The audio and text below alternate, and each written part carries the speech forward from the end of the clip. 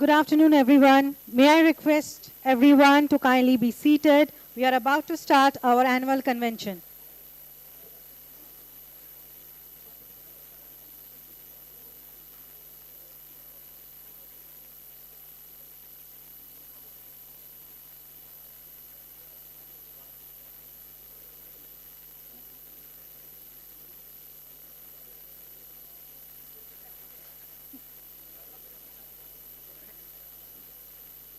May I request, may I request everybody to please settle down? May I request Dr. Ajit Ranade, Hamza Arsiwala, Sunil Singhvi, please take your seats.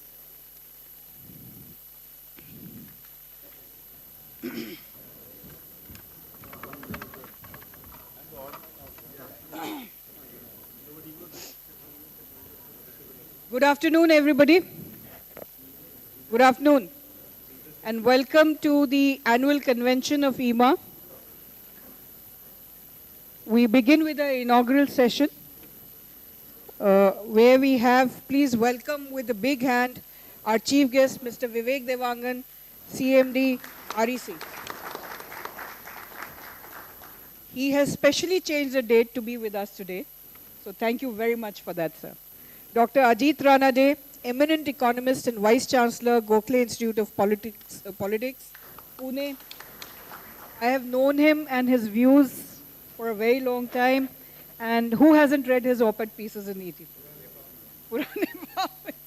So, and I'm hoping that with Ajit coming into Ieema, that we will be able to do some strategic work with Ajit. Mr. Rohit Pathak, immediate past president, that's the new designation. We are using this for the first time, Rohit, with you. Hamza Arsiwala, our newly elected president. Please give him a big hand. Mr. Sunil Singhvi, our president-elect, newly elected. So this is newly minted, first session, first is this thing.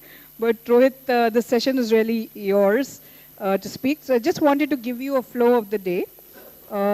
We have 3 sessions. After the inaugural session, we'll have a session on startups. So it's really vision to reality, make in India to imagine in India, which Atul Arya from Panasonic, he'll chair. Our speakers are already here. There's a session on which is a conversations on strategies for new energies, where we will have Saurabh Kumar, Vice President, Global Energy Alliance for People and Planet, Mr. Vivek Srivastava, Wari Group, Ajay Devraj, who's already here, Indian Wind Power Association Secretary General, and Shaji Jawan with Omian. In the valedictory, ladies and gentlemen, wait to hear the ISRO story on the Indian space program.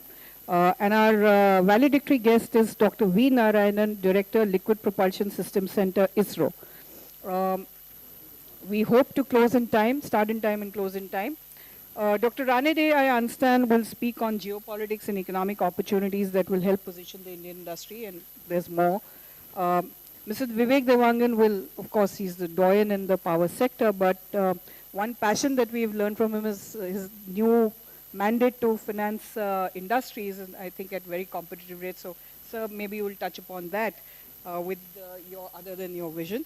The startup section will focus on how new age startups are changing the game, and how do we bring in innovation, technology-based solutions and investments into startups from industry. The new energy session will obviously talk about some investment trends in new energies and what are the opportunities for India. And as I mentioned, the Indian space stories is the last session. Which much ado, just to keep on time, I'll invite Hamza to welcome everybody formally.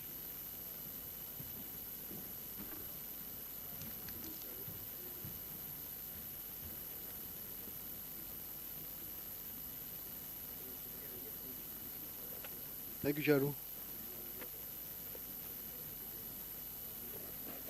So good afternoon, friends, colleagues. Thank you very much.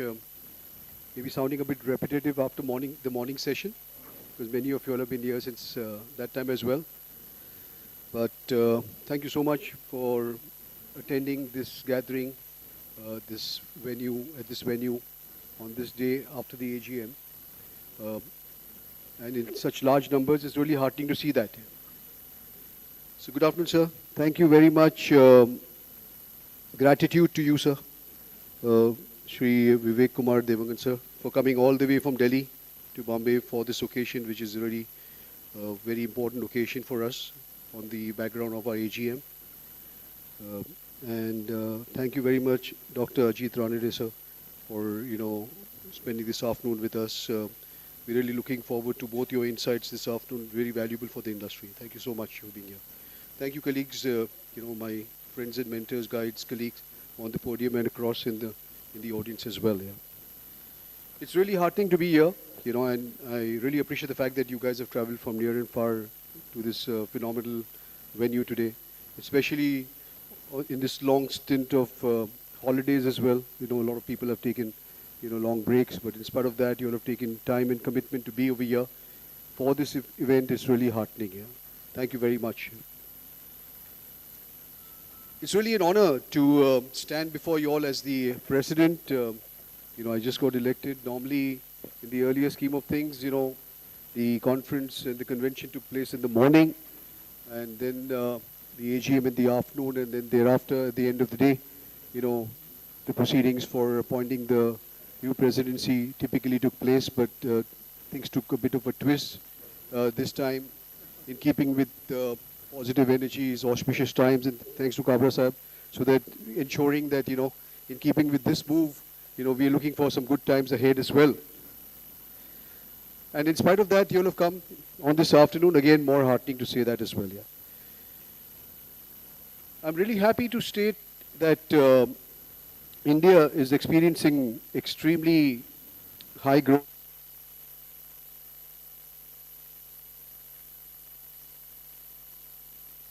And what best testimony of that fact than being over here in this beautiful suburb Bandra, in the hub of Bollywood, where that industry is clocking, thousands of crores in a few days, So I think we have an opportunity in the power sector as well to rub shoulders with the Khans and even outbeat them. And that's what we are here today to network, interact, understand, and see how we can take back to make, all these objectives come true here. The power sector is poised for substantial growth because power is part of infrastructure, and infrastructure is an integral part of an economic growth story. So we're really blessed to be in this industry. And there are, as we know, tremendous opportunities because the world is looking for a China plus one solution. And hence, we are committed to 5x growth in the next 5 years for exports. Also, India is accelerating, towards net zero, and on the basis of green and renewable energy as the primary source of energy, which opens up a lot of opportunities for the domestic markets as well. Yeah. So on all counts, and Rohit will lead the way. He will speak more on that, and also the rest of the afternoon is structured around that.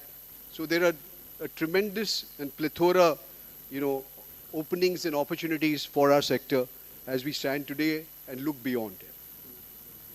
So today, this convention is a culmination of an enormous and collective effort by Team Ieema. I'm sure it'll all give you all a unique and diverse platform for exchanging ideas, building engagements, and exploring the huge opportunities, as I said earlier, and possibilities that the industry has to offer. And on that note, I'd like to hand over to Rohit, who will explain more, and the rest of the dignitaries. So all in all, let's take back, interact, introspect, and most importantly, enjoy ourselves this afternoon. Thank you very much.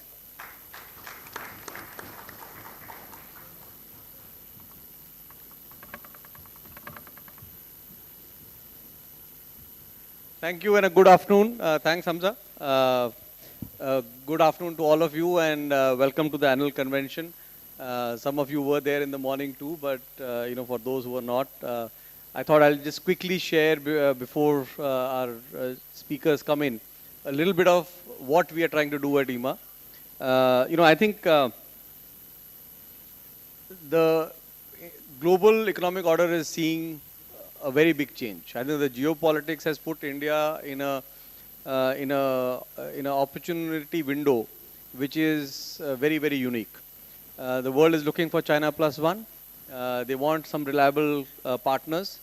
And India is probably the only other country which is got the potential of scale that could not just apply to the Indian market but globally. So I think geopolitically, to get into the global supply chains of this sector, we couldn't have had a better time to explore this opportunity. Second, I think the way the energy transition is accelerating in the last few years, we will probably see one of the biggest and fastest build outs of new capacity of renewables that the world has seen, and India is going to be at the hub of this transition. I think like the minister had shared with us in Ieema and in all our conversations, India is going to build in the next 7-8 years what we have built in the last 30 years. And that's the pace of change. And 75% of this will be renewables. Right? Renewables will also require, as a result, not just the transmission distribution network, but also the storage systems to even out the power and the smart capability to ensure the balancing is done well and the supply demand economics is managed. Third, I think some of the new technologies which will emerge in this time are things where India can take a very strong leap ahead of rest of the world because of our scale. So whether it is e-mobility solutions, India, we are seeing already in the two-wheeler segment where we are the largest market, we can see very rapid adoption of EVs, which is already happening. Some local solutions, some imported solutions, but we have the scale to make all those local solutions good quality and export ready to cater to the rest of the world. Similarly, in automotive, in four-wheelers, India has just become the third largest four-wheeler market in the world. I think that scale itself is something which, as the EV transition happens in the four-wheelers, we will have a huge opportunity to not just create the e-mobility battery solutions, but also the entire charging infrastructure which will be required to service this. So I think between the overall geopolitics and new energy, I think we have a great opportunity over the coming years to really turn around this industry into something which is one of the core pillars of the country and our growth. And in light of this, as Ieema, we have been focusing on 5 big priorities, to ensure that for all of you as members, we are able to bring these opportunities for you and help you try and tap into some of these. The first one, is to global aggressively. So whether it is Electrama or whether it is, some of the other events that we have done, we have our focus has been to try and expose the global buying community to the quality of our suppliers and the capacity that we have to link up and create those avenues for export opportunity. Second, I think is this whole focus on Make in India. I think Make in India 1 has happened. We are now sort of in the Make in India 2 with very targeted PLI schemes that have come up to make not just the final product, but all the components in India. And I think that is where as we go back in the supply chain is where the opportunity for India can become very large. So that's sort of the second big area. And, both with, in our efforts to advocacy with the government, we have been trying to create this platform where we can encourage more and more domestic capacity. 2 big things which we have been talking for over a long time, and I think some bold steps have been announced. One was CRGO, where we have never had a capacity, and I think now we are seeing progress in that in India in the domestic market. Second is semiconductors. I think with all the moves and talk around semiconductor, if that industry takes off in India, which I hope it will, I think we will have a very, very big new opportunity that will emerge in the sector. Third is, this push from Make in India to Imagine in India. I think, the scale of build out that India will have is a very large scale. And I've said it earlier that I don't think we can do it in the same resource intensive manner as the West has done. If India was to do it with that same resource intensity, the world will be short of resources, we'll accelerate climate change, right? So I think it is important for us to think of good, smart solutions catered to our needs versus try and copy solutions which have been done by the West. And I think Chandrayaan 3, for we have the director from ISRO coming here today, is a classic example of what can be done if we really apply our minds and capability to develop in India for India and then take it to the rest of the world. So I think this whole push for Make in India to Imagine in India with a strong push to integrate and bring in the startup ecosystem into our industry is the third priority that we've been working on. Fourth is around focus on quality.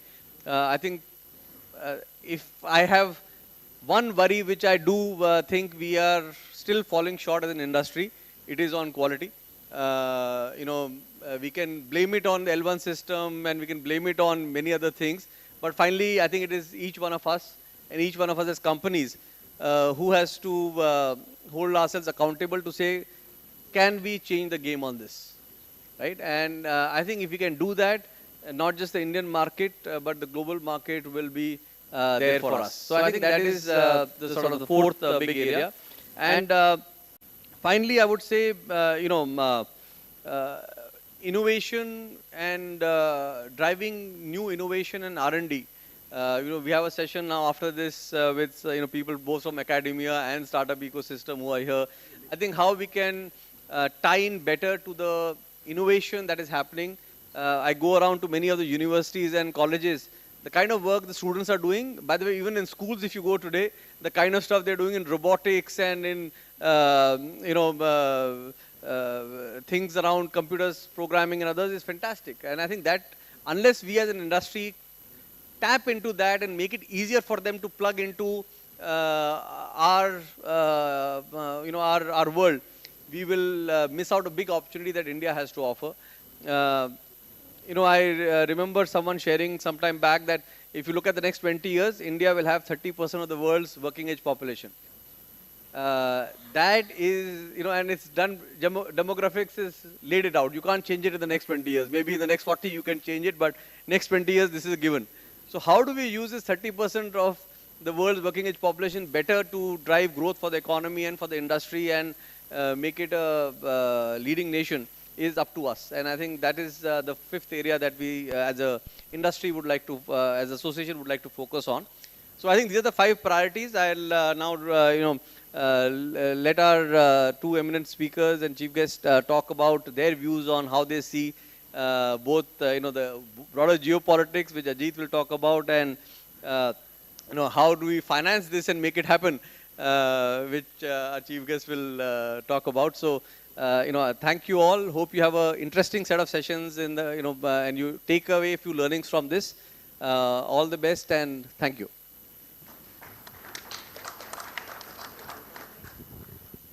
Ajit?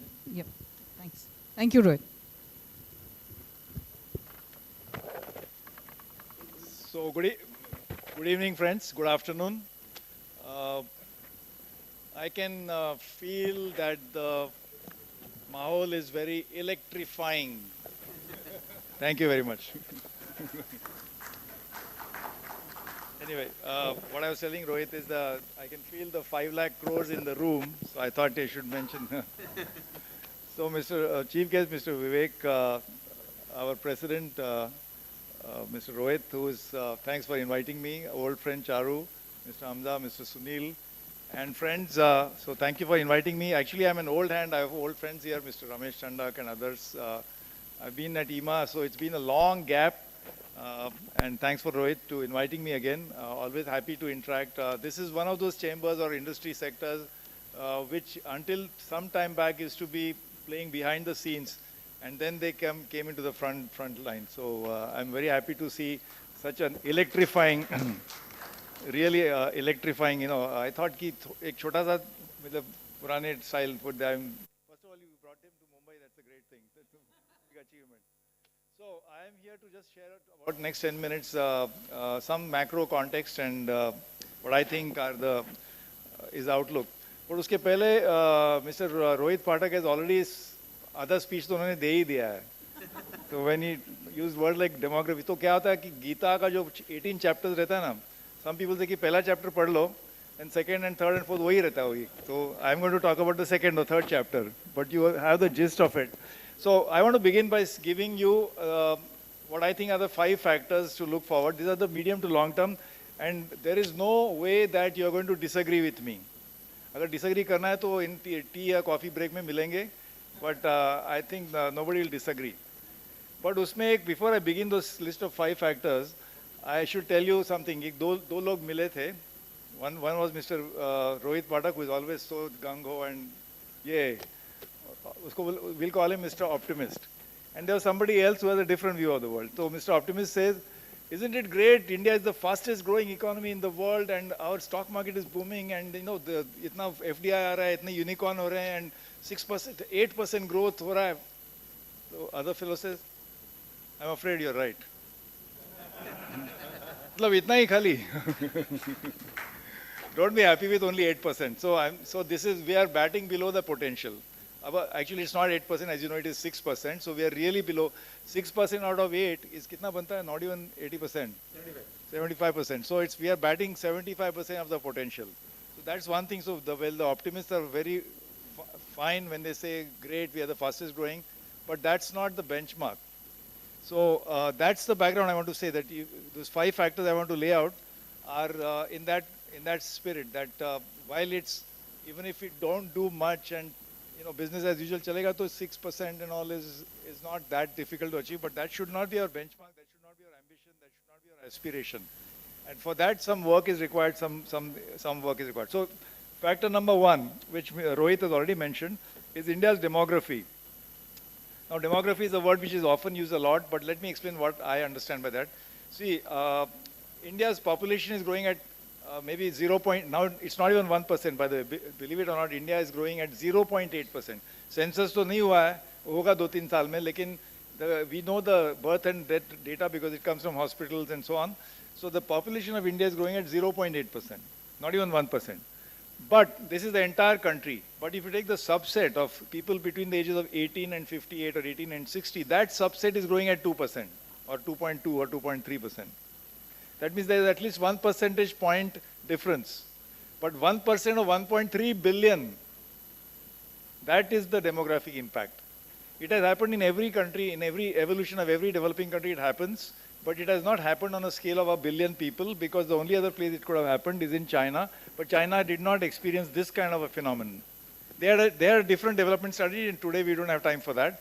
But I'm saying this is India's demographic advantage, that the workforce is expanding almost 1 percentage point faster than the population, and this phenomenon will be continuing for at least 20 to 30 years. It means that there are more people entering the workforce, more people finding jobs, more people who are going to pay taxes and GST and savings and mutual funds and pensions, and of course,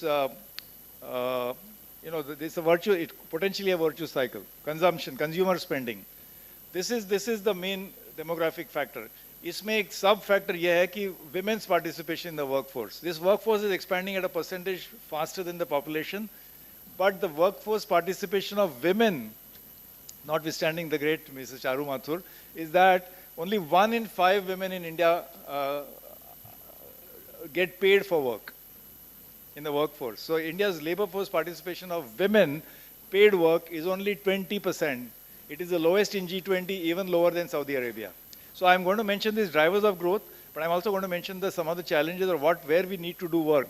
If labor force and women's participation in the workforce used to be 32%, just about 10-15 years ago, it's come down to 20%. So if we can ensure that women in the workforce go back to 30, 35 or 40%, and if we ensure that women get paid equal pay for equal work, equal pay for equal work, because there's still a pay disparity. If we just do these two things, India's GDP can go up by 20 to 30%, one-time correction. Imagine that's the huge impact. So in the demography, while the demography is favorable for the next 20, 30 years, we can do more work by ensuring women's participation in the workforce is double of what it is now.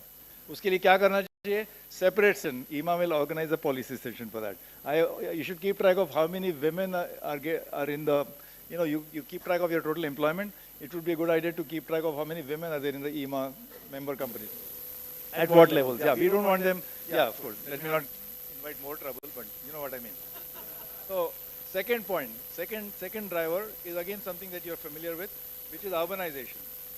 So the world crossed an important milestone about 7, 8 years ago, 2015, I think, where 50% of the world's population now lives in urban areas. The word urban is very well defined. Don't tell me that, oh, it's not very well defined. It's a very well defined concept. When I say urban area, you can't tell me ki, yaar, it's not defined. What is urban? But you know, I know there is a debate around that. For example, in India we follow slightly different definition. But the fact is that the world crossed a very important milestone. 50% people live in urban areas or more. In developed countries, of course, it's 80, 90, 95%. In India, 32, 33%. So that's the upside. That's the upside. That urbanization, even if it goes up by 10 percentage point more, even if you go from 33 to 36%, it's a huge 10% boost. Imagine 10% growth in urbanization. That has implications for various things because India's GDP is growing fast, but most of the higher GDP growth rate in urban areas than rural, as you know. There's much more value added in urban areas. I'm including the industrial clusters. Urban doesn't mean only cities, but also industrial clusters. So there's higher value addition in urban areas. There's faster growth there. There's better quality employment. There's higher productivity and so on and so forth. That's why urbanization is important. Of course, urbanization has its own challenges. You know, the top four things on people's mind is air quality, traffic, but that's an urban governance issue. That can again be tackled in the second session. I'm giving you ideas for session. But urbanization is the second driver of growth, and related to that is urban infrastructure. You look at Mumbai, everywhere there's digging going on, there are cranes. As they say, a long time ago when they used to say that when you go to China, you see these cranes. But that's the sign of dynamism. You don't want to go to cities where nothing, kuch thanda hai. If roads are dug up and in construction and flyovers and metros, that's a sign of what's going to happen in the future. So urbanization and relatedly infrastructure growth, all this is the second driver of growth. Second meaning, first is demography, including that sub-problem of women's participation. Second is urbanization. Third, incidentally, urbanization also related to electricity. So let me make a plug for your sector, electricity. Urbanization will not happen unless it also has other conducive factors such as infra financing, because cities in India don't have money to pay for their infrastructure. Let's understand that. Cities collect only urban property tax is the only source of revenue for cities. There is no other source of revenue. Or parking charges, water charges, sewage charges, and traffic police. There is nothing, not much revenue out of that, unless we change our model. But the only source is property taxes, and that's not enough. So where else do we come from? That's why you have Jawaharlal Nehru Urban Renewal Mission and Atal Smart City thing and this. So money has to pour into urbanization, and it has to come from central resources or nationwide resources. It can't come from, Indore cannot pay for its own metro. Mumbai cannot pay for its own metro. Kochi cannot do it. It has to come through some national plan. So that's a very different discussion. But what I want to say is that it needs funding and finances, but it also needs electricity.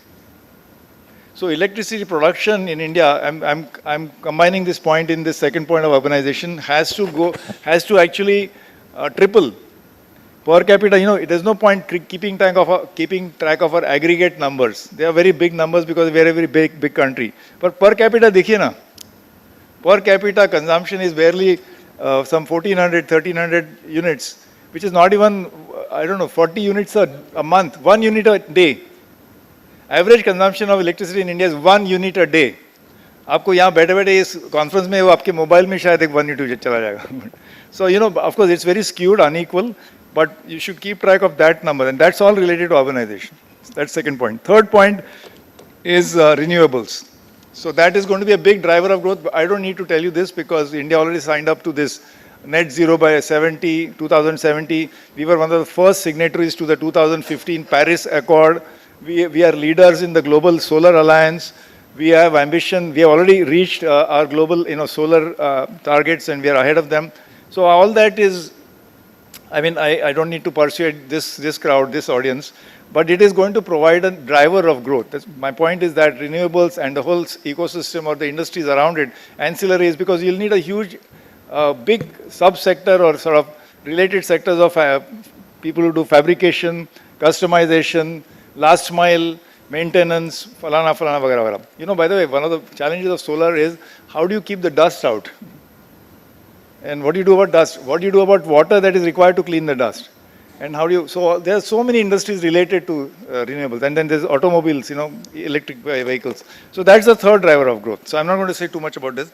The fourth driver of growth is again something that's familiar to you, is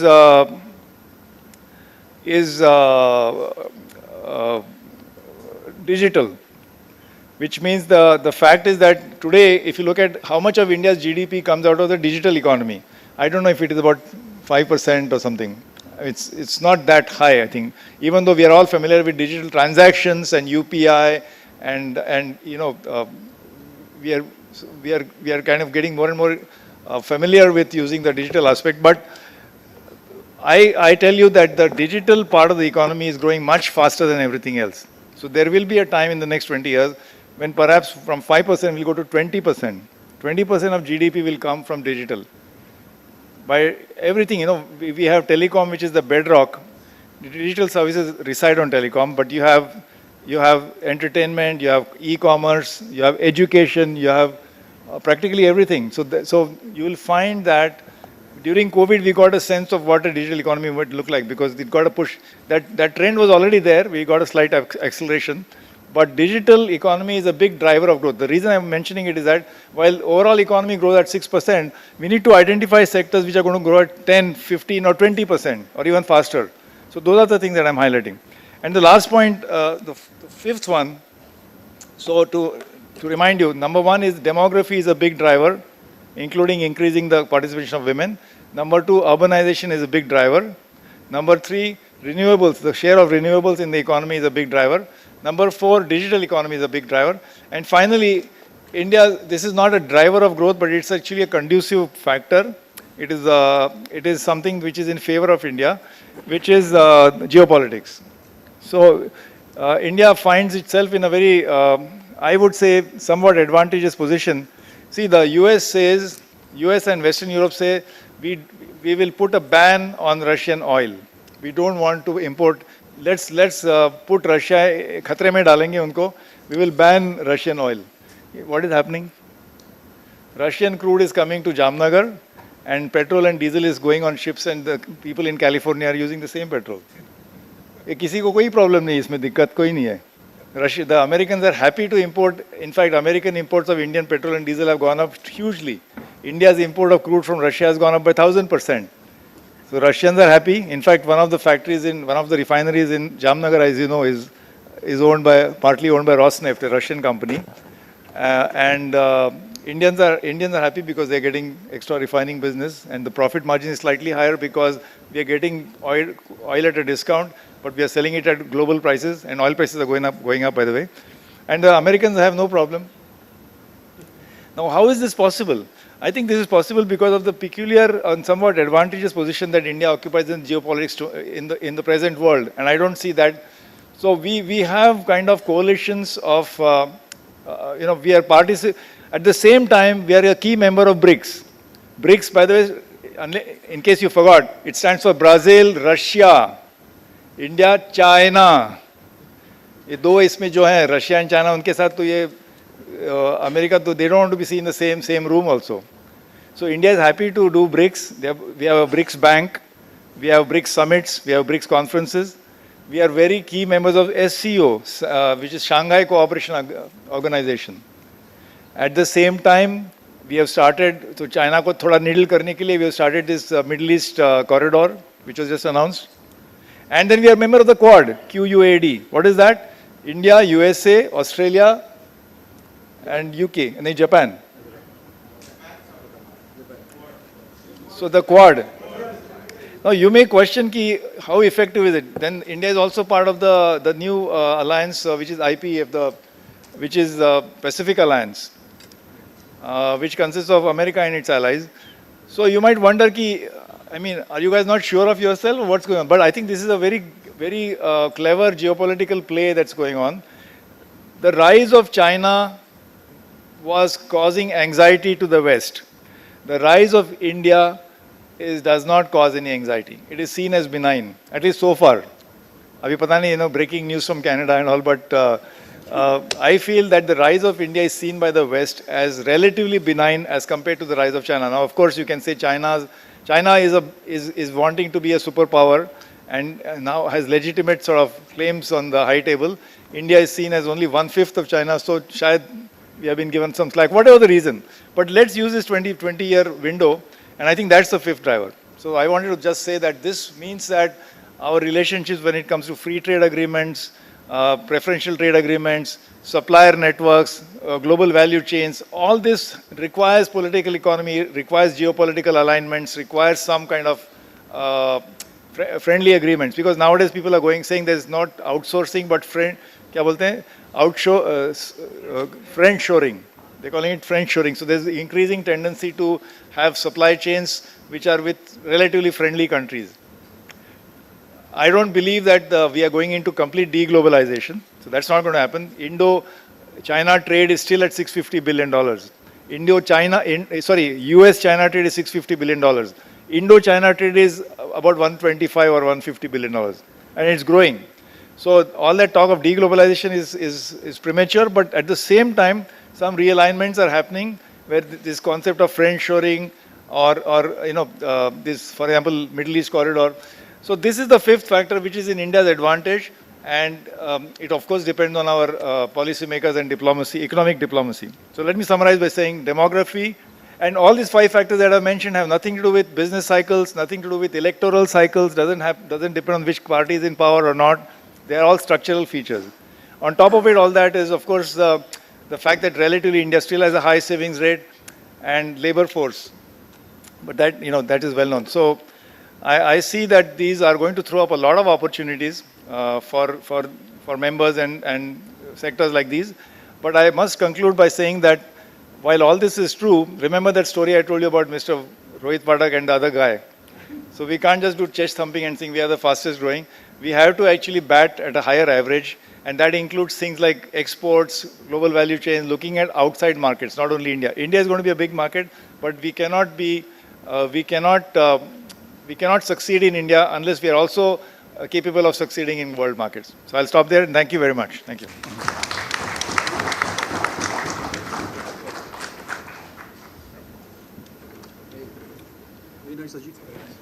Thank you, Ajit. May I now request our chief guest, Mr. Vivek Devangan, to please address.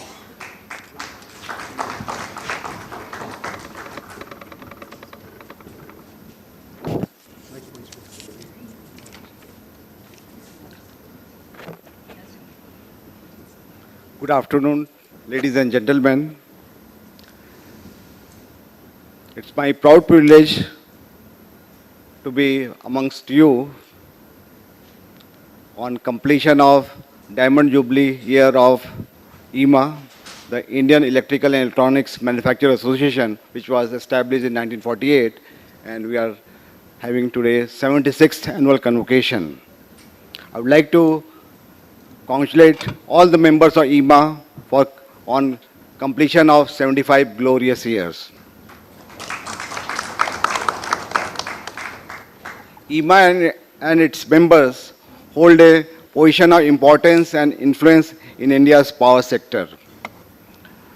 I was just going through the kind of clout Ieema carries.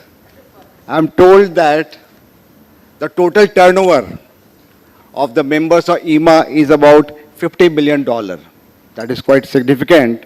And the export last year stands at around 94,170 crore in the last financial year, while import were to the tune of about 1,01,181 crore. The CAGR growth of export has been quite significant. That was 17.6% last year, while import CAGR for the last 5 years was about 12.7%. That also underlines the fact that the balance of trade needs to be in favor of export. The Government of India has brought Make in India policy, and I'm sure that all the members of Ieema would be encouraged for Make in India so that our exports, volume of exports exceeds that of the import. Ieema and the associated industries, they do provide a very significant employment. The direct employment you provide to the tune of about 5 lakh personnel.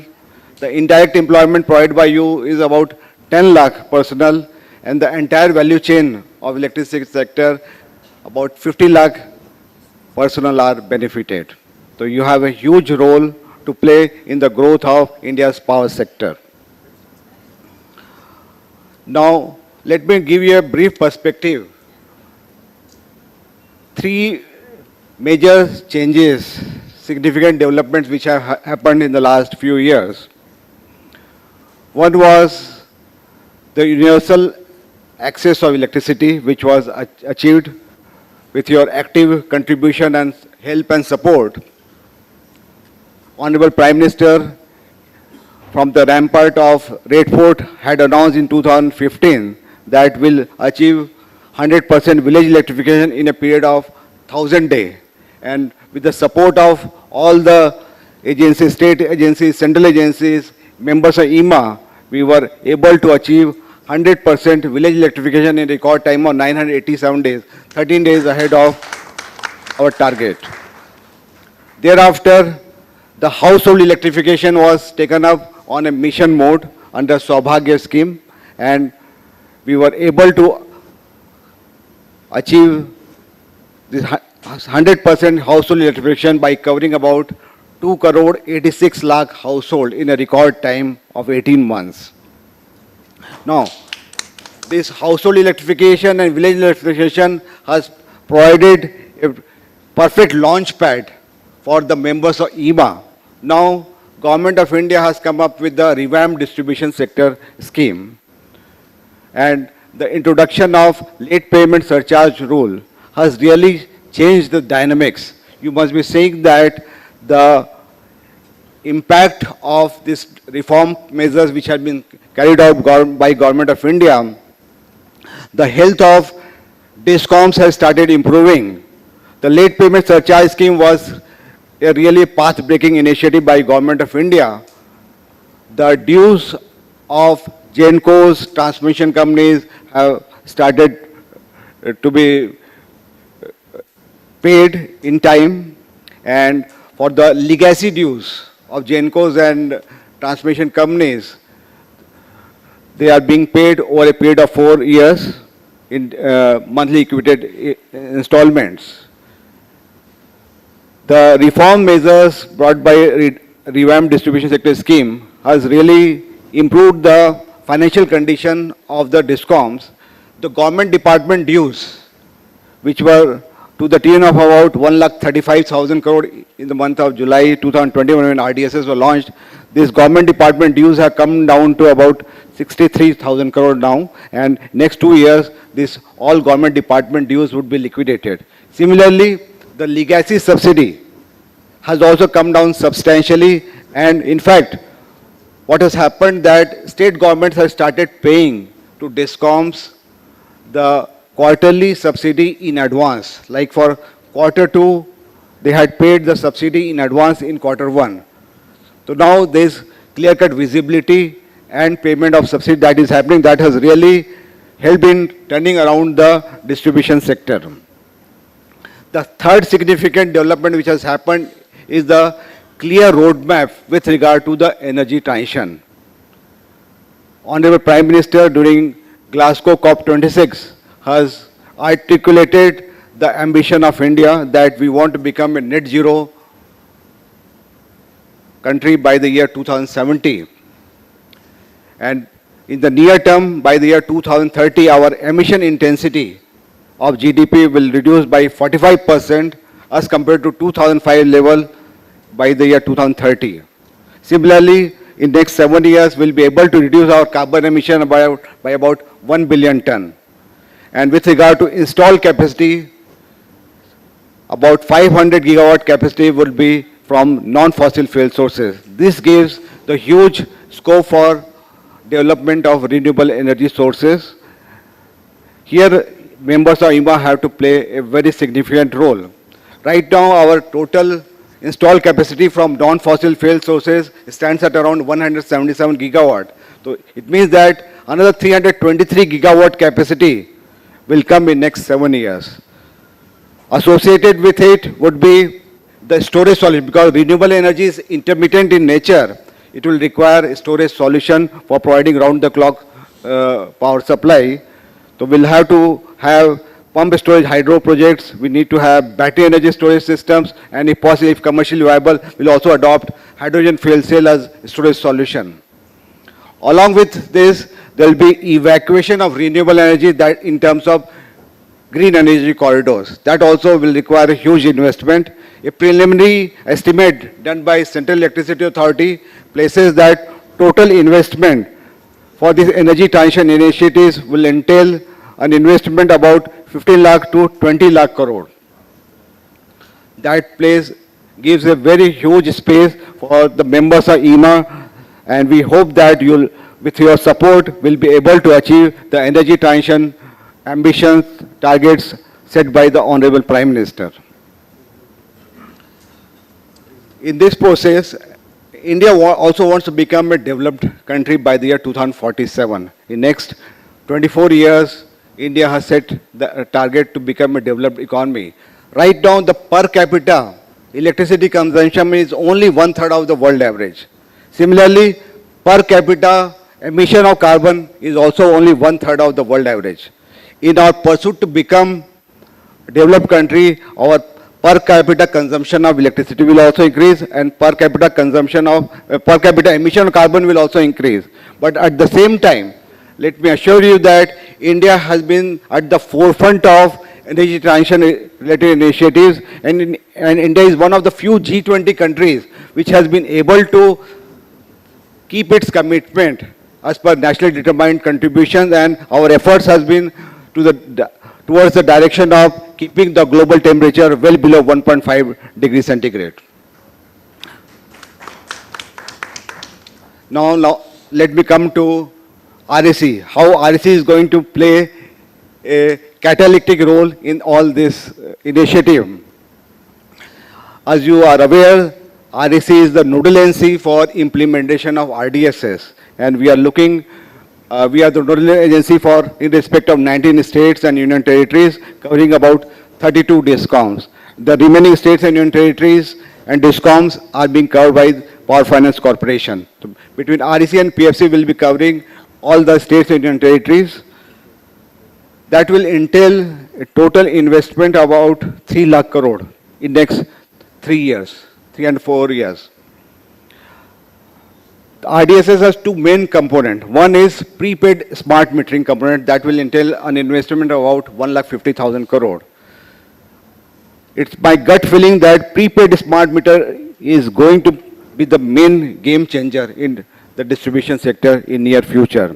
It will really change the operational and financial efficiency of distribution companies. The collection and billing efficiency of DISCOMs will improve, and it is going to be the real game changer, and all of you, all the members of Ieema have to play a very significant role, particularly with regard to the quality of the smart meter that you are going to manufacture, its reliability, the safety related aspects, cyber security related aspects you will have to take care of.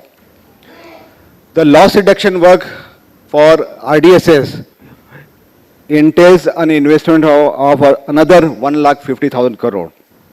There also you'll have to mobilize your resources so that all this infrastructure for loss reduction will be coming in the next 3 to 4 years only. Now let me tell you a little bit about the progress of REC in the last 1 year.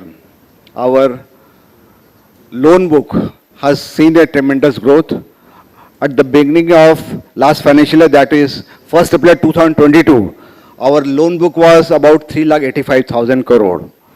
It has grown to 4,35,000 crore at the end of 31st March 2023. And in Q1 of this current financial year has seen substantial jump. Year-on-year growth of our loan book was about 13% last year. But in the current financial year, in Q1, when we compare with the Q1 of the last financial year, the total loan book has grown by about 20%. We hope that our asset under management will cross 5 lakh crore at the end of this financial year. Our sanctions have also seen a tremendous growth. The last year, highest ever sanction of 2,68,000 crore was accorded by REC. And this year, as we are talking, at the end, roughly at the end of quarter 2, in H1, we have already sanctioned 1,95,000 crore. It means that in the current financial year, our total sanction may touch up to 4 lakh crore. Similarly, with regard to disbursement, disbursement has also seen a tremendous growth. The highest ever disbursement in a financial year took place last year. We disbursed about 97,000 crore.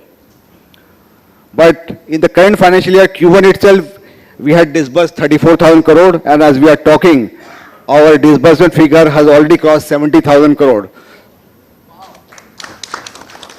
So we hope that by the end of this current financial year, our disbursement will touch about 1,50,000 crore. The kind of the development which is taking place in power sector, particularly with regard to energy transition, I hope that you'll have to play a very significant role because the necessary equipment has to be provided by the members of Ieema. Now, I was just wondering, what are the key issues and challenges facing Ieema? Yesterday, we had a detailed discussion with Central Electricity Authority because they had carried out this trajectory for minimum local content with regard to the equipment being manufactured by our electrical and electronics manufacturers. The first and foremost key challenge is the cost of doing business. The high cost of finance and high cost of logistics both need to be addressed. And here, REC is going to bring you various financial products, how to bring down your cost of finance as well as cost of logistics. The second key challenge facing the members of Ieema is about capacity underutilization. I am told that your capacity is being utilized to the extent of only 60 to 65% because there are delay in infrastructure growth, non-availability of CRGO, LCD and PCBs. These are the main hindering blocks. There are liquidity related issues and delayed clearances. We hope that if you make a concerted effort, we'll be able to increase your capacity underutilization and it may go up to 80 to 90%. Third key issue and challenge being faced by members of Ieema is about testing infrastructure innovation. We need to do rationalization of testing charges.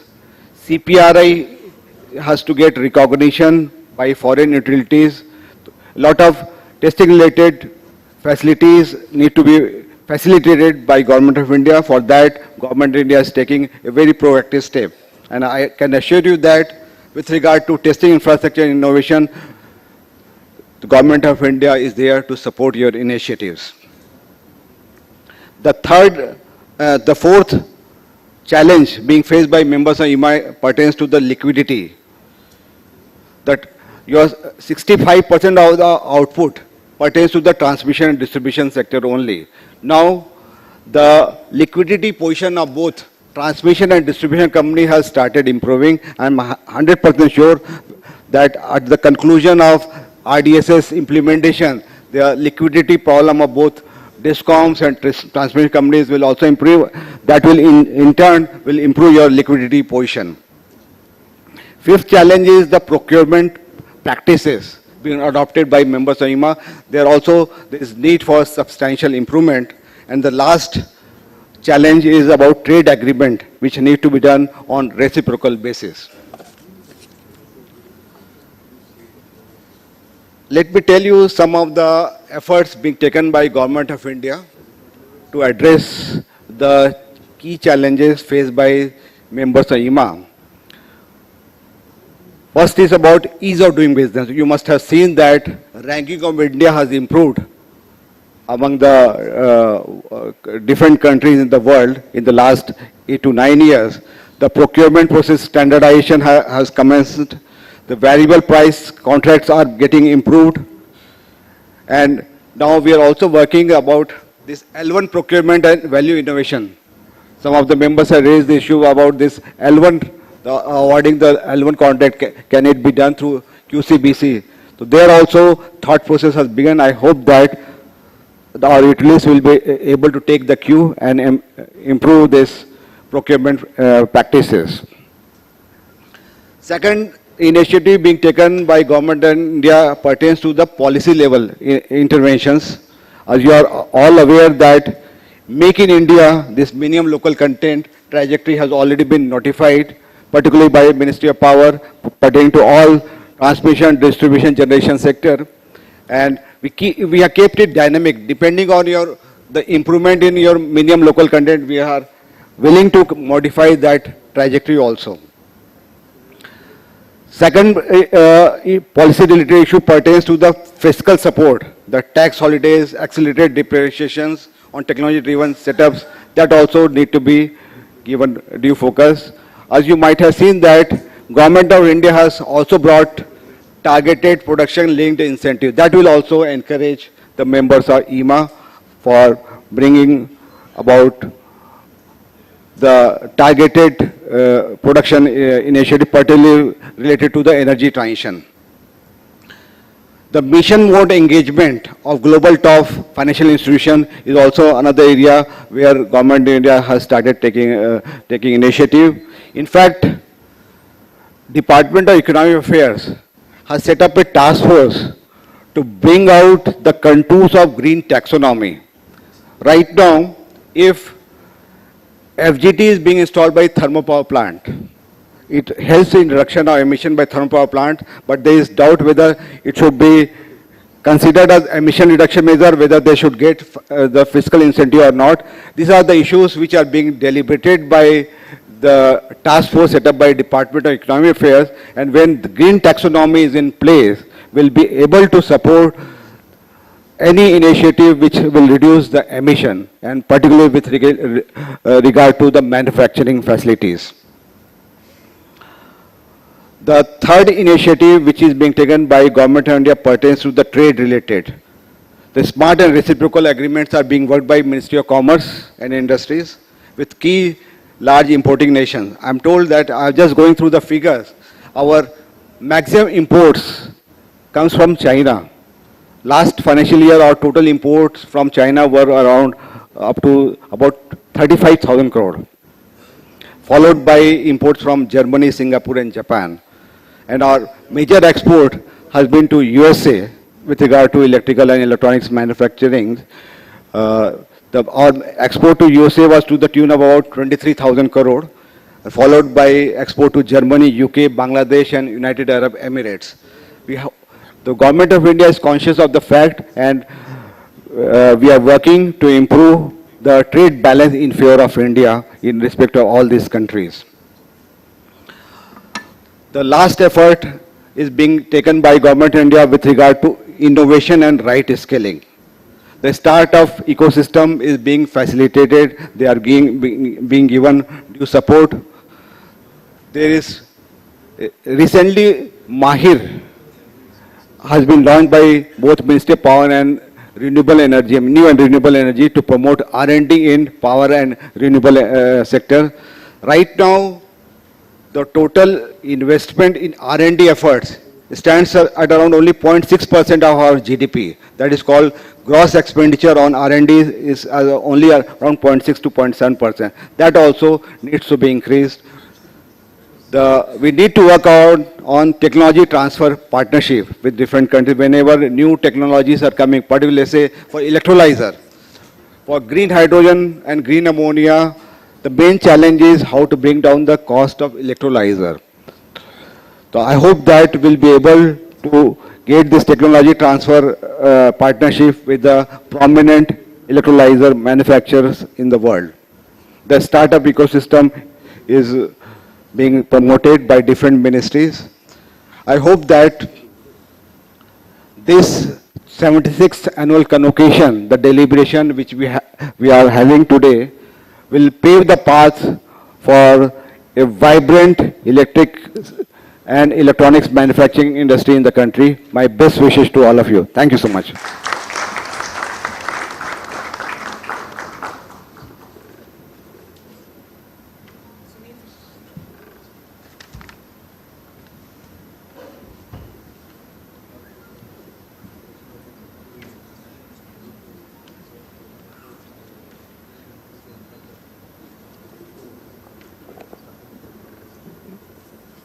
Honorable Mr. Vivek Devagan, Chairman REC, Mr. Ajit Ranade, eminent economist, and earlier we used to see him on the Kaun Banega Crorepati as an expert, replying to very difficult questions, but he made things very simple today. Mr. Hamza Arsiwala, President, Mr. Rohit Pathak, immediate past President, past Presidents of Ieema, my Ieema NEC Council members, and members of Ieema. Thank you very much, sir, for giving perspective on the Indian power sector. And I can say with great confidence that India is the fastest growing electricity market in India, world. RDSS scheme of 3 lakh crore, nowhere in the world I have seen such a large scheme. 250 million smart meters, nowhere in the world in the next 2 to 3 years, 27 months, precisely 3 years, is being implemented anywhere in the world. And I think very good start has been made by the REC and PFC. The number of the tenders floated, number of the contract awarded. I think Indian industry is fully geared up to meet the challenge, and is a largest public-private partnership, where the investment is coming not only from the government side, but the leading private sector investors are investing in the smart metering, which is a very, very good sign that people believe Mr. Ranade in Indian story, that overseas investors are willing to invest in a smart metering program in India, which itself implies that people have confidence in Indian power sector and Indian growth story. I think important point for all of us to meet those expectations and not only deliver numbers, but deliver quality, reliability, so that asset on the wall performs to the desired level for the next 10 years. Because this program, the concessionaire has to guarantee 10-year performance. So as a manufacturer, wherever we are working, we have to ensure that our product works more than what minimum concessionary requirement is there.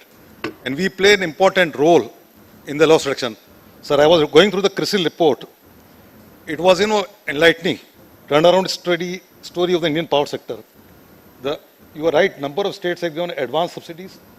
The pendings, outstandings have reduced. Pending subsidy amounts have been reduced.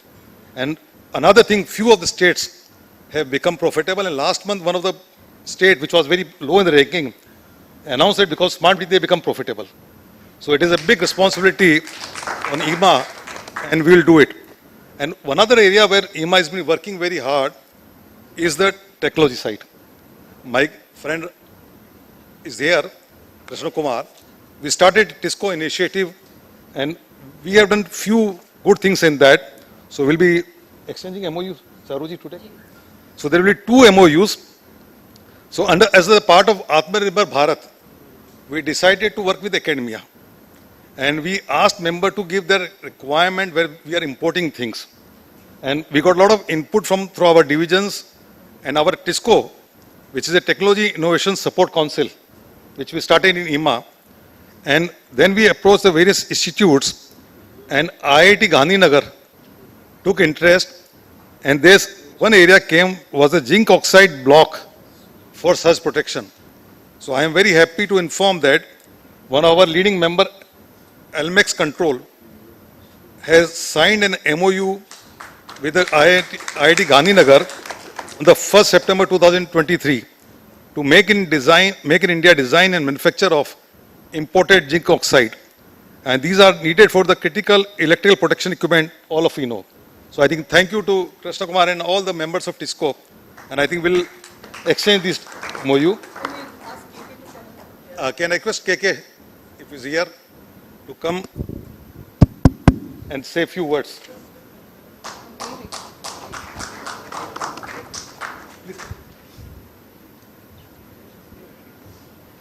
Thank you, Sunil, and everybody. I'll keep it short. So, as India, we are chronically underinvesting into R&D. It's only 0.65 to 0.7% of the GDP that goes into R&D. Whereas other nations, US, China, the biggest economies, invest between 2.8 to 3% of GDP, roughly 5 times the amount that we do. And we have been chronically underinvesting. So the TISCO is one effort for Indian industry, members of Ieema, to focus on research and innovation in India. We need to go beyond the slogan of Make in India to imagine in India and build IPRs in India, own our own technologies in India. And there are 2 elements to what Sunil said. The first is import substitution, but the second, even more important, is innovation to make our products the best in the world. Why cannot we deliver performance classes which are much better than any other company in the world? So there are two elements to this. So in both of this, the Ieema TISCO is working, and the first success we've got.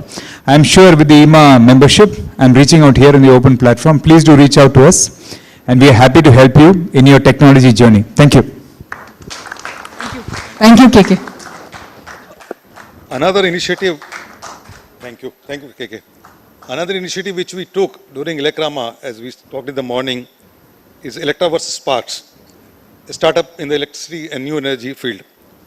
And today, we'll be signing an MOU between SINE, Sign IIT Mumbai and Ieema, a first and logical step towards Electra versus Spark initiative, an MOU between Society for Innovation and Entrepreneurship, IIT Mumbai, IIT and Ieema. The MOU will enable joint programs, mentorship, knowledge exchange, and expected to play a vital role in nurturing the next generation of entrepreneurs and innovators in the energy segment. So today we'll exchange the MOU. Before that, we call Ms. Bhatt here. Our special thanks to Chairman REC. I think he made a very important point about the financing of the electricity sector. So not only to the power sector, but to the manufacturing sector, REC has come out with a very innovative scheme. And what we are planning a separate event. Mr. Kulshrestha is here. So we are planning a separate event where we request Mr. Kulshrestha and REC team to come and give more information to our members. And we'll also have a session in the District. Now I request Ms. Bhatt to come to the dais and exchange a MOU with Rohit.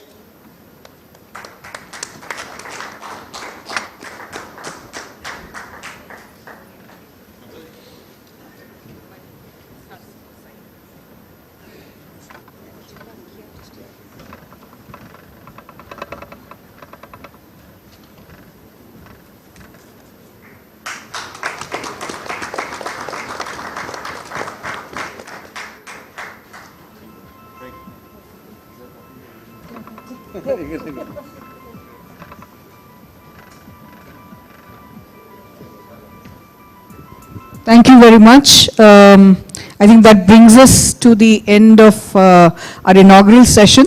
While we are changing the top table for the next session, which is on startups, I request our members to kindly be seated. Thank you.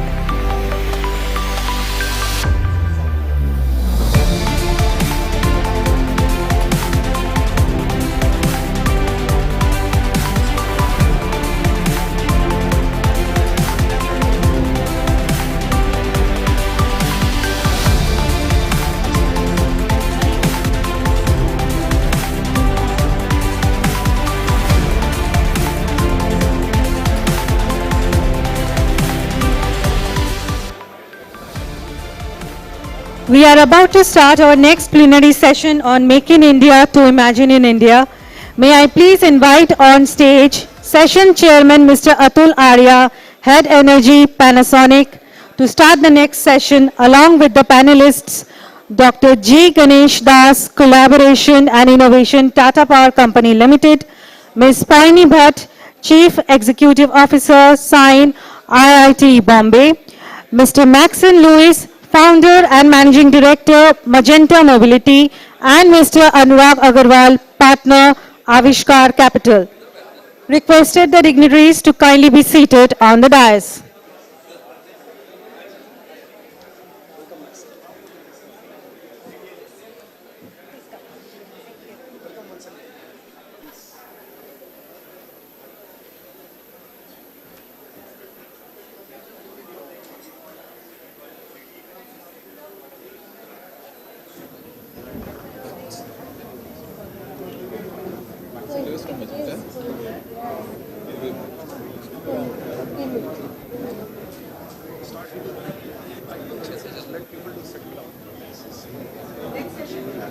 We are about to start our next session. May I please request the delegates and the members kindly be seated.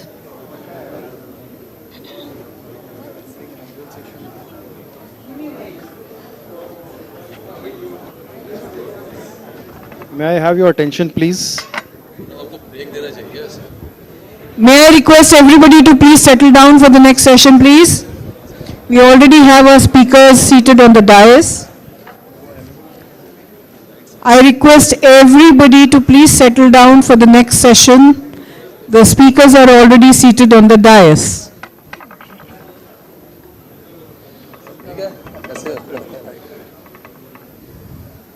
Okay. Thank you, Charu. Thank you, everyone, for joining us for this session. Let me start with this second session of the day today. This is about our startup challenge, which we started in the previous Ieema session, and I'm sure many of you witnessed how we could really achieve a success in that. And before I really start this session, let me first begin with a small video bite of what we did in the previous Ieema. Do we have the video already on the... Ready, Vivek? Yeah, can we play the video, please?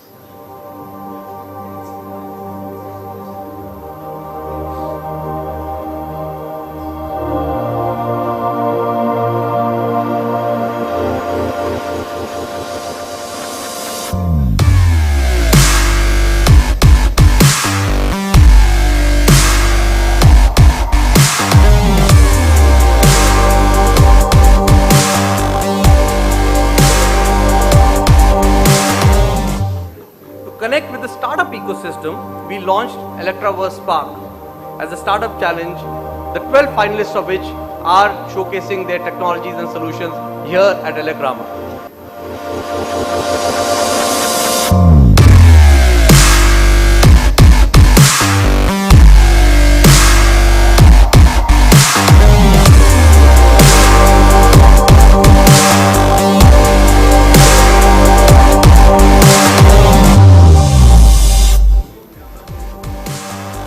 Have a one-on-one face-to-face conversation with domain experts, even in the electrical and electronic manufacturing, the head of many organizations. That gives us an exposure and tremendous visibility. That helps us leverage, expand our business internationally.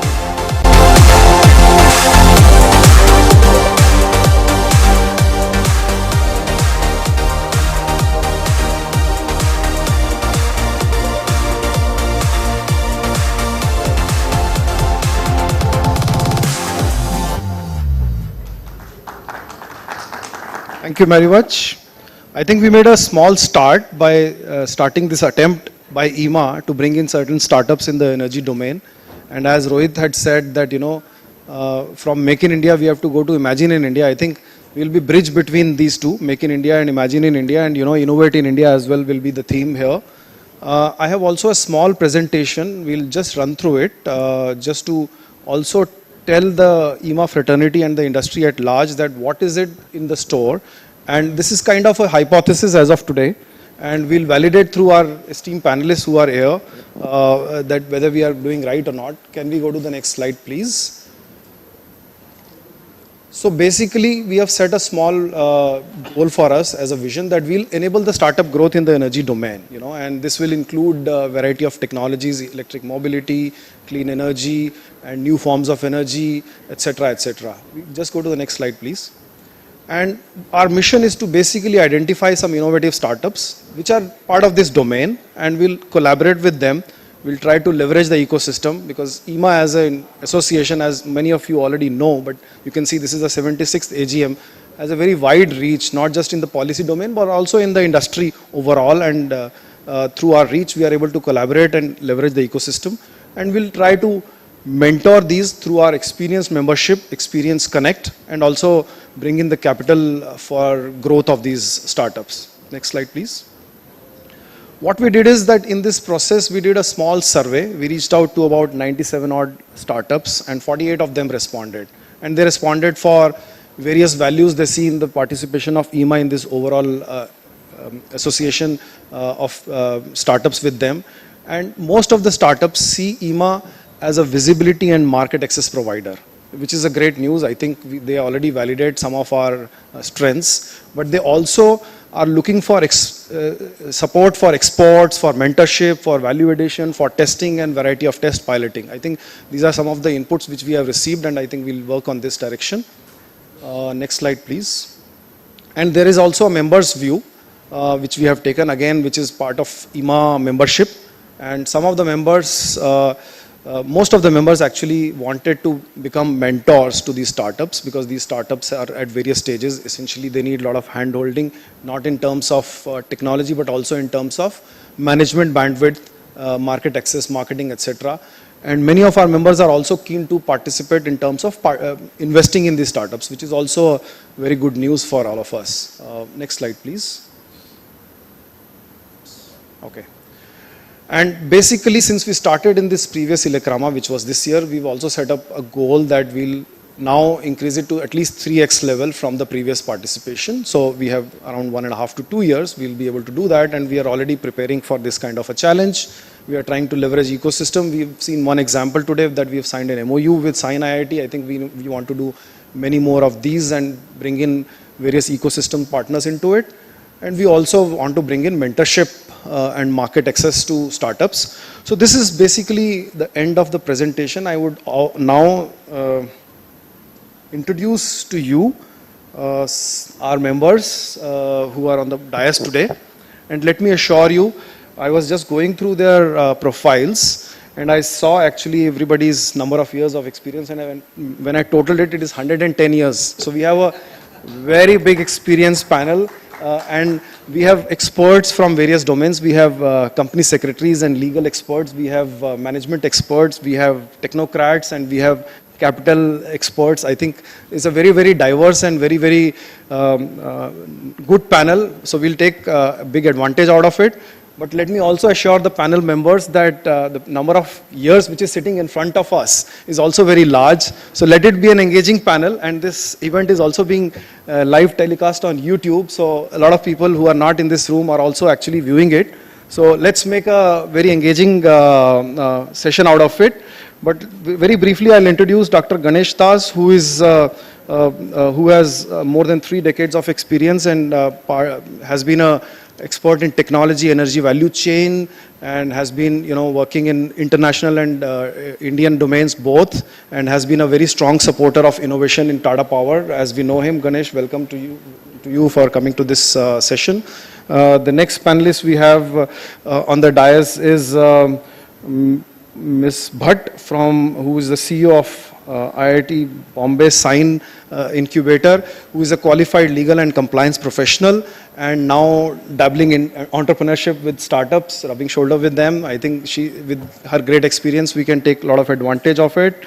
Then we have Maxon Lewis, who is also a professional, and he has a background of distribution, IT and various domains, and he's been a pioneer in the electric mobility in India and one of the very successful startups. And he's also a mechanical engineer in IIM Bombay, MBA from IIM. We welcome you, Maxon. And the last but not the least is Anurag, who is the CEO of Vishkar Group, who is, while I was chatting with him, they have a very strong theme of impact funding for a long time and have been already making a lot of impact and very strong supporter of clean energy and various such actions. Thank you very much, all of you, to join on this panel.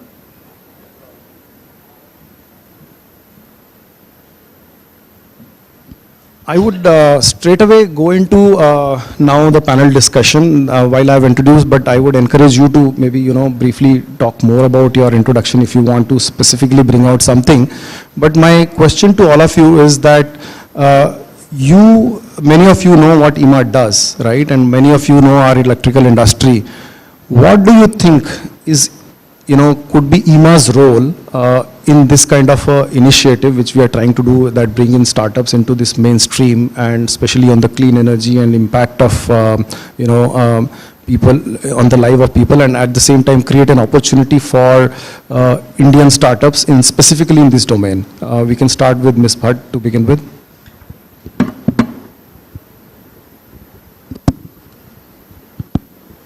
It's on. Yeah, so first of all, thank you very much for having me here. And indeed, we are very pleased to partner with, sign an MOU with Ieema.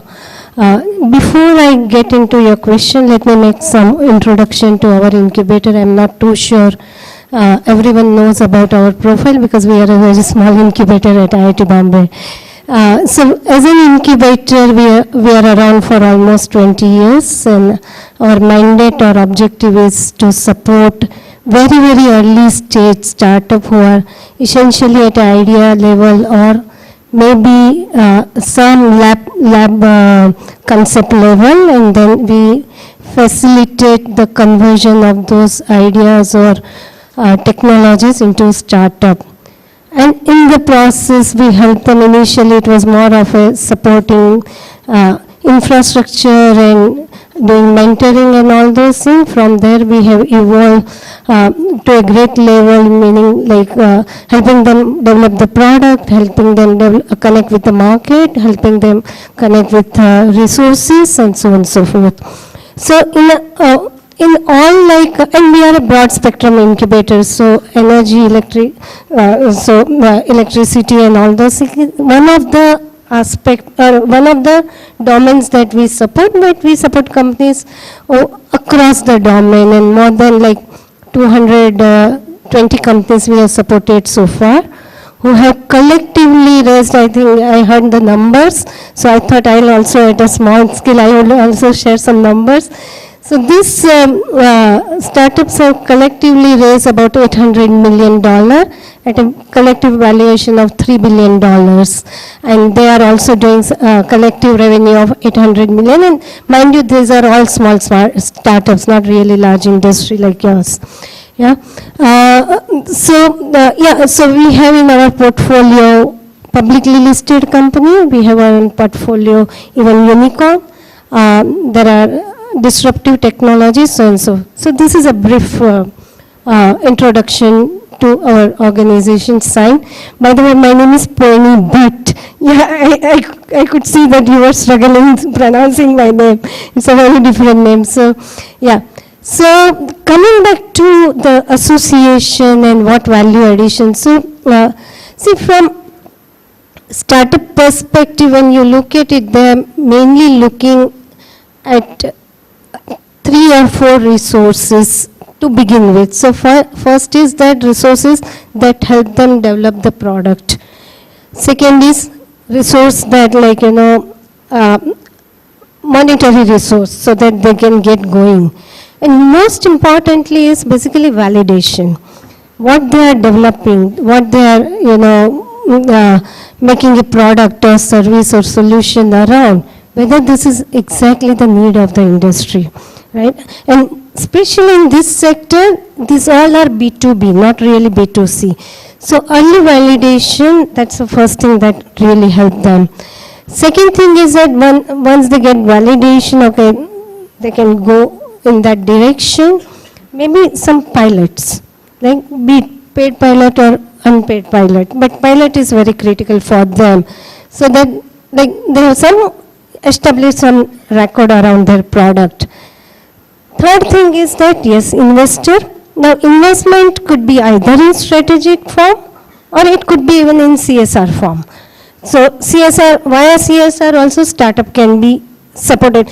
There could be many more that industry can do that, but these are the core things that they can do that. And I think association like Ieema can bring that basically, connection between startup and like industry. So I'll stop here.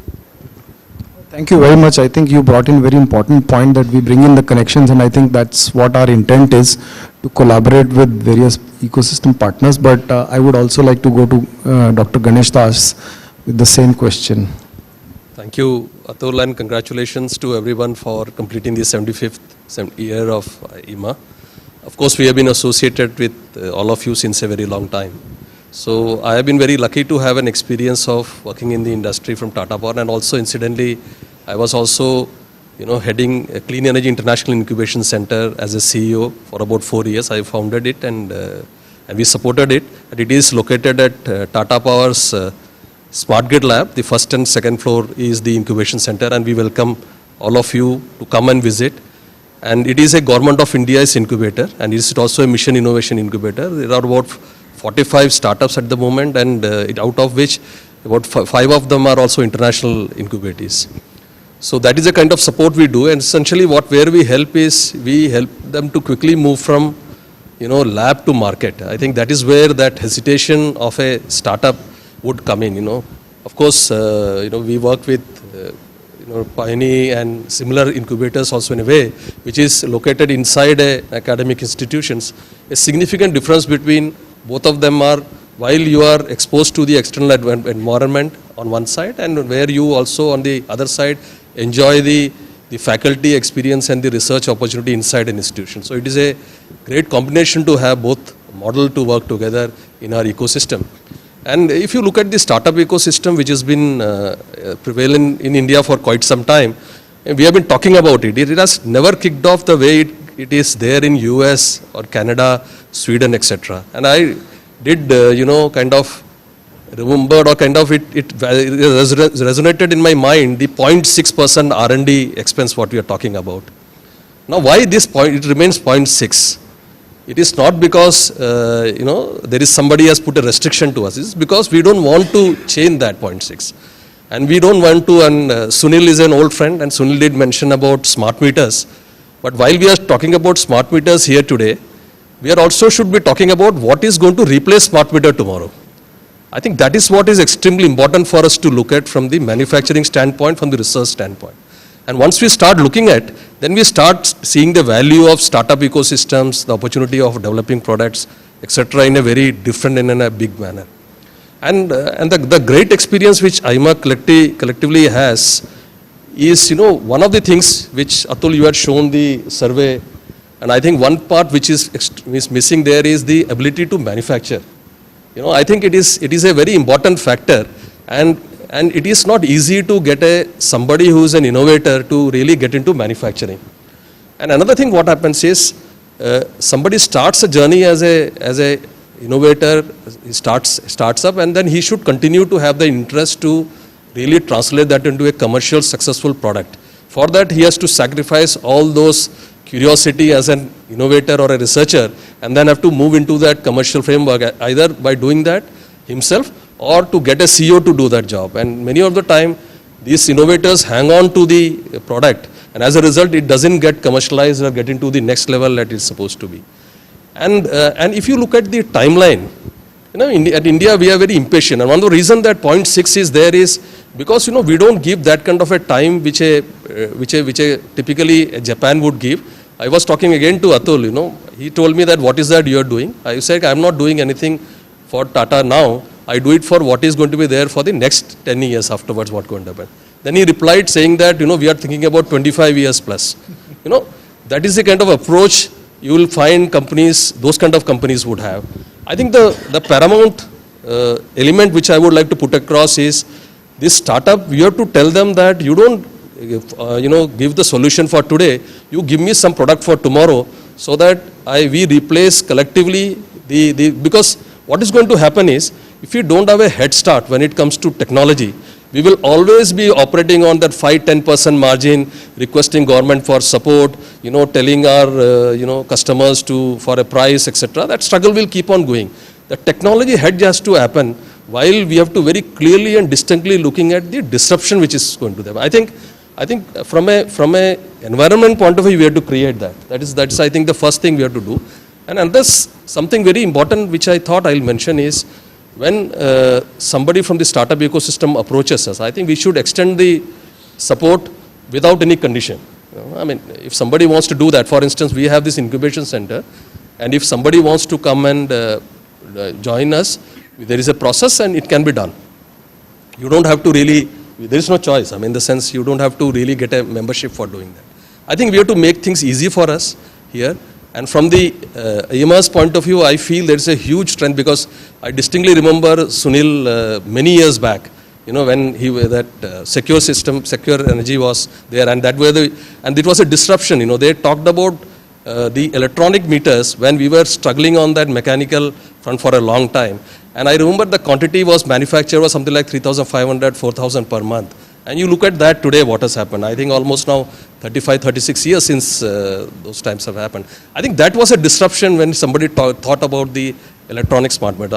I feel that the whole game is we have to guide the startup ecosystems to look for futuristic products so that, they don't waste their time in trying to create a Me Too substitution. Thank you. Thank you, Ganesh, for bringing in so many points. I don't know which one to capture and which one to not. I have at least 200 questions in my head now. But I'll still try to, bring in certain important themes which you brought in. One is the comparison with the international ecosystem and what is there in India.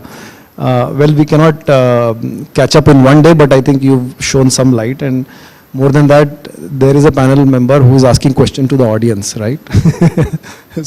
But very important questions. Let me now go to Maxon. And Maxon, you have had a startup, so some of the allegations, some of the observations, I would not say allegations, are that, startups are innovating for today, and startups are not patient, and of course, startups are also not being supported the way it is being supported.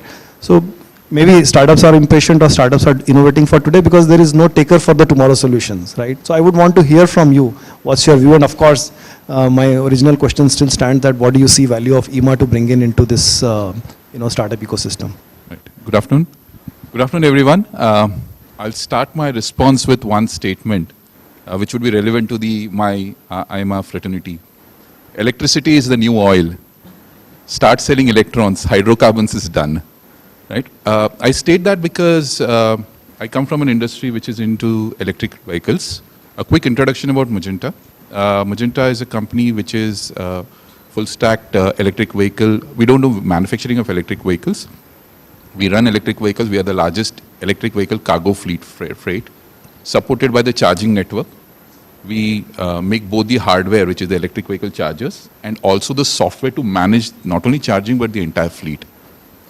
Now, relevant to your question is our startup story and who helped us come here.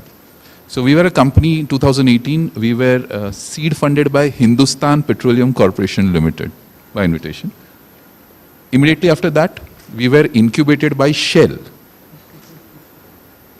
After that, we had another round, and recently we were funded again by British Petroleum, BP, and Morgan Stanley. Do you see a trend over here? The trend is that the hydrocarbons... Clearly see that hydrocarbons are out and electrons are in. Exactly. And this fraternity out here is in the best place to leverage that. So now, that's where I was trying to come to the answer is, I think as a forum here, I think we are witnessing a change in the entire ecosystem, the logistics, transportation ecosystem. And the people sitting out here are the ones who are going to be energizing it. Now, and I also come from the experience of 15 years in the electricity space, right, before this, having set up more than 10,000 megawatts of power plants. And I understand this industry being a slightly stoic industry. We do it, we know this is exactly what is going to happen, and it's traditional. But the world is just changing right under our feet. Right? Electric vehicles is one, and there's a lot of technology layers that is coming into the electricity industry. So as a forum, there's a very interesting proposition I have, and I call it the 3 I's. First is to initiate. The second is to incubate. The third is to ideate. And where I come from is, if you heard our story, right, the electric vehicle investments are coming from hydrocarbons. We found that limited from a from an electricity or electronics company perspective, because it's traditionally a group of an industry segment which is starting to think that electrons it is, and what more can you do out of it? Right? So I think it is my encouragement to this forum out here to start thinking slightly beyond. And that has to start with the first step is to show that intent. And I'll give you that intent. I'll just give you my example, and I know I'm just stretching it a bit, but as a company we are just moving from a startup to a kind of a traditional industry. But one of the first things that we did is a piece of our investments we have kept up for investing into other startups. Right? And we have already done that. My personal level, I have already invested in 3 startups.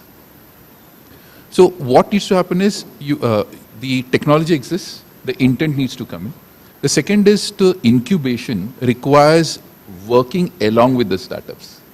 More often than not, it is not an investment of money. Most startups will start to value your investment in terms of kind rather than cash.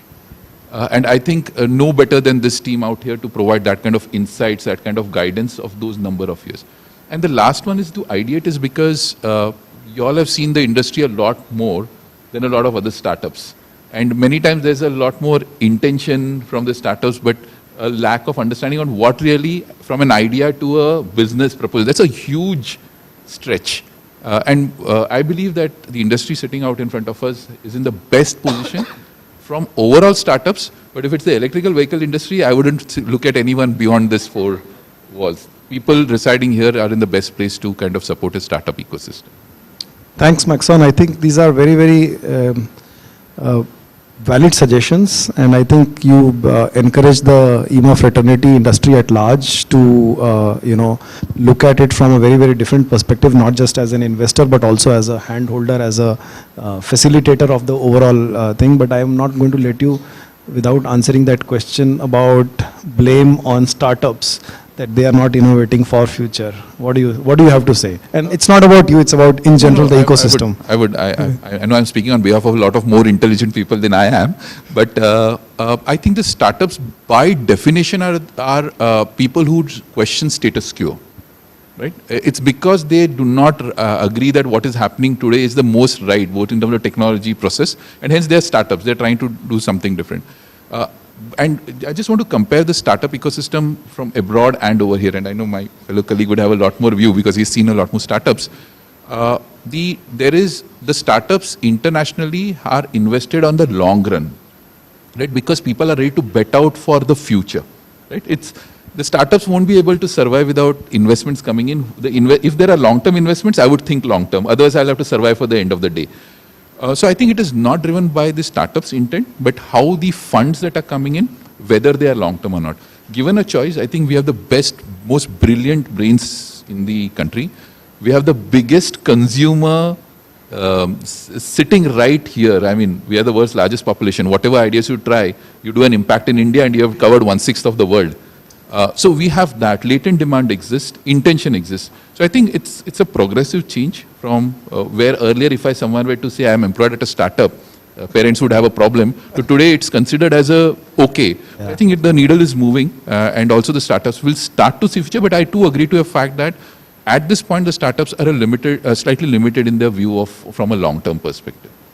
Thank you, Maxon, once again. Anurag, I come to you now. Thanks for being patient, and but I think your view is very, very important here because eventually everybody is from the technology side of it, and we see all engineers, all technologists see things from a very, very different perspective, but the one who's putting in money has a completely different opinion, and especially with your experience of over 2 decades investing into a variety of other sectors as well, not just in the clean energy. What do you have to say about in terms of Ieema's role, as I asked as a generic question to everyone, and second, again, in terms of what kind of startups do you see? So startup side is saying that it depends also a lot on the investor side, that what kind of patience the capital has. But at the same time, do you really get to see such startups?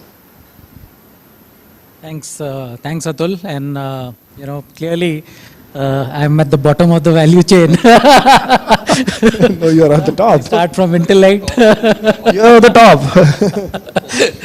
Final say. Yeah, so very quickly, I'm Anurag. I represent my firm Avishkar Capital, which is basically one of the first, one of the global pioneers in the impact investing space. We started in the early 2000s with this whole idea of taking risk capital, which we know as venture capital, to underserved markets, underserved geographies. So we started investing in very early stage companies in remote rural geographies with the intent of not only creating a large business and therefore as most venture capitalists do, generate a financial return, but also create a social impact out of that, right? So that was the core objective, and we stick to that even now. We started very small, took us 5 years to raise the first $1 million, and we started investing as little as 10 lakhs, 20 lakhs in these rural startups to begin with. Today, we are on our 8th fund. We cumulatively manage about $500 million and have made about 70 plus investments in a range of sectors, as Atul mentioned, not just in the energy or mobility space, but our core areas have been traditionally financial inclusion. We've been one of the early investors in the microfinance and related spaces, taken many companies from seed to IPO. We've also been very early investors in the agri domain, again, grassroots businesses. We've invested across the value chain and seen a decent amount of success there. We've also invested in other sectors like affordable education, affordable health, clean energy, waste management, water, access to clean water, sanitation.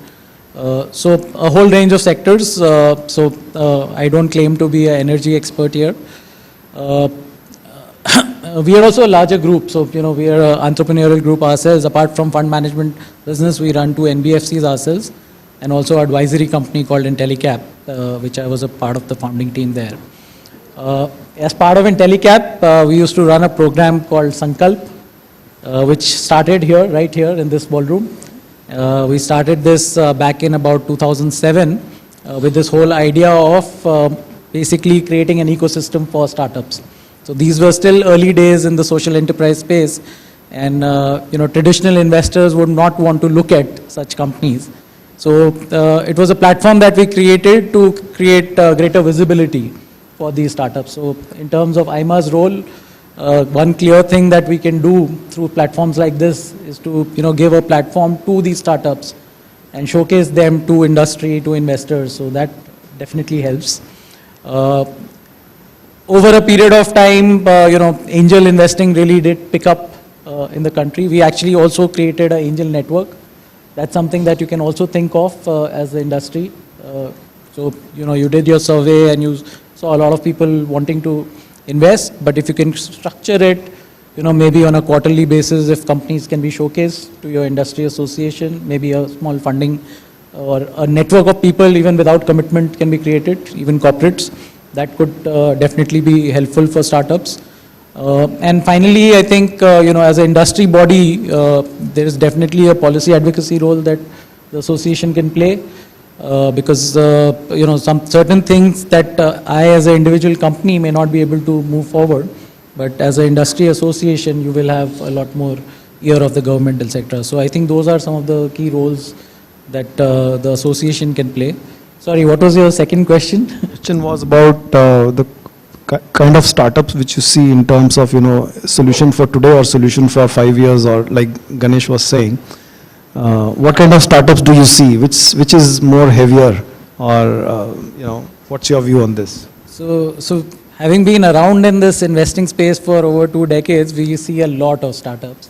I mean, just to give you some numbers, in our last fund we invested in about 10, and to make those 10 investments, we would have looked at over 2,500 companies. So, so obviously, and these are the ones that are actually recorded in our database. So there's obviously a lot more than that.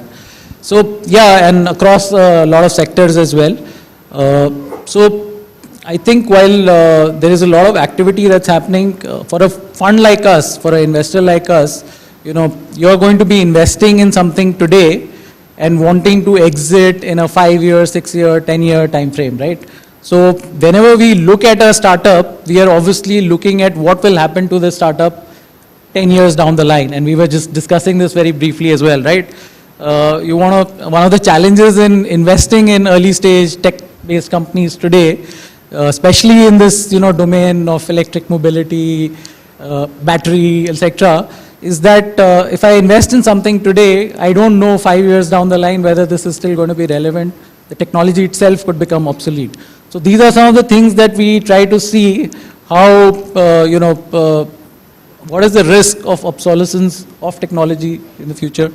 Of course, you are looking to invest in something which is tomorrow's business and not yesterday's business.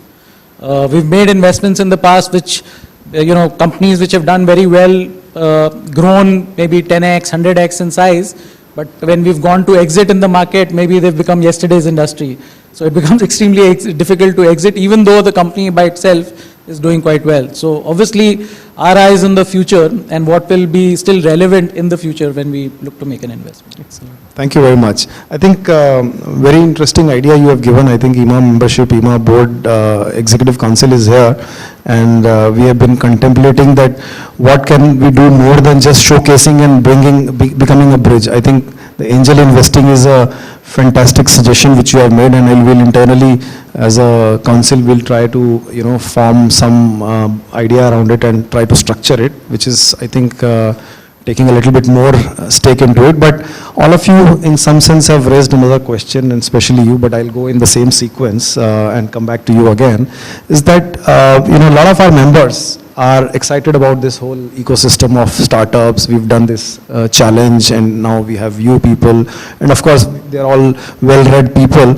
But one of the key thing which always becomes a question to all of us is that how do you choose, So as an incubator, you receive many proposals, right? Many interesting ideas, but you don't eventually select all of them, and similarly you all do.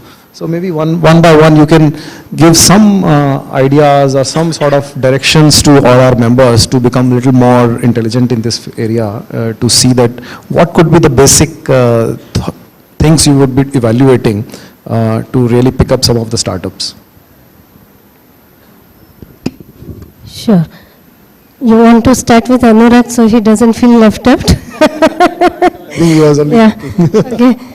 So here, see, we are an incubator, so we deal with startup at a very, very early stage. And we don't have even, we are not investors, so we don't look at typically what is the revenue and execution, because execution is yet to come in, right? So our bet is typically on 2 or 3 aspects. One is that the team. And this team is not necessarily only technology competence, but complementary skill. So whether the team has complementary or comprehensive strength within 3 or 4 founders, essentially on tech side, on someone who can interface with market, someone who can interface with investors for fundraising and so on and so forth. So this is one aspect which is team. Second thing is that the scale of the market size. So what they want to do, which market they want to position, how scalable that is, right? And that's why from the scale, I think Anurag would essentially look at the size of the impact or size of the market. So that's second thing.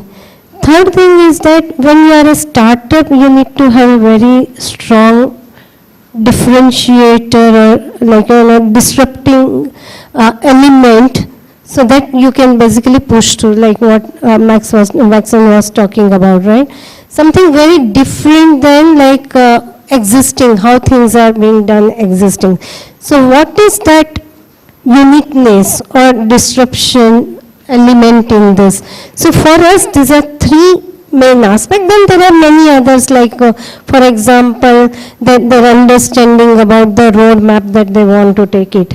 What is the competition and how they have assessed the competition and all those things. So that also we look at it. But these 3 are really fundamental or core to our decision taking.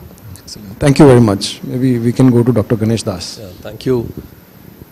So what we have is, as I was mentioning, we in the early stage incubator, we have an in-house incubator, or rather run it there. And then we also have a couple of Tata Power accelerator programs where we look at the more matured startups and look into that.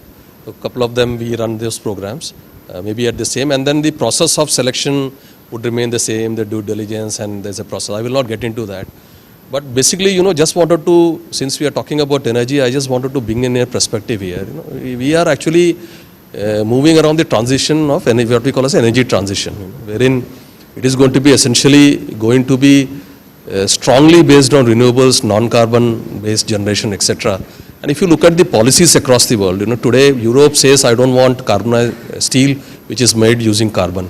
And you've got similar barriers coming up across the world. And India has a habit, we have been, somebody says, somebody puts the foot down and then we start following. But in the case of energy, we see that somewhere we have made some head start.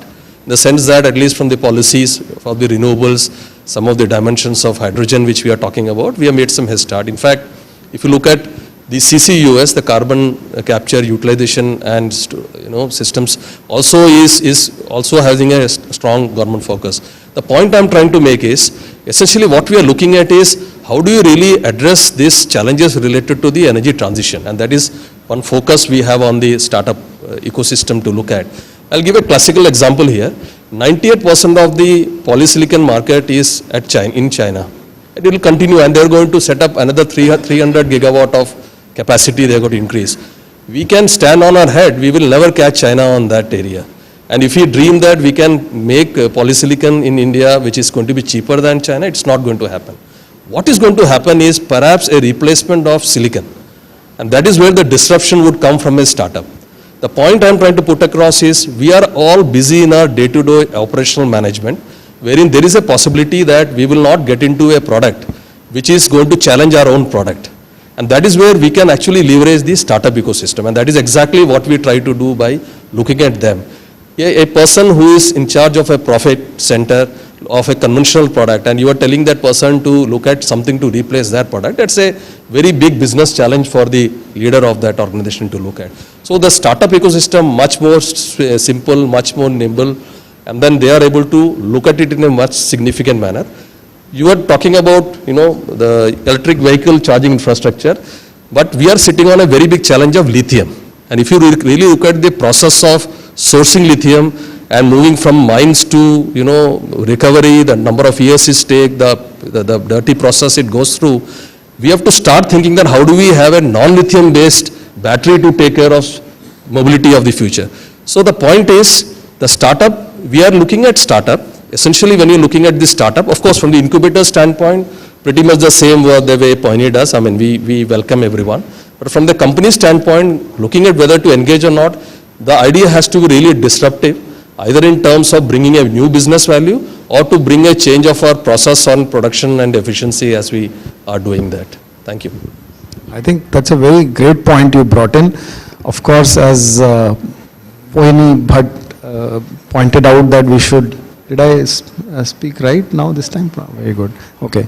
So she said that there has to be differentiator, but I think you qualified that differentiator to be a solution which is really disrupting from the current stream of solutions, even if they are in the early stage or some countries have really become mature, and let's not compete with them is what you are trying to say, which is interesting. I think we need to also keep that in mind, that are we really sort of becoming me too, or are we really bringing out something very, very unique, which is also connected with our strengths of the country, which is important. You see, the point is, I mean, we are always caught in this dilemma. Whether, that today's value market share, I mean, it has got its implication, the share market, everything. India, predominantly, if you look at the Indian market vis-a-vis the international markets, you do something for today, it affects the share value here. Whereas if you look at the market abroad, what you are doing for a future tie-up, that affects the market abroad. There is a distinct sentimental difference when you come to the part. And I really like the point which Anurag made on the societal impact. India predominantly is a, whatever you said and done, it has got a economy which is to some extent having some sort of a socialistic connotation. So the element of the social impact always would draw support from the government ecosystem and it will of course play a role on that. Maybe, Saurav is sitting here. Maybe I'll give one classical example. We have recently, there is an incubator which was incubated at the Clean Energy Incubation Center called Grassroots Energy. And we have a microgrid plant. We have set up 200 microgrids. We are setting up there. We are using diesel, right? So there was a technology which was using biomethane, and it used to produce, and it was very disruptive. And initially making that kind of funding is very difficult for companies like us. That is exactly where the government and companies and the organization like Saurav's come in. They are going to fund our couple of sites, and this is going to give us and then a lot of study around that, the pilot, and that is going to translate that into a sustainable business model, where you have demonstrating circularity, we are talking about sustainability, we are talking about working on that energy transition. Thank you very much. I think that's quite interesting element which you brought in. Maxon, both of them said that, there is a checklist a startup should qualify to, be able to succeed. And I'm sure you already did that in your Magenta Mobility. That's why you are able to raise so much of money. But you are also an investor, right? What is it that you would look for a startup to be disruptive, to be, management bandwidth? Anything else would you like to add? I think Puri ma'am and Mr. Das have covered most of it. But one thing I would like to reiterate is the team, right? So by default, you are investing in a startup because you haven't seen the product yet. What's in front of you? You have the team, right? So I think it's most important, at least from my perspective, the way when we pitched to anyone was not about what we intend to do, but what we are right now. And your ability to trust me with your money so that I can deliver you tomorrow, right? So for me, I think that was one of the most important thing personally when I projected myself, and also when someone comes to me and says, I want to be invested in. And also for the sheer fact that when I do validate it for a lot of other investors, this is the first thing that I do. Because it's a bet on a person and a person's ability to deliver an idea, right? An idea is there, but what you have to see is the team rather. In fact, one of the things I look forward is never a single person. I look at, like you said, the collaborative team, whether they complement each other. I think more often than not, if it's a single person driven, then you are creating a individual, you're not creating an institution. So while individual is important, the institution has to, after a certain point, take over. One more point is, I think from an investor perspective, I'm just putting myself in people's investor shoes, is you need to be very clear what is the thesis you want to invest in, right? The thesis has to be important. And for that, you need to requalify what exactly is a startup. A startup could be a disruptive product, solution, or a process. And more often than not, we start to forget about the process side. For example, who knew that a company which was making fans is a $1 billion valuation company right now? What did they do different? They changed the process, right? The way it was being built, the way it was being sold, and it's there where it is. So I think these are and you need to be sure what you want to invest in. I think these are, if you were to be clear about what you want to try and where you can put help in, I think that's going to be the first thing as an investor to be outlined and written down on your diary books before you put your money where it is. These are a couple of points I have. Thank you very much. Anurag, we want to hear from you once again. Yeah, so I guess this is pretty run-of-the-mill question for an investor, right? What do you look for when you're investing? So first thing first, how will you exit? Right? That is the first question that gets asked in our IC, that you're going into this startup and you're on a ticking time clock, right? Most of us as funds typically have a 10-year fund, so first 5 years are the investment period and the next 5 are meant to be the exit. So let's say if you've invested in the second, third year, you're looking and you're not going to wait till the 10th year, right? Otherwise you're a desperate seller. So you typically have 5-6 years of holding period. And usually, I spoke about taking some seed companies to IPO, but that usually doesn't happen in the lifetime of a fund, right? In most cases, the odds are completely against you. So obviously, exit becomes a key question for us when we are looking to invest in the startup. And to get to that exit, obviously scale becomes very critical, right? Scale is something that can, take this capital and scale at that level. So for 80% of the people that I end up meeting, I advise them not to take our money. Because a lot of the businesses, honestly, are not structured there was also a discussion earlier on timeline, what sort of timeline. Unfortunately, there is a constraint in our setup that we need to exit within a certain period. Not every sort of business is ready to take in this kind of capital, grow at that pace and provide that exit, right? And sometimes you need more patient capital. So whether it comes from an angel or from a permanent vehicle capital, permanent vehicle structure like a corporate entity, that may be more suitable forms of capital as well. So very often we actually end up advising people not to take our capital, right? Whether the business itself is amenable to that kind of scale up and providing that exit, right? It also sometimes, we look at, does this business needs continuous flow of capital? Because there could be a business which takes my capital and is actually self-sustainable, and the entrepreneur is quite happy, but I as an investor, I'm just stuck, right? So even that is not necessarily the right model for a fund like us to invest in, right? So lots of factors, of course, what is the uniqueness of the business? In our industry, it's got a bad name of, just funding for growth. Right?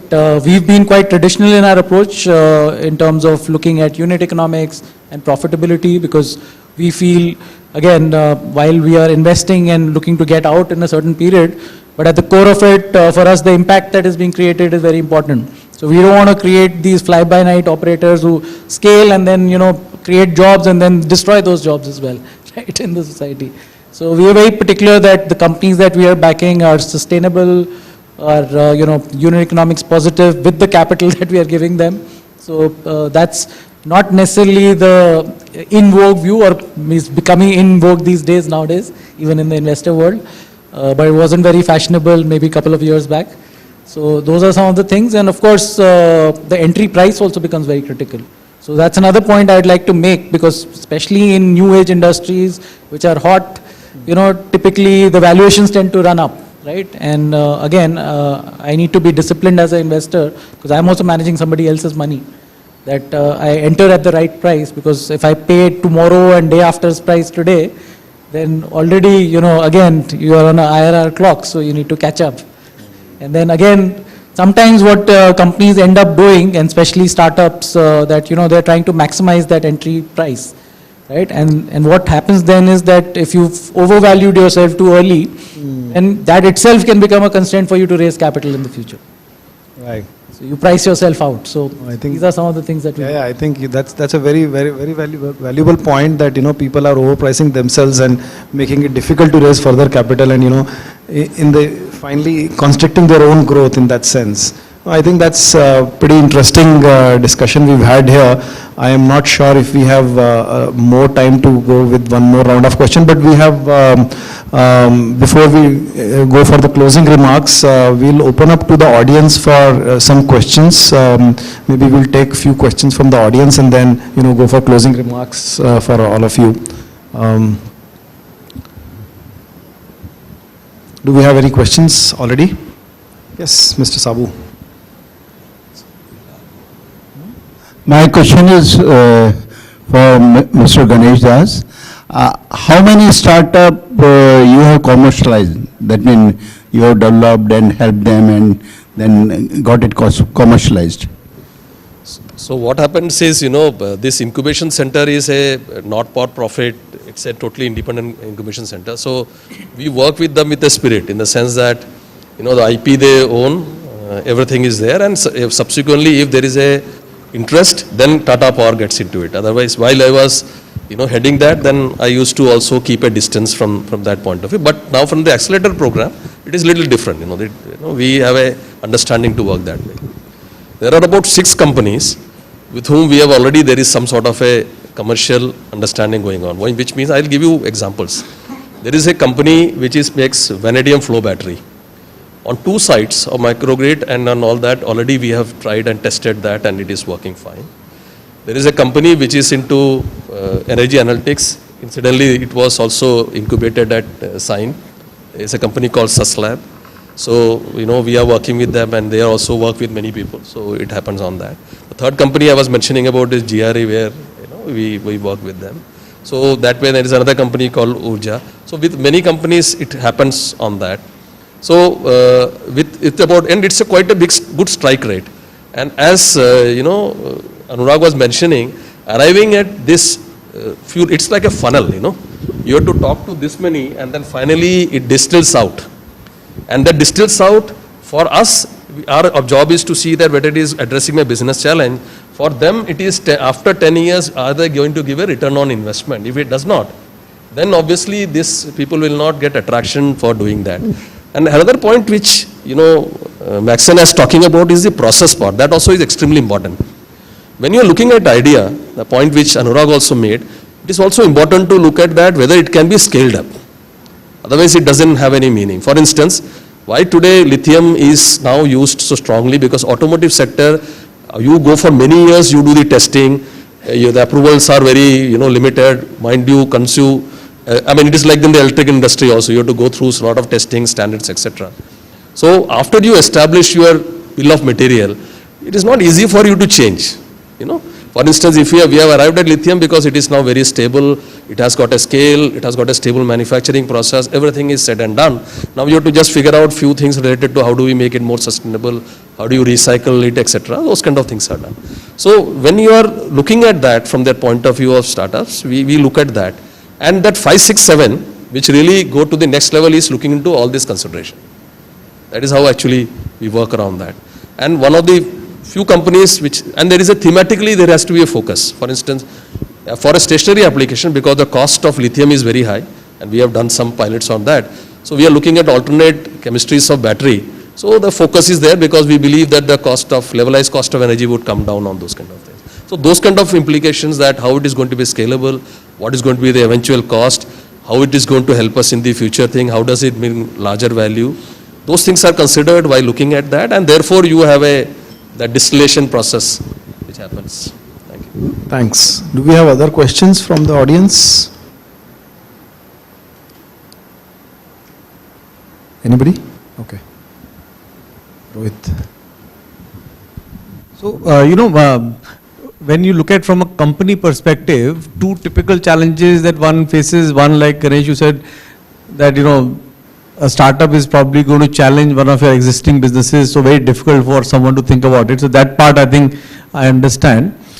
I think the other challenge that I typically see, which many of our companies struggle with, is how do you think about picking those 2-3 disruptions, right? This is a classic case where unless you invest in 5 or 6, right, you will not get the return. So, many people will make the first investment, but in companies are very used to making every project successful, and startups is not going to be one of those things, right? You need to have a portfolio for it to really work. And if the first 1 or 2 steps are wrong, then there are enough people who say, yeah, it's a waste of money and effort. So how do you overcome that initial hesitancy of building momentum on this? And a linked question is, how do you identify the problems that you want someone to work on? Because there the confidentiality is a little loose to tie in, right? So as a company, many times you say, I don't want to tell my problem because someone else, my competitor, may actually get to it faster than I do. These are the 2 challenges which I see many companies struggling with. Will be good to get any of your views on this. Anybody wants? Yeah, that's on. I think I'll take this from my perspective. The fact that I think it's a 0-1 sum game. If you don't invest, you are anyway out of the game, right? So if there is a disruption that is happening and you're not part of the disruption, irrespective of whether you do nothing or you do something. So the best option is to do something, which is to invest. So I think the point is now to answer, I'll just try and see how I can try and answer you is, what is the segment to invest in? There are 2 ways I think of it. One is the fact that you know your industry best. So you know what can go good or bad. So you may want to see in the segment of industry which is super aligned to what you're doing, right? That's one. The other way to do is to say, okay, I spread your seeds as and where possible, but to remember that 9 out of 10 is going to fail, right? So if it is in your industry, then you can be selective. If it is not in your industry, then you have to be absolutely magnanimous with your risks. I think that's the only way I think I can put that across. So, from a large company's perspective, I can tell you, there are companies like 3M, DuPont, And they used to work with a philosophy that this much business is going to come out with in new products. I think that is one way to think. It's of course easy to think, somewhere I feel personally, because I've been working in product development for also some time, we have to think for end of our product. I think that is a philosophy we have to bring in. And to the point that trade secret, I remember one very old movie, I normally don't see movie, but this I saw, in which one of the scientists had discovered was working on a cure for leprosy. In the process, there was a side effect. The side effect that it cured, lady who were not able to give birth. So that disrupted the market because, it caused so much disturbance among the gynecologists and all those consultants that suddenly they wanted to stop this person from publishing. And of course, they succeeded in delaying, not because there are good people. And in the time, what happened is somebody from the Germany had already published it. The point I'm trying to make is, if you are not thinking about it, somebody else is already thinking about it. So your choice is whether you want to be the first to think and move out, or you let somebody do it and then we continue to follow and hang on with that margin, etc. on that. And India, and we have to be very clear that what sort of a competence as a country and as a company and everything we have. Some of the old management understanding of core competency, strategic advantage are still hold good today. So we have to take that call. And I fully understand, it is easy to say and it is quite difficult to do it. Many times I remember Mr. Sabu, we've been discussing about new products. Most of the time he comes and shares that let us do this new and all those things. But for that call, you have to put somebody who is not you. For instance, if it is a family driven business, then one good idea is to put your children there and tell him that you create your own business. One way to do that. Second way to do that is you put a separate team. Our job is to only challenge your business.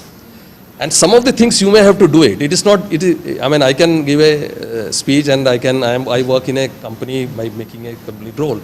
But you are actually, when you are having a larger responsibility of a long-term understanding, and there is a system which you are used to do it. And what is happening is there is a organizational inertia. Organizational structure is there, inertia is there, designations are there. When you are changing, disruption means it is not only on the product, but it goes down absolutely at the organizational level. And if you see the failure of larger companies, if you look at some of the companies like Motorola and all those guys, they have been able to do that is not because they are not being innovative on products, but that innovation was not supported at the company structure. So I think it's something which, if these kind of things are there, I would very strongly suggest that Ieema should look at it as a theme, rather than only looking at that. It's something which is universal for all of us here. Absolutely. Thank you very much. Penny, you wanted to add something on this one? Actually, let me bring some different element here. So when we talk about corporate engagement with startup, one way to look at it is an open innovation program. What you are not doing in-house R&D, you are trying to basically take it from outside, right?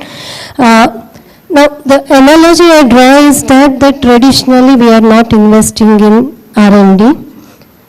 The same attitude we are carrying it for investing in startup. One has to take a risk, as Maxine said. If you don't do it, you will be out for a long time. So this is what, and you have to, I don't think, if we have aspiration of what Ajit was talking about or what our government wants, I think we don't have any option but to invest either in core R&D or applied open innovation.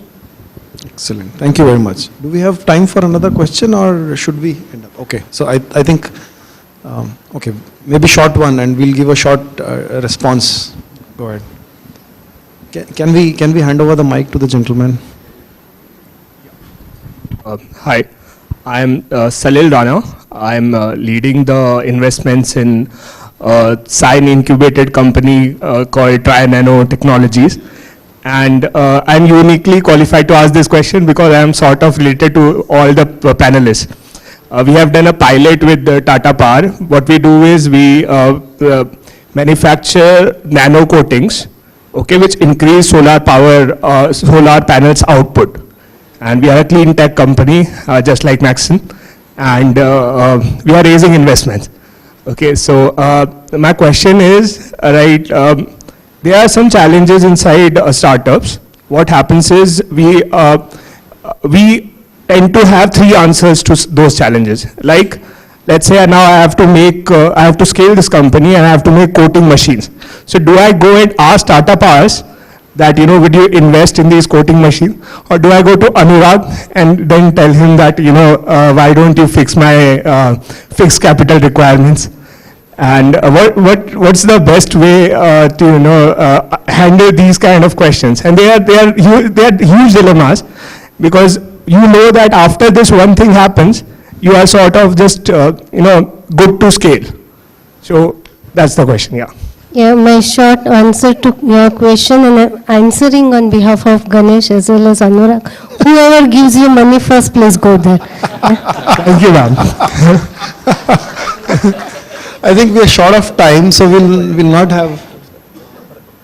I think there's another session. So but we have an opportunity. Our panelists are going to stay, and we'll. Okay, go ahead. I think the startup is about disruption, innovation, ideas, and we are only thinking about here the proprietors or the individual profitable companies. However, on this panel, the program is organized by an association. On the panel, there are NGOs. There can be some problems which are identified as the problem of the industry, problem of the customer, and problem of the country. Maybe that problem will not benefit an individual startup entrepreneur, but such challenges can be thrown by the NGOs, by the associations, by the industries like this. For example, this underground cable network, like now we want to go for smart cities, okay, and everybody want to put their cable, their fiber optic cable, power cable, sewage, pipe and everything. Now whose problem is this? Like, a cable manufacturer will try to restrict himself to the supply of the cable, and the customer is not having knowledge of how to install it, one utility like Tata Power, the other utility is like Adani, the third utility is MSCDCL, and the BST, all are residing on the same road, okay, and they all are suffering, and the right of way, the path providing municipal corporation, okay, when Tata Power wants to put the cable, they will state the reinstatement charges from Tata Power. Same they will do with Adani. The MSCDCL is already not a profit-making company, and they are facing this problem. There is so this is only one problem I am telling you, but there are so many problems which are of the industry, and since there is no profit, nobody is trying to address that question. Thank you. See, what you are saying, it is not that people are not working on it. This underground cable, the problems related to that, overhead, everything, it's there. No, I'm just coming to that. So what happens is, there are other things also which happen. For instance, if you look at the, electrical industry, I've been told by Atul to be very quick. So I'll just say, so if you look at CEA, it has a specific, and they work on that. The Central Electricity Regulatory Commission, they also work on that. There is a constant meeting between different states. I mean, there are certain very good systems and mechanism happening on that. The point you mentioned on the underground cable, there are certain things which is because of the basic nature of the material, we are not able to get to the next level. For instance, if we want to transmit, we are able to only transmit at a very high voltage. So tomorrow there are work which is happening across the world, or disruption if you call it. Suppose we do it with using a superconductor.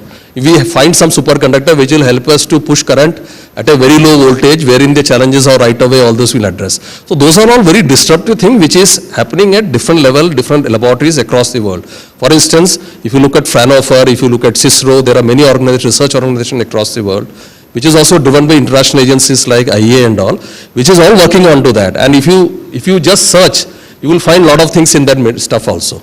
You will find a lot of things. And then the CA also does a fantastic job.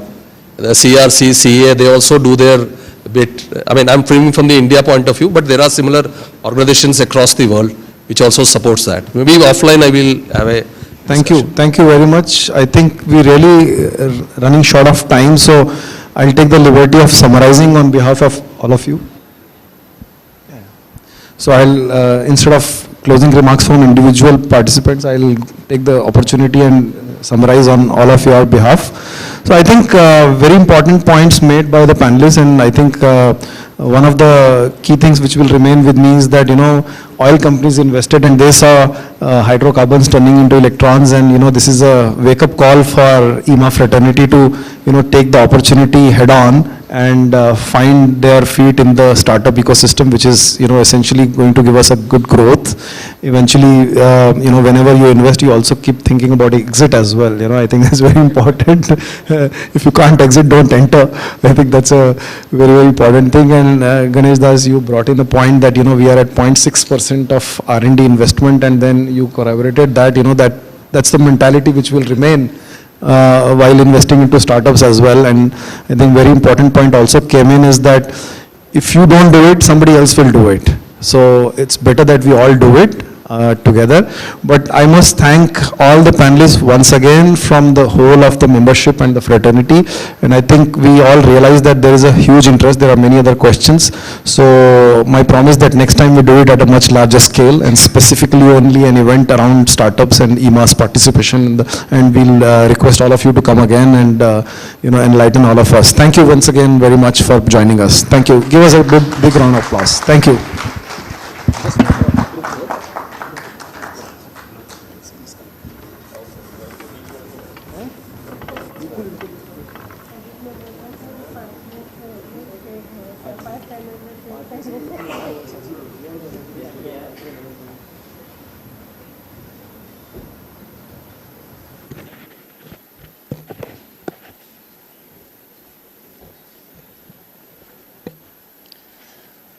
To start the next plenary session, Conversation on India Strategies for New Energies, may I please welcome on stage Mohammad Saif, Partner, Power and Utilities, Ernst & Young, along with other speakers.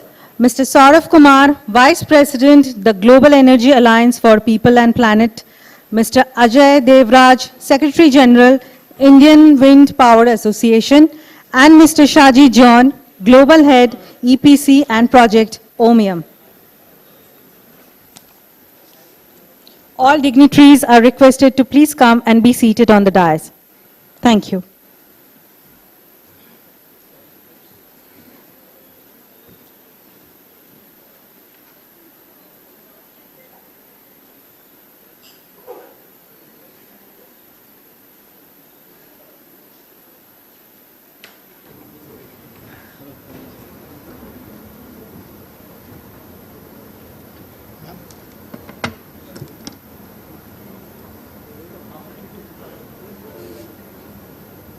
Can you call Vivek?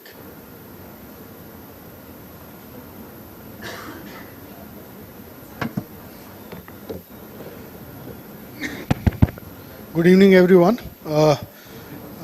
I am Mohammad Saif. I am partner with Ernst & Young, working in the power sector for more than 20 years now. And today we are going to have a very short and crisp session on what are the strategies for India when we talk about new energies. And I'll quickly start with a brief agenda setting presentation. And by the time the presentation comes on board, let me tell you that new energy is a very, very diverse topic, and it cannot take, it requires much more time to discuss each and every aspect or each and every component of what we call new energies. And here we have a very, eminent panel today who would be talking on this. We have, I'll quickly introduce the panelists. We have Mr. Saurabh Kumar, and just one sec. Mr. Saurabh Kumar is the CEO of the Global Energy Alliance for People and Planet, GAP, a better known acronym. Mr. Kumar is an Indian Revenue Services Officer of the 1992 batch. He joined Indian Revenue Services as Assistant Commissioner of Income Tax and worked as Deputy Commissioner in various sensitive intelligence assignments. He has successfully led EESL, and whatever we see in energy efficiency space in the country is majorly because of Mrs. Kumar's leadership, and has been working and led initiated a number of programs in energy efficiency, starting from Ujala and agriculture, DSM, and many more. He has a degree in electrical engineering from IIT Kanpur and also has a master's degree in public policy from National Graduate Institute of Policy Studies, Tokyo, Japan. We then have Mr. Ajay Devraj with us. He is the Secretary General for the Indian Wind Association, and he has demonstrated exceptional expertise in navigating the intricate landscapes of government policy and regulatory matters related to REC sector. And he has effectively liaised with governments on various aspects of policy adjustments, regulatory reforms, and streamlines and expediting the implementation of RE projects. He has consistently showed his commitment to resolving technical and commercial challenges faced by the state utilities in the realms of renewable energy. In his existing avatar, he is working on behalf of the Indian wind developers. Then we also have Mr. Shaji John, who is currently the Senior VP Sales and BD for South Asia, Middle East and Africa and Global Head EPC and Project Development in Omium, a green hydrogen technology company. Previously, in his earlier assignment with L&T, Mr. Shaji was responsible for developing a renewable business and ensuring that L&T is well placed to capture a considerable market share. So a lot of work, what we see L&T in the green space is through him. So as you can see that while we talk about new energies, it consists of a number of things, and hence we have a very diversified panel who will be speaking. I'll be giving a small presentation to set the agenda, and then I'll request Saurabh sir to come and start with his presentation. And after that, Mr. Shaji John has to speak on green hydrogen and how we can fast track it in the country through various strategies. And finally, we'll request Mr. Devraj to come and speak about wind as a whole, specifically the offshore wind. So, as you say, 4 areas which I'm trying to cover when we talk about new energy. The traditional solar manufacturing is then battery-based energy storage, then green hydrogen, and then offshore wind. So,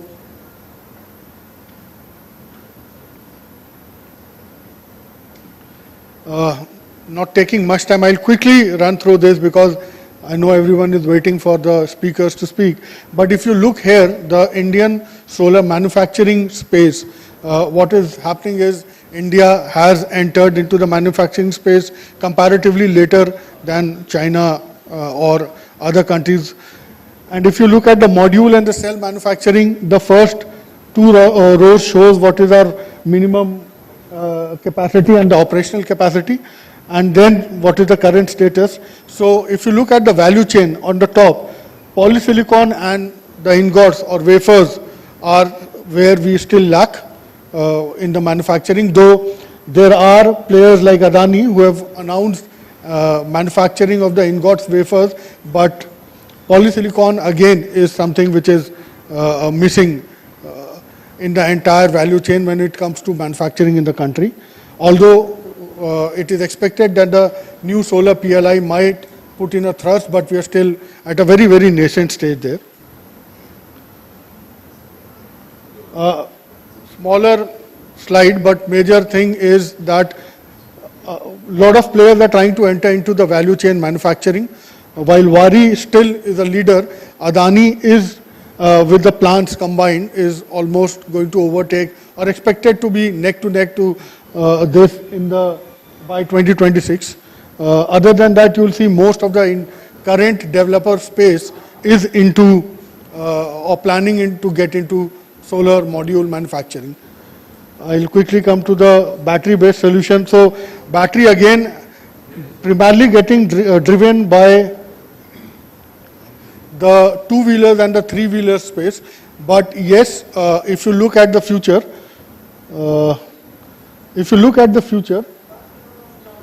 apart from the bottom blue electric vehicle space, you'll see one major area where battery is going to get used or has started getting used is the data centers. Apart from that, majorly it's all miscellaneous requirements. But what is happening is that electric vehicle again is a major driver. So whatever demand we are looking at in 2026, almost 60% of that would be through because of the vehicles. And within the vehicles, you will see the two-wheeler and the three-wheeler segment, which is going to contribute the most. Coming to the green hydrogen. So green hydrogen is one of the major scenarios or major thrust area through which India can actually fast track the clean transition goals. And it's not only pure hydrogen or ammonia generation, as you can see, but the usage in the hard-to-abate sector or transport as well as shipping or even for storage to be used for electricity generation is going to drive the requirement for green hydrogen in the future. However, my apologies on this busy slide, but what I wanted to show is that if you look on the left, that's the Indian market outlook till 2050, and what we see is that major demand for green hydrogen is going to be driven through the industry usage.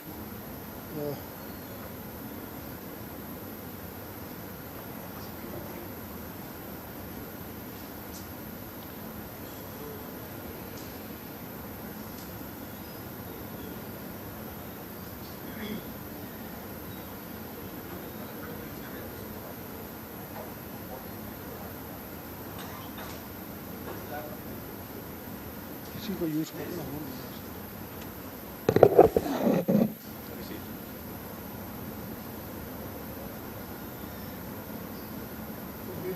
it is going to be industry which would be driving this, and the demand which is expected is around 6. अभी भी हो रहा है आपका, still happening.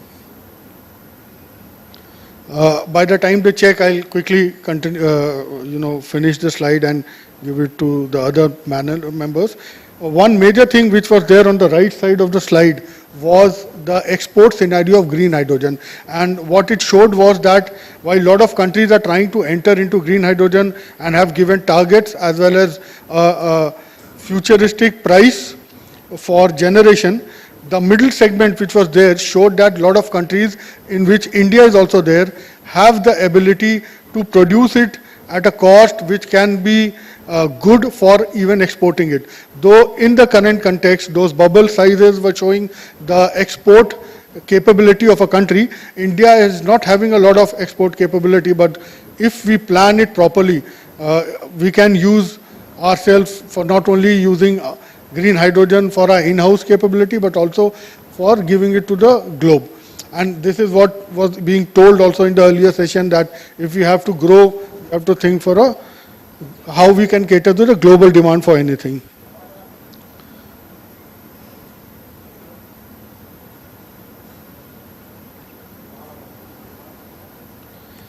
The final slide is on offshore wind. This is again a major component of the new energies drive. And if we look at this, what we're seeing is, in a nutshell, it's a very, very nascent stage where this is, despite a lot of target announcements, lot of initiatives at pilot levels and country level MOUs. So I believe, and Mr. Devraj would be talking about that, but there has been very recently a lot of thrust of developing offshore winds across 2-3 parts of the country. You can see somewhere at the bottom, the Tamil Nadu coast. On the left, it's the Daman, Diu and the Gujarat part, and on the right is that Andhra coast of Visakhapatnam and Vizhinjam. So overall framework of how things will happen and the stakeholders and the responsibilities has been identified. MNRE obviously is there, and the national nodal agency for running this would be NIWE.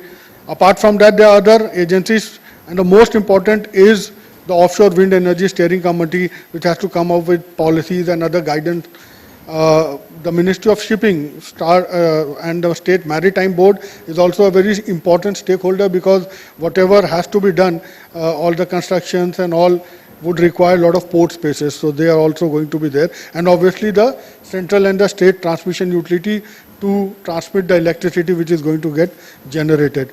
I'm very sorry for the continuous disruption that was happening there, but I'll not take much time. I'll request Saurabh sir to come and continue with where I'm leaving, sir. I'll get your...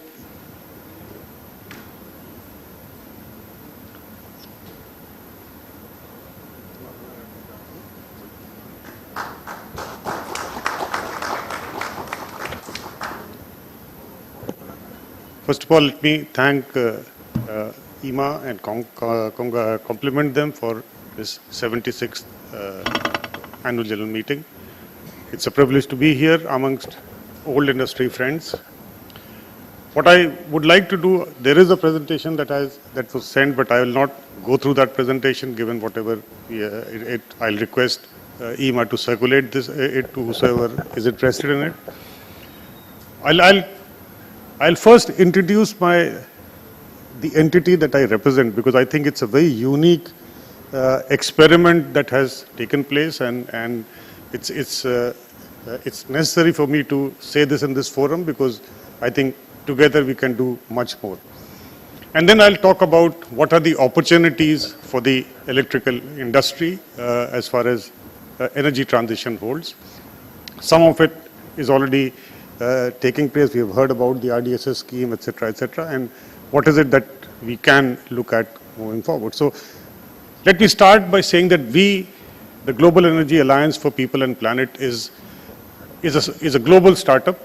This was announced in 2021 at Glasgow COP, where three large philanthropic organizations of this world, the Rockefeller Foundation, the Bezos Earth Fund, and the IKEA Foundation came together. And they committed $10 billion of philanthropic capital in this organization and said, we will now take climate action to a next level. And today, GAP is present in 7 developing countries, including India. India is the largest market. What is different in this organization that is, you won't find it very usual. At the heart of the fact that we have, $10 billion for the world is really nothing, if you ask me. But we've also built up an alliance of about 20 alliance partners, including the World Banks, ADBs, etc. And together, this whole thing aims at kind of between now and 2030, putting in about $100 billion for climate action, of which $10 billion is the philanthropic capital that GAP has promised. The great advantage and the power of this vision is that while we invest in virtually anything from grant making to equity, the fact remains that we don't need a return, and that's the power to attract commercial capital. And therefore, maybe it's time that we also start talking to and one example Mr. Ganesh just mentioned, that there was incubated bio-CNG plant that could replace diesel, and we were very happy to come and fund $1 million to see how we can commercialize that. And therefore, my larger request to Ieema and others, that if there are opportunities like this, please do not hesitate in contacting us. Now let me come, and it was a very interesting panel discussion on startups. So let me throw up an idea that when we talk about startups and innovations, we only talk about technical or IT-related startups. We hardly ever talk about regulatory innovations or policy innovations or even financial innovations. And we have some of our smart metering friends here. They would remember 6 years ago when ESL first came out with an OPEX-based smart meter system, which never happened in this country. There was a disruption. There were people who liked it, there were people who were quite upset about it. But lo and behold, 6 years from now, we have a RDSS scheme from a small 5 million meter tender that ESL floated in 2017. It has now, I think, what about 10 crore meters tenders have been out and awarded. And the aim is to go 25 meters, and it's all private investment. If you look at it, in my last 25 years in the power sector, if you had asked me 10 years ago that so much of capital will come to distribution sector investment, I would have said, are you joking? So this is the new age of new policies, business models that will evolve energy transitions. Number two, for people sitting in the room, and this was said in the last session as well, I don't know if you're aware, if you look at the overall energy mix of India, about 18% is electricity, just 18%. This has to rise to a minimum of 45 to 50% in the very near future if we were to achieve our goals for electrification, decarbonization. What does it mean? And again, something that ESL seeded, and I wanted to present this, and something that we are now taking this forward as far as GIAP is concerned. One of the first things that you will see being electrified is transport. We are seeing this happening in 2 and 3 wheelers at a very fast pace. But the larger chunk would be public buses.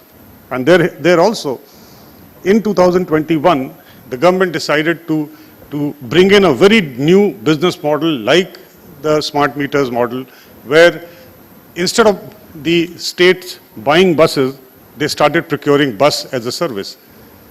Now, about 12,000 buses have already been put on the road using this model.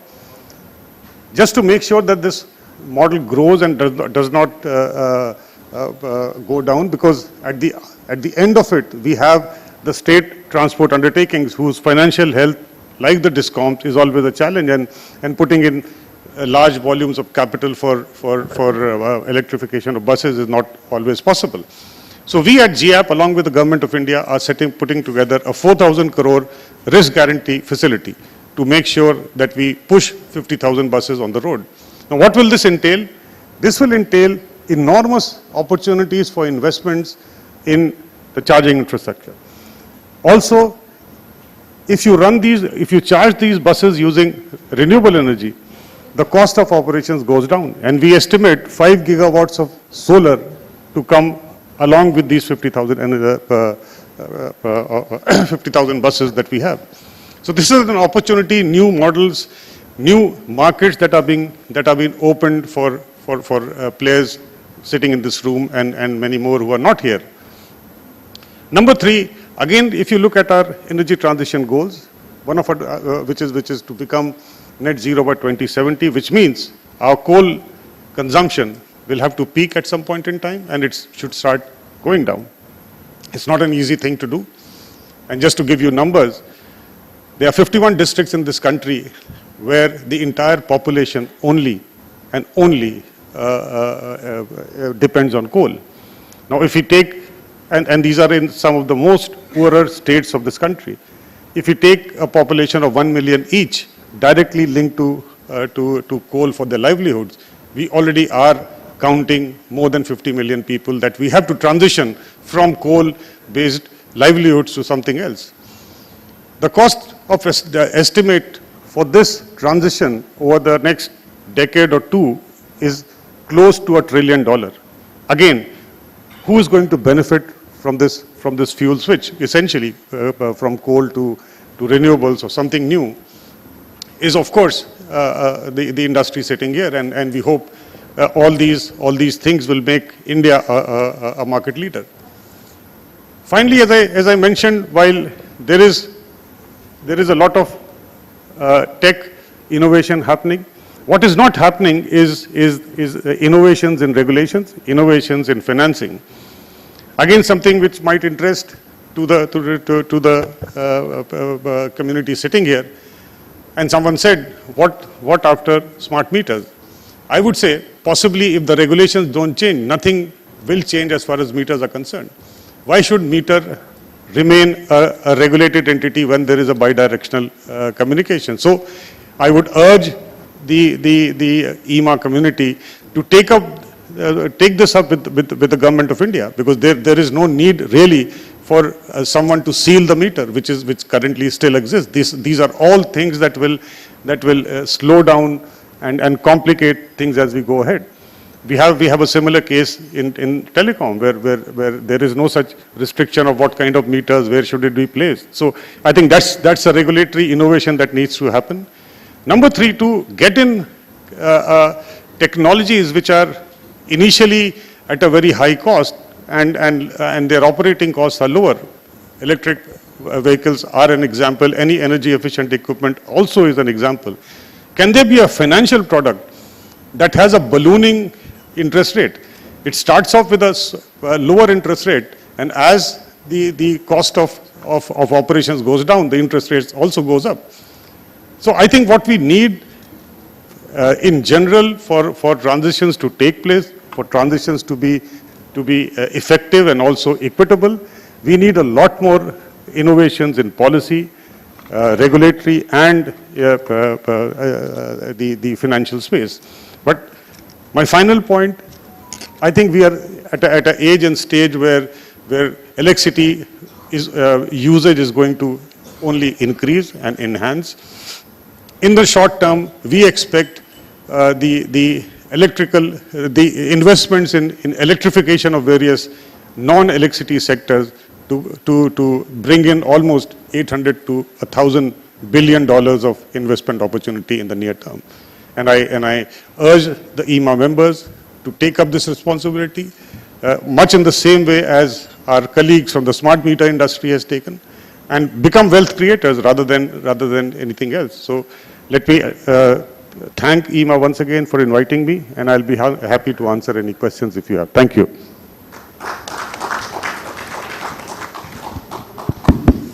Thank you very much, sir. I'll request Mr. John to please talk about green hydrogen and what are the strategies that you think can help, fast track the entire value chain in the country. Thank you, Saif. Thank you, Saurabh, for your talk. Good evening, my dear industry colleagues. Thank you, Ieema, for giving me this opportunity. I thought it will be a free-flowing panel discussion, but I was surprised that I had to speak extempo on the topic of green hydrogen. I will do my best to see how I do justice to that.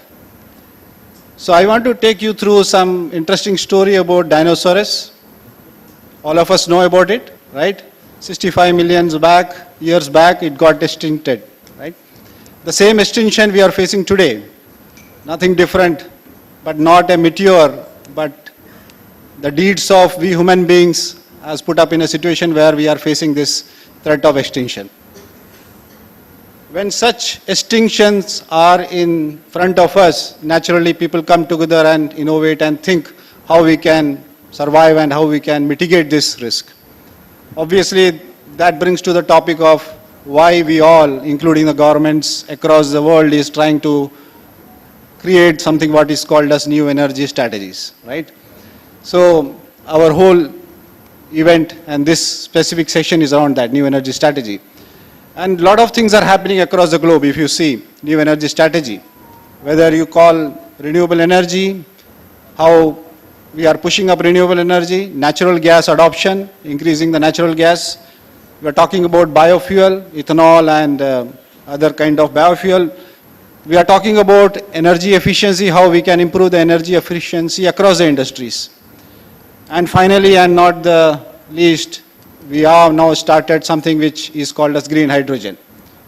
That is a topic on which I will speak more or less in this short session. Before that, I want to give some statistics, what has happened already, because you may be thinking that, yes, new energy, what is that, and whether it has really started to roll.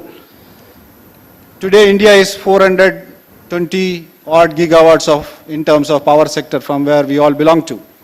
In that 420 gigawatts, already we have started seeing the tickling of solar and wind, which is almost 100 gigawatt, and put together with hydro, small and big hydro, we are almost at 166 gigawatt of renewable energy source. which is like 40% maybe. But if you see in the energy terms, if you add up solar and wind, it is hardly 4% of the total energy. That doesn't take us anywhere to the targets which we were thinking to clean up the power sector. And government has set a big target, and industry is working towards it to see that this 100 gigawatt of solar and wind, how it can be taken to 500 gigawatt by 2030. So please understand, we are talking about a 5x opportunity in the next 7 years. That's a very big thing to come. Natural gas, there is a target to move from 6% to 15% by 2030. There's another big new energy mix coming up. But I believe that will be for a short period, because finally we all have to switch to green hydrogen. And in green hydrogen, already the movements we have started seeing globally. And in India, we have set a target of 5 million metric tons, which is equivalent to 125 gigawatts of solar and wind requirement to feed this electrolyzer to split and make water into hydrogen and oxygen, which is going to create an opportunity of 63 gigawatts of electrolyzer manufacturing in India. So this is what we are talking about. Now question comes at why green hydrogen? Just now Saurav sir told about that, can we increase the electricity based energy itself? He is right, because we all from this industry knows that best form of energy consumption is in way of electricity. No other form of electricity can be clean as electricity. So can we increase it? So from 18% globally the energy which is from electricity, can we increase it to 25-30? Yes, it can be. But then still, what about the rest of the 80% or 70%? How you will clean it? How you will clean up coal, petroleum, natural gas? So electricity may not be the only solution. And that is where we come about this, something we call green molecules, which are green hydrogen. So green electricity, green electrons, which is from solar and wind, of course is there, but we need to now talk about green molecules, which is green hydrogen. And that is the reason why we are talking about green hydrogen across the globe and in India. So where this green hydrogen will be used? Obviously there are segments which will come up where the green hydrogen can be used. First and foremost will be most likely the refineries, where green hydrogen can be used for desulfurization of the petroleum processing. That is first big market which we are seeing. Second is green fertilizers. The ammonia, if it is green, you can produce fertilizer which is green. Third biggest opportunity is in the steel. In the afternoon we heard about one of the speakers talking about why not green steel. There are demand coming across the globe that people are telling that we want green steel. What is green steel? Green steel is nothing but instead of firing in the blast furnace the coal and producing steel, this is production of steel with green hydrogen. Their hydrogen will play the role of reduction. How ferrous oxide, which is iron ore, can be reduced to iron by extracting the oxygen from the ferrous oxide. And that's how you create a green steel. So green steel is another big industry where it will be applied. Then comes mobility, because not every vehicle can be electric vehicle. Obviously because there is a restriction and constraint because of the size of batteries. So two-wheelers, three-wheelers, large extent of cars can be EV, but beyond that, large cars, bus, trucks, ships, aeroplanes, this can be fueled by hydrogen. That is where hydrogen will come in. And last and the least, power sector. Though it is our sector, but I believe that hydrogen will hit the power sector much later. Though there are projects happening in Japan right now, where we are looking at using green hydrogen and green ammonia to fire the coal-based plants or gas-based plant to see that clean electricity is produced from that. So that's another application which is coming up. These are the segments, but then you may ask that why green hydrogen if it is so costly? Yes, today the cost of green hydrogen is nothing less than $4 to $6 per kg, whereas conventional hydrogen can be created at $2 per kg. So how you can bring this $4 to $6 to $2? So my answer to that is that 10 years back when we started solar, we were at 20 rupees per kilowatt hour in electricity cost. From 20 rupees, we were thinking how we will come down to 4 rupees so that it becomes affordable to all. But today we are at sitting at 1.99 rupees per unit of electricity cost, production by solar. So that's the same thing which you will see in green hydrogen. How the industry will come together, investments will come together, and we will bring down the cost of hydrogen from $4 to $6 to $2 or less. And for that, we will need two things: technology innovation and government support. Technology, we are already seeing that new technologies are coming up in green hydrogen production. There are conventional alkaline technology. New technologies are like PEM, AEM. Those are the new technologies which are coming up. Solid oxide is coming up. So these are the technologies which will see that we can help the industry to bring down the hydrogen cost. Government support is very important because right now, when it is not viable for the period of next 4 to 5 years, government has to be there to see that a market is created so that industry can flourish and start producing the components required for the green hydrogen industry. And you will see that government of India has done a fantastic job of bringing the PLI scheme much earlier in the game. For solar, the PLI scheme has come hardly a year back, but for green hydrogen, it has already come. So it is good time for all our industry friends to see that this opportunity and apply for those PLI and start producing green hydrogen equipments in India. Now coming to what we are doing. I am belonging to Ieema. Ieema is an American IP company, but our 90% operations are in India because we wanted Make in India as our strategy. The major R&D and manufacturing both are happening in India, right in Bangalore and Chennai.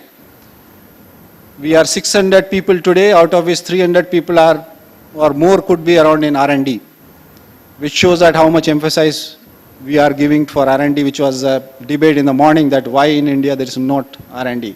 So we are doing that R&D in India, and we have created a big supply chain partners across South India, more than 100 supply chain partners who are producing components for us, which means that we are creating the entire ecosystem in India, because finally it should be a Make in India product that would be produced and installed in India for producing green hydrogen. We have a philosophy and we have a plan how we will see that how we help India and other markets to reach less than $2 hydrogen. And that would be done by obviously because of our base in India for manufacturing of the electrolyzer. Our electrolyzers are modular, which means that it can be manufactured in mass scale. It's not a tailor-made equipment. It's a standard modular equipment so that you can manufacture in mass. And hence, because it's modular, the construction time is less. So you can set up project very fast. And number 3, it's modular and it helps fast maintenance. Plug and play. If there is one equipment down, no issues. Within 15 minutes, it can be changed so that the plant availability is very high. So these are something you will imagine what is happening in India. And so it is an example for replicating across India by all of us. So my request to Ieema at the end is that Ieema and Ieema members and industry friends here is that there's a big opportunity coming in green hydrogen. Solar is not going to go away because green hydrogen has to be produced by solar. So just now we saw the slide that in India around 25 gigawatts of manufacturing is there in solar. That has to go to 100 gigawatts by 2030 if we have to meet the targets which we have set for ourselves, which is a 4x opportunity in solar.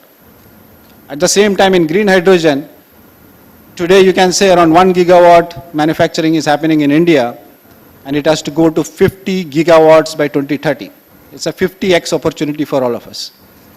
So with that request to all of you, I say thank you to all of you and looking forward for interaction and questions from you. Thank you. Thank you, Mr. John. I'll ask Mr. Devraj to talk about the other critical part of new energies, which is wind, especially the offshore, sir. Thank you so much. How much time do I have? 10 minutes? Okay, great. Friends, I think the bulk of you here are working with commercial organizations, which means that your organizations exist to maximize the returns to the investors. Is that right? Yeah. So now, what I'm going to do is that I'm going to use numbers relating to wind and I would say the renewable energy industry as such, which will give you some sort of a perspective of how much you guys can make for your companies. Okay. So, like one thing is that when you talk of a strategy, you talk of something called a strategic intent. The strategic intent that we in IWPA, the Indian Wind Power Association, look at is actually the optimum generation capacity mix for the year 2930, which has been published by the Central Electricity Authority in April of 2023. Now, why do we go to this particular base document? Because everything that the government does, whether it's setting up transmission lines or whether it is floating tenders, everything is related to that. Okay. So that is what we actually look at. Now, when one looks at this thing of the new energies, typically one looks at solar PV, wind and biomass.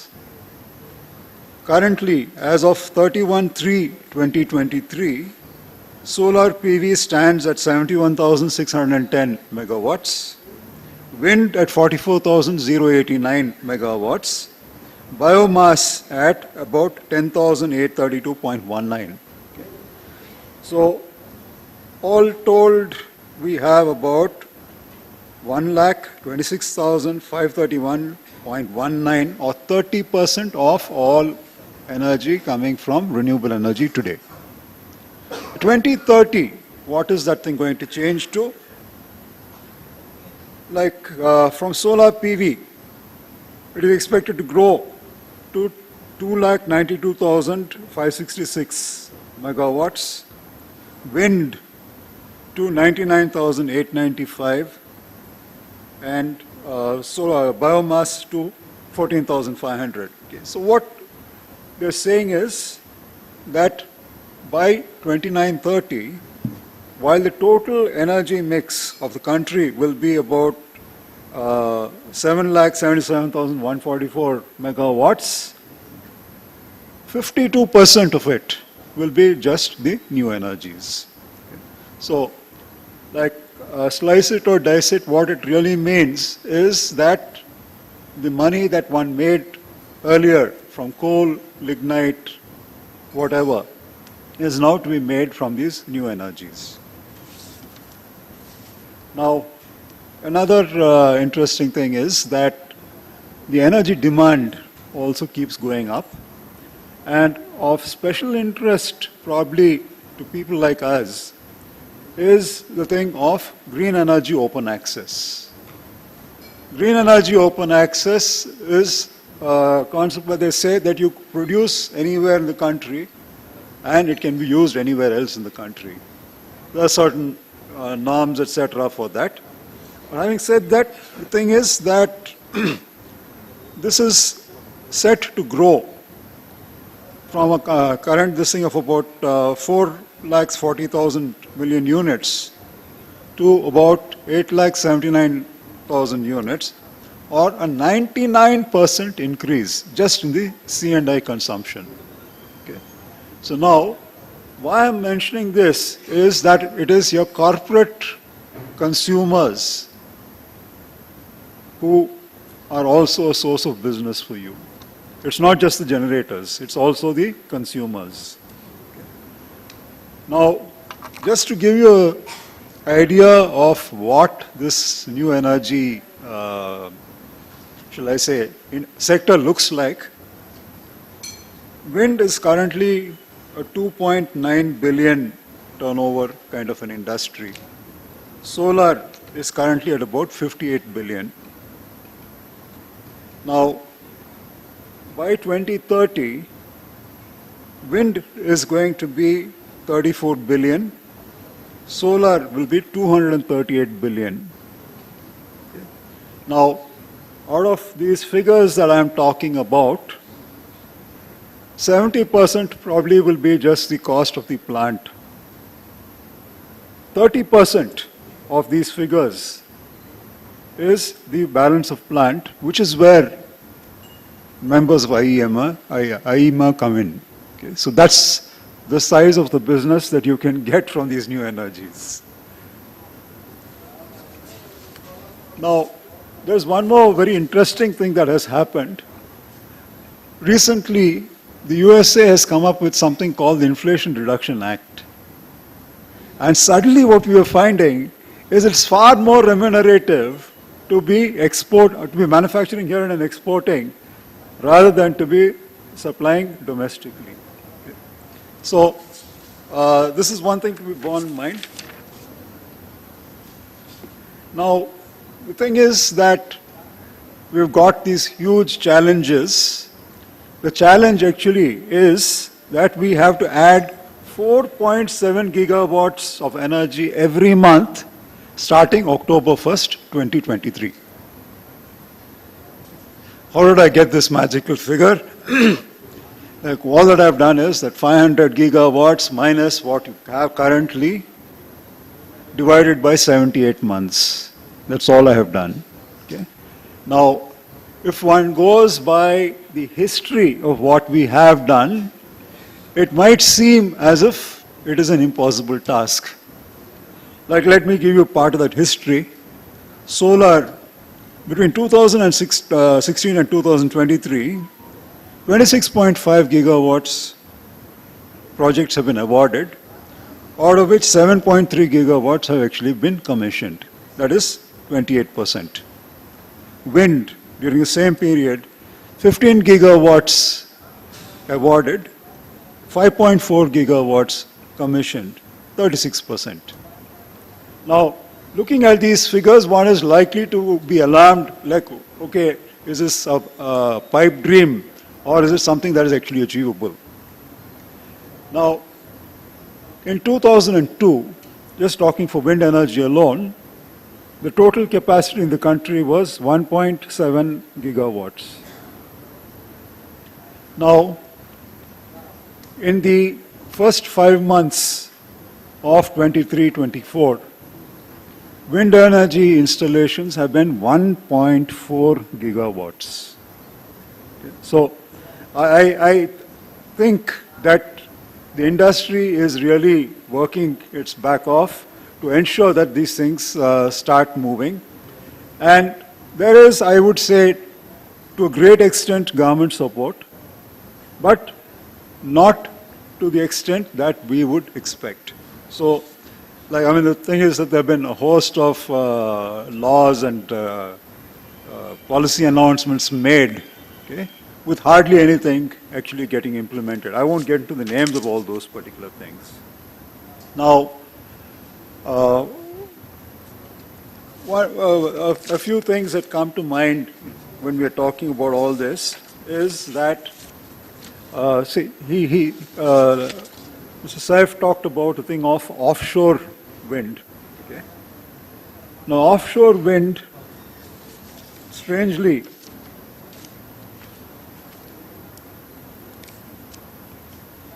so a document called Strategy for Establishment of Offshore Wind Energy Projects was released only on the 26th of this month. So what does it talk about? There are 3 models. One is the VGF model. The other is non-VGF but with exclusivity over seabed during study/survey period. Okay. Then there is non-VGF but without that exclusivity. Now, earlier on while Saif had put up some slides, you would have seen a figure of 37 gigawatts coming out of offshore wind. Now, interestingly, in the VGF model, though the industry asked for VGF for 4 gigawatts, what we have been given is 1 gigawatt. 0.5 off the shore of Gujarat, 0.5 off the coast of Tamil Nadu.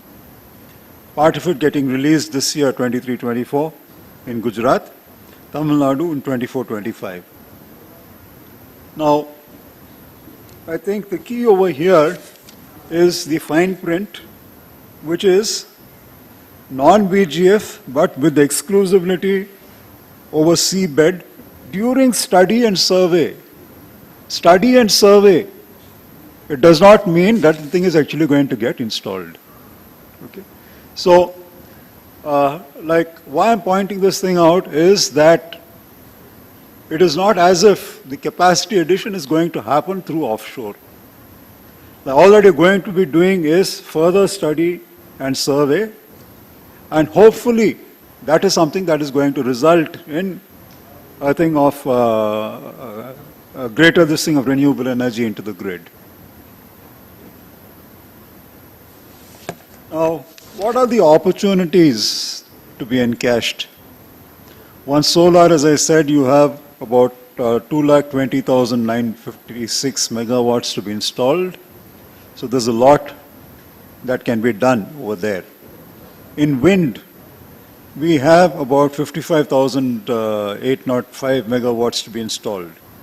Over here, I would like to make a few distinctions. One, when we talk of wind, it is not only the IPP. IPP is one part, that is independent power producer. Apart from the independent power producer, we have some guys called the captive generating plant. That is, they have set up windmills exclusively for their own use. Okay.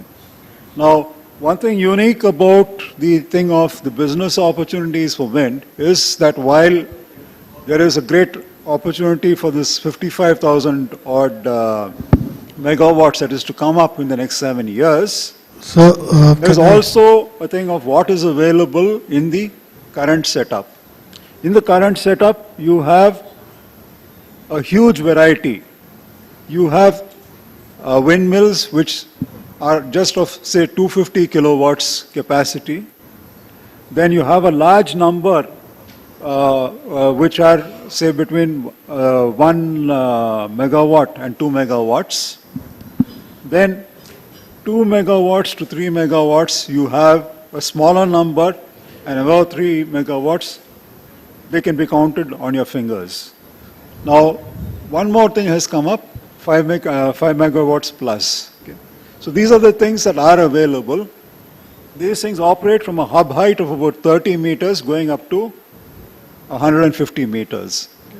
So the opportunities and the challenges that are available are tremendous, and that is something I think you people should capitalize on.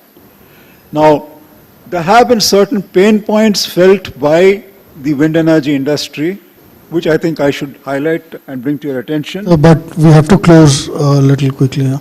Just 2 minutes. One is that there are several state governments that now mandate that you have to have special energy meters.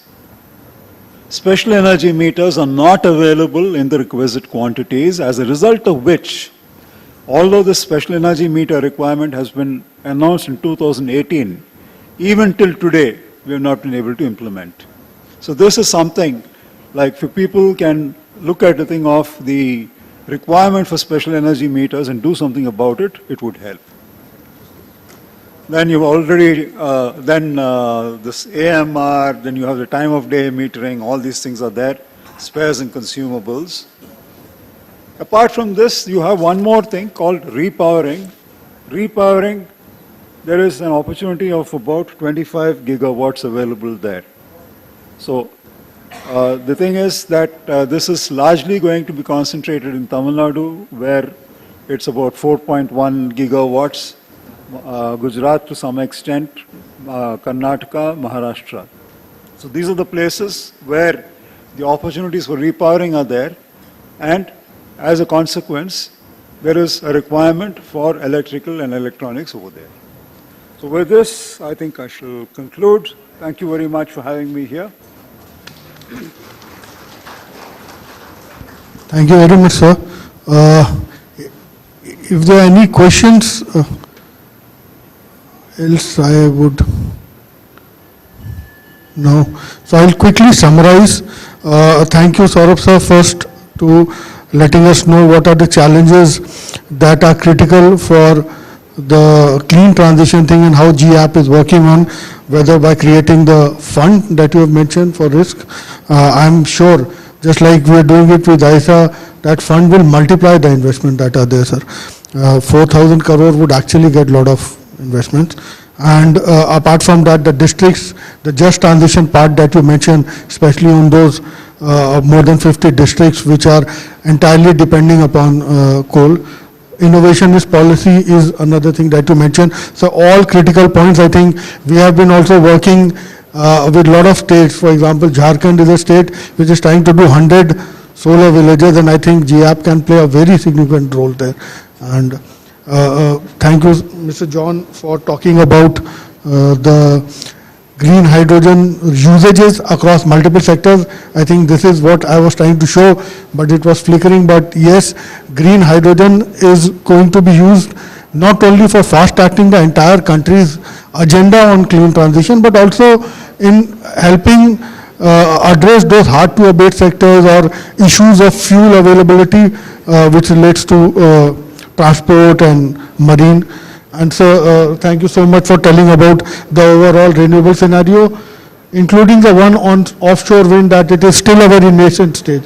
So agreed with your point, and I believe that more than the offshore thing, what is very critical currently is the repowering policy, which Tamil Nadu is trying to do, and I'm sure other states with larger things would be coming up.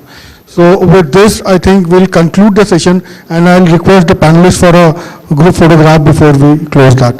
Thank you very much, sir.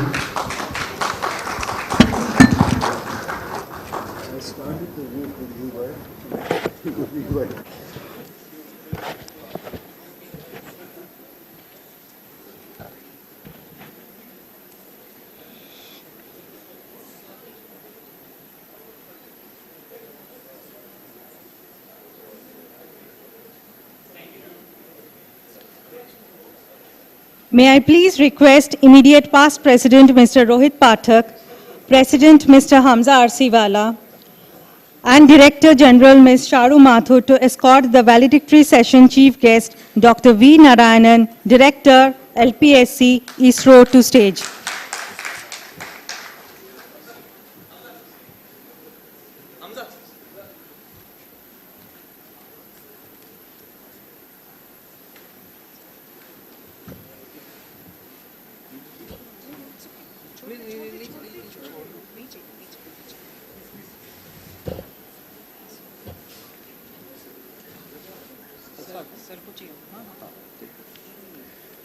Please, sir. So, folks, we now come to our final part of this annual convention. It's an absolute honor and privilege to have here with us Dr. V. Narayanan, the Director of the Liquid Propulsion System Center of ISRO. I think over the last few months, all of us know of the ISRO journey. I think everyone has got rekindled, our engineering has got rekindled, our national pride has got rekindled with what ISRO has done. And I think it's a journey of, it's an absolutely fascinating journey over the last several decades that ISRO has traversed. Dr. Narayanan, he's a distinguished scientist, currently director of the LPSC, as I mentioned. He is providing techno-managerial leadership at the LPSC, which is engaged in the development of liquid, semi-cryogenic and cryogenic propulsion stages for the launch vehicles. Though he said he's a mechanical engineer, but I think he probably will know much more about electrical than most of us here, because that's how the culture at ISRO has been built. He was also responsible for the failure analysis review of Chandrayaan-2. And I think the way that was done, it's fascinating to see that ISRO, from what I heard, all their big missions, is probably the only space organization which has got their mission right within the second attempt, right? I think Most countries with all their resources have done this in 5, 6, 10 attempts. But ISRO has got it right in the second attempt, not just Chandrayaan 3, but I hear even PSLV, SSLV, all in the second attempt they got it right, which talks a lot about the culture that has been developed, but also the technical expertise that has been built over the years. I think another thing which I would like to share, and we were just having a conversation before we came here, that as an industry association, we have been talking about Make in India. We should source everything locally. We should focus on quality, and I think both these topics are topics which I think ISRO has shown us that can be done if we put our mind to it, right? It can be done. It can be done on quality. It can be done with Indian equipment, and can be done at a cost which is much lower than what others have done globally, and still set new benchmarks. And that's been the ISRO story for all of us as laymen who have seen it from the outside. So without too much more time, let me request Dr. Narayana to come and share his journey with us. And after that, if we have time, we'll open it up to a few questions from everyone. So Dr. Narayana, please, stage is yours. Thank you for coming all the way to share with us your journey. Thank you. Would you need this? Would you need this, or that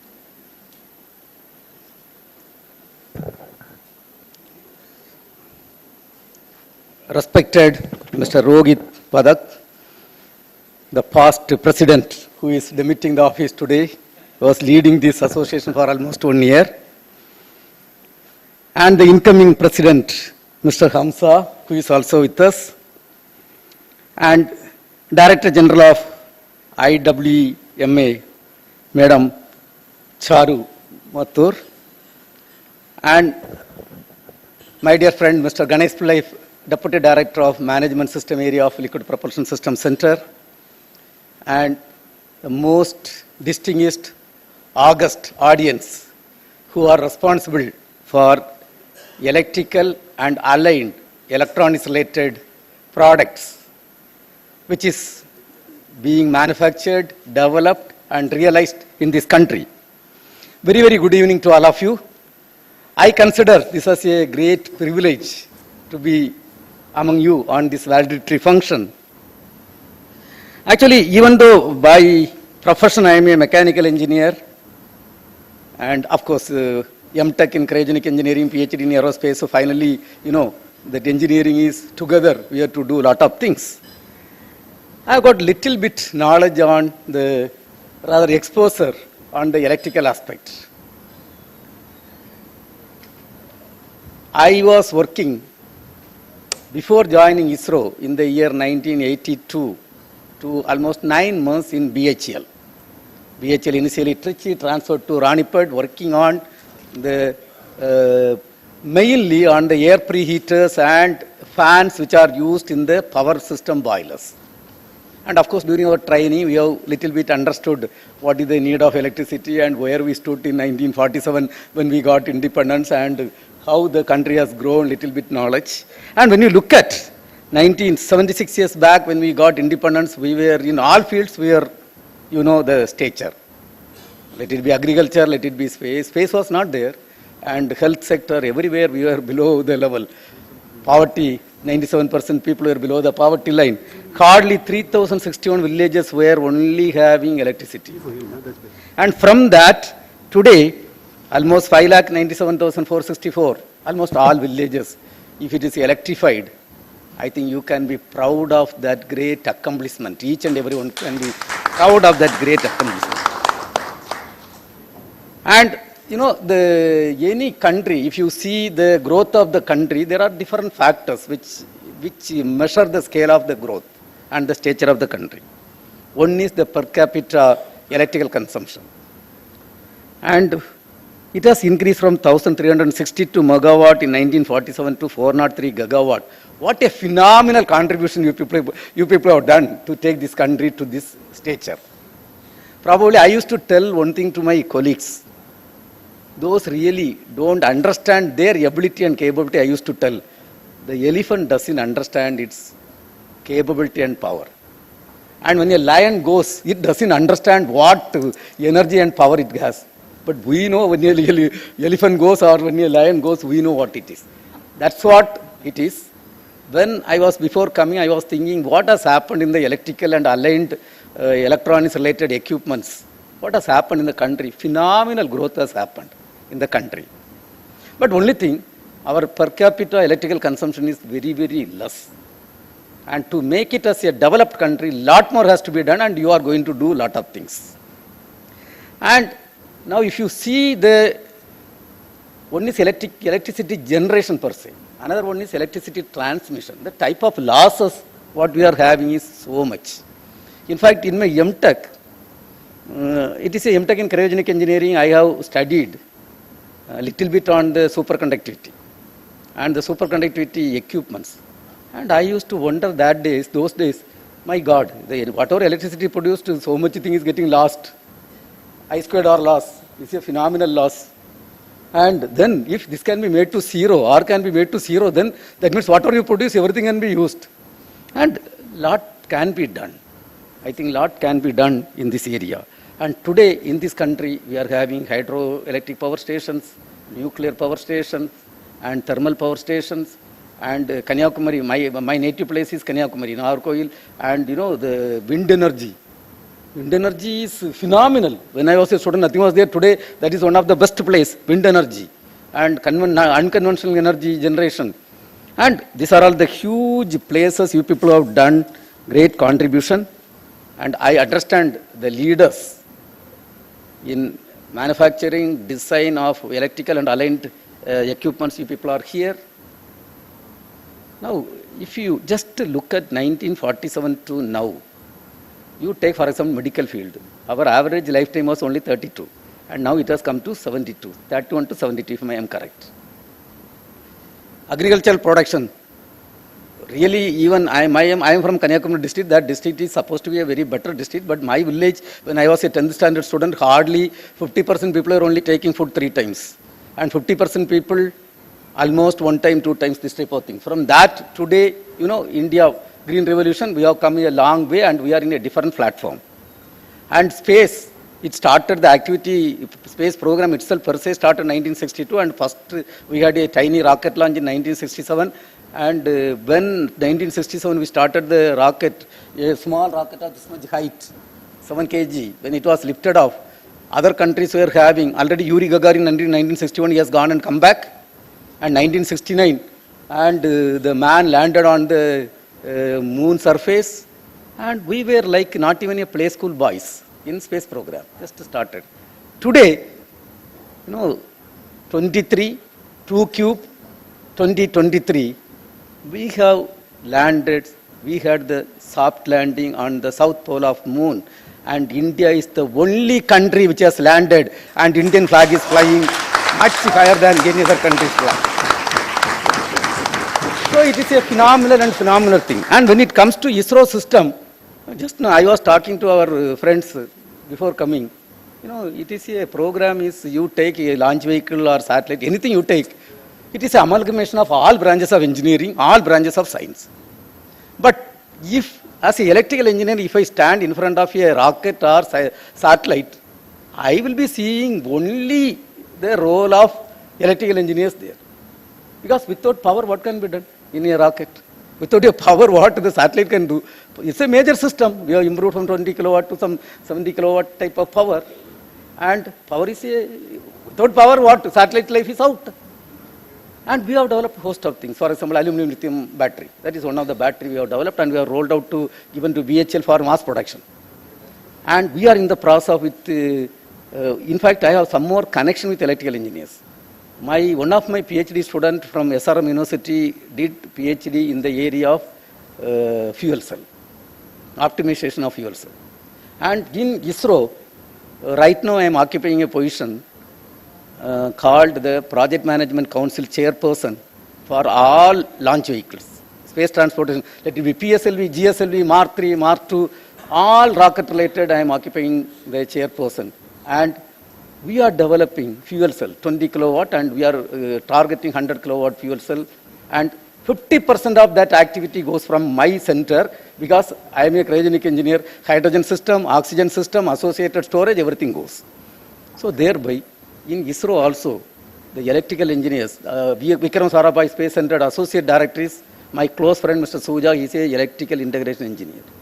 And electrical engineers plays a very, very crucial role, not only in giving electricity to the common man, in every field. So with this little background, I am extremely happy and honored to be in front of you. Maybe, I know I am going to take little more of your time, but I have decided to speak on Indian space story, the new frontiers, that is the topic given. Actually it is, it has come, hope the slide has come. And if we are to talk about ISRO program, I joined in ISRO 1984, now almost going to complete 40 years, involved in most of the launch vehicles, most of the satellites, including Chandrayaan 3. This 40 years of experience, linking electrical engineers role, it needs at least 4 hours for me to talk. But if I talk 4 hours, none of you will be here, everybody will get out.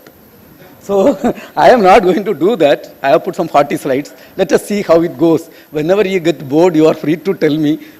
Because I strongly believe as a student, when a teacher is teaching, if it is bored to the student to whom he is teaching, he has to stop. So I am going to speak to you. Whenever you get bored, you are free to tell. I will stop there. Otherwise, I will complete these 40 slides.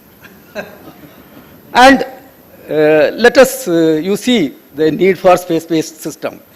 Basically, it was Vikram Sarabhai, you all know, he is the father of the Indian space program. He strongly felt just immediately after independence, the advanced space technology can be used for the benefit of common man of this country.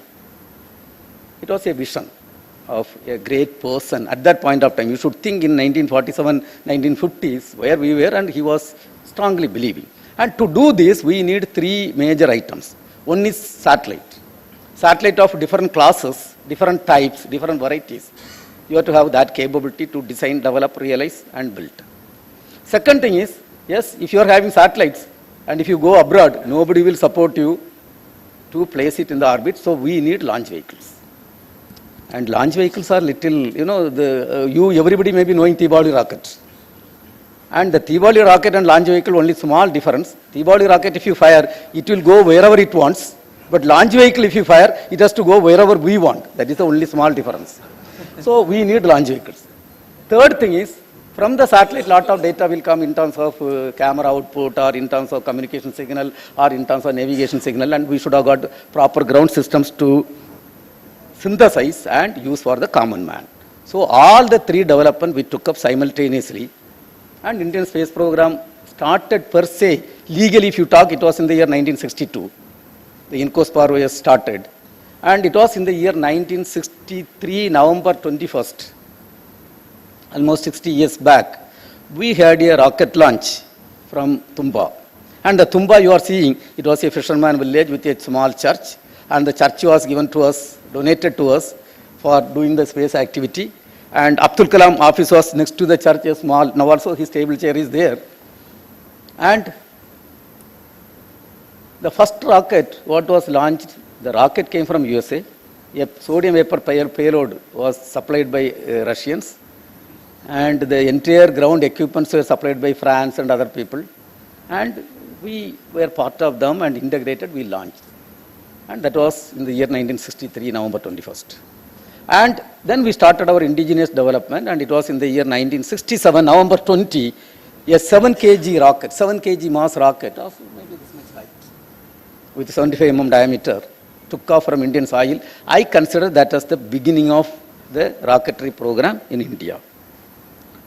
And from that humble beginning, today to the Indian credits, not ISRO credit, because I will not put ISRO credit, because it is an Indian program contributed by so many industries, so many academia people, and of course ISRO team together, we have got to our credit variety of sounding rockets, something around 3,500 plus sounding rockets we have launched from Indian soil to understand the atmosphere, to understand the ionosphere, to understand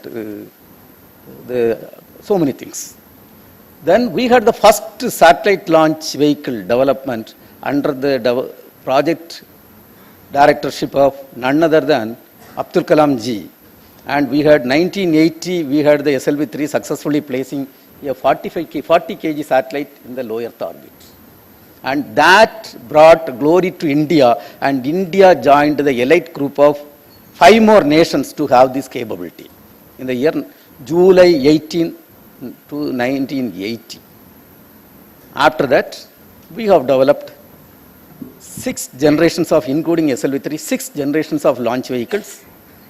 And the heaviest launch vehicle is the LVM-3 vehicle. And from 7 kg lift-off mass of the rocket in 1967, LVM-3 is 642 tons and 43.5 meter height, maybe this hotel height, or little more than that height, capable of placing SLV-3 40 kg, this is capable of placing 9,000 kg in the low Earth orbit. And of course, in between, we are having PSLV, GSLV, PSLV capability, GSLV Mark II capabilities, half of Mark III capability, and PSLV is again half of Mark II capability. And recently, we have also developed a vehicle called Small Satellite Launch Vehicle. That can be, all of a sudden, whoever wants some 500 kg, up to 500 kg satellite, in 1 week, we can take the order and send the satellite. And coming to the spacecraft area, it was in the year 1975, with the collaboration of Russia, we built the first Ieema satellite. And the entire support came from really Russians, fantastic people they supported. And it was built, and it was also launched by Russians.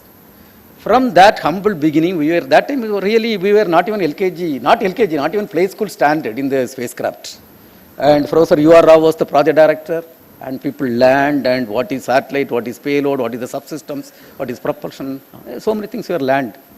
From that humble beginning, we have started, and 1980 our satellite mass was only 40 kg. Today, we have built 125 satellites and placed in orbit. And the heaviest being the GSAT-11, which is a 6,000 kg high throughput communication satellite. So you please see the growth, 1980, 40 kg to 3 years back we have launched this satellite. That is the type of growth. And variety of satellites for communication, remote sensing, navigation, scientific application, experimental. And now when you look at the cameras, for example, optical cameras, the resolution at that point of time was hardly 1 kilometer. Means 1 kilometer object only you can capture photograph. From that, today we have built a capability up to 28 centimeter we will be in a position to capture. And this is in par with world international standards. And we are having a camera called on-orbit high-resolution camera in the Chandrayaan-2, which is now also rotating in Moon's orbit, which is 30 centimeter resolution. That is the best in the world in Moon's orbit. Nobody else is having such a camera. So that is the capability. Now, if you take these optical payloads, it can take photograph, but when there is a cloud, when there is a rain, nothing will be visible. So we have also developed microwave remote sensing capability. That means all weather conditions you can take the photographs. Now coming to space application, to be very frank, I can talk one full day on space application. What is the service we have done to the common man? But then it is not possible, so maybe 1 or 2 minutes, let me explain what it is. And there is earth observation meant for agriculture,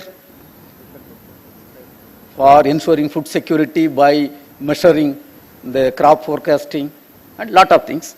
And land water resource management, ocean application, and forest cover mapping, forest fire related detection, and potential fishery zone.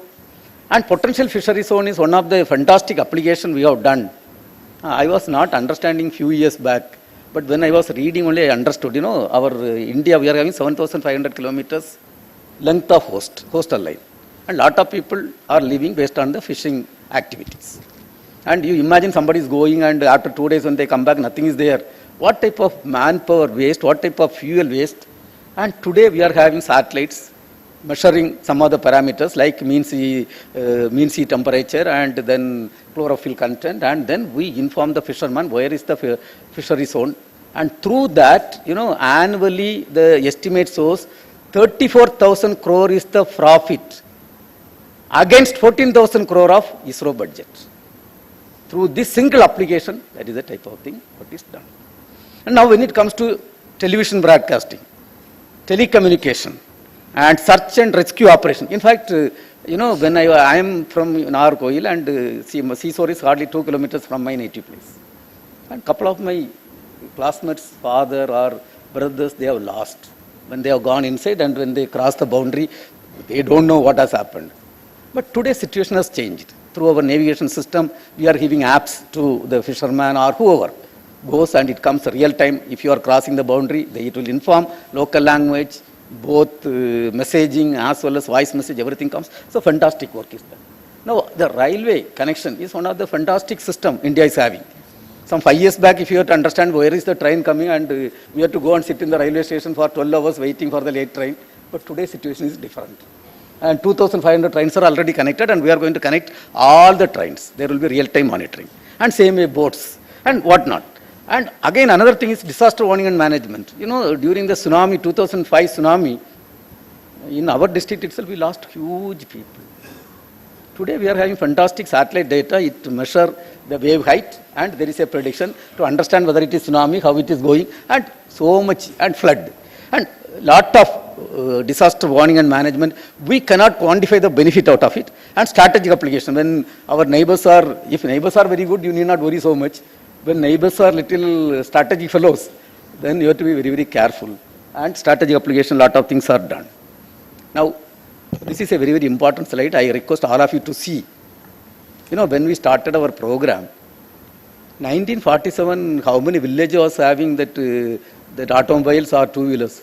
In my village, to be frank, when I studied 10th standard only, one gentleman bought a second-hand scooter. Before that, nothing. And same case with the space program also. We had only one jeep when the space program was started. Those are the days the rocket used to be tied on cycles, not new cycles, old cycle it used to be tied and taken. This is a photograph of that. And our first Aryabhatta satellite, it was taken in the bullock cart for some experiment, some tests in Bangalore. From that humble beginning, we have come a long way. Now you look at, when we started our space program, I have put in the center, you can see in the center, our rocket was something around 7 kg mass. And that time, 1969, man has gone to moon and he has landed. So this is the development which was taking place elsewhere. We were here. From that humble bullock cart and cycle era, we have come a long way, and we have developed today 6 generations of launch vehicles. We have launched 91 launch vehicle missions, and from 1975 to till today, 125 different types of satellites for remote sensing, communication, navigation, scientific missions. Not only that, 431 satellites of other countries we have placed in orbit, and important experimental missions we have done, and we have brought so much benefit to the common man as well as policy makers of this country. And coming to PSLV, one of our vehicle, which is a workhorse, till today 59 launches has happened, 57 is success out of 59. And generally the students used to ask a couple of questions. Why in the students? In my house also this question is quite often asked by my life partner or my boss. When India is going to become #1 in the space program? And very, very difficult question, When man has gone to moon and landed, and Yuri Gagarin has gone and come back in 1961, we were just making this type of rocket. And now we are talking about #1 position. Yes, Indian space program is not a program for competing with anybody. It is a program meant for bringing benefit to the common man of this country. But however, a couple of places we have got #1 position. #1, through a single rocket. Russia is the country which placed 37 satellites in a single go. And we took an approach that we should become world leader. In one of the PSL, we put 104 satellites. Putting the satellite is very easy, but then you have to put properly.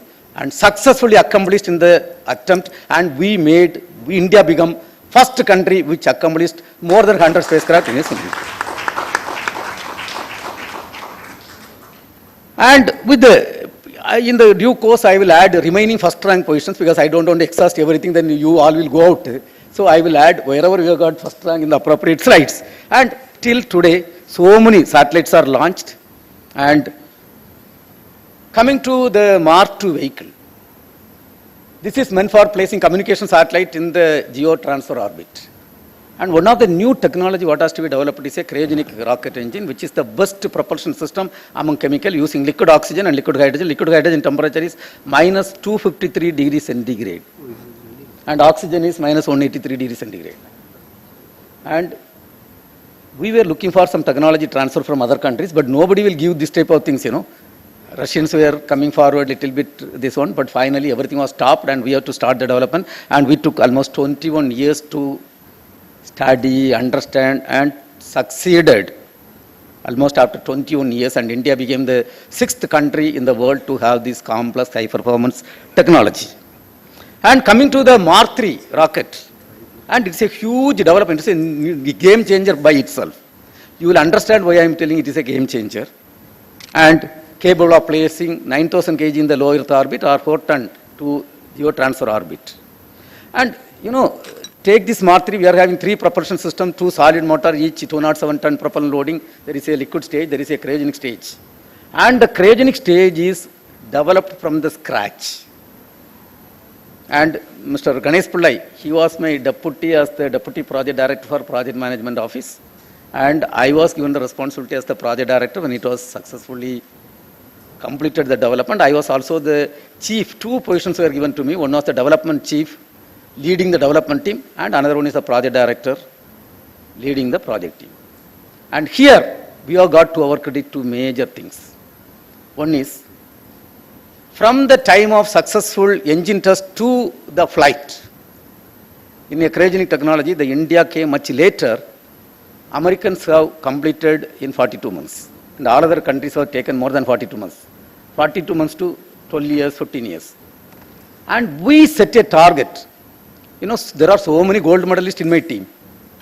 I have got 4 or 5 gold medal people. And I am also a first rank holder from IIT.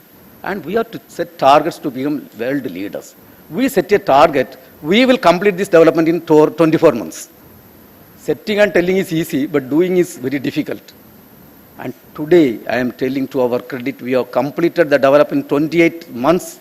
And we have made world history by completing the shortest time frame and making success in the first attempt. And, you know, during the recent Ukraine and geopolitical problems, we got the opportunity to get commercial launch using the LVM-3 vehicle. And the ONO mission, 36 satellites has to be placed in orbit. 36 satellites has to be placed in different orbit, like, you know, bus, when you get into the bus, different places you have to stop and get down, and that way, and this was perfectly accomplished. You know, we took only 1 month to understand the trick of the trade and to place 36. They were worried whether you will place perfectly or not. We told we will place, and we studied and we did it. And then the second 2 launches, perfectly it was accomplished, and people are extremely happy about it. Now, coming to some of the scientific missions. You take Chandrayaan 1. 2009 it was accomplished. And the important achievement is, we found water molecules on the moon surface. And India is the first country which found water molecule on the moon surface and made every Indian proud. So this is one place we have got first rank.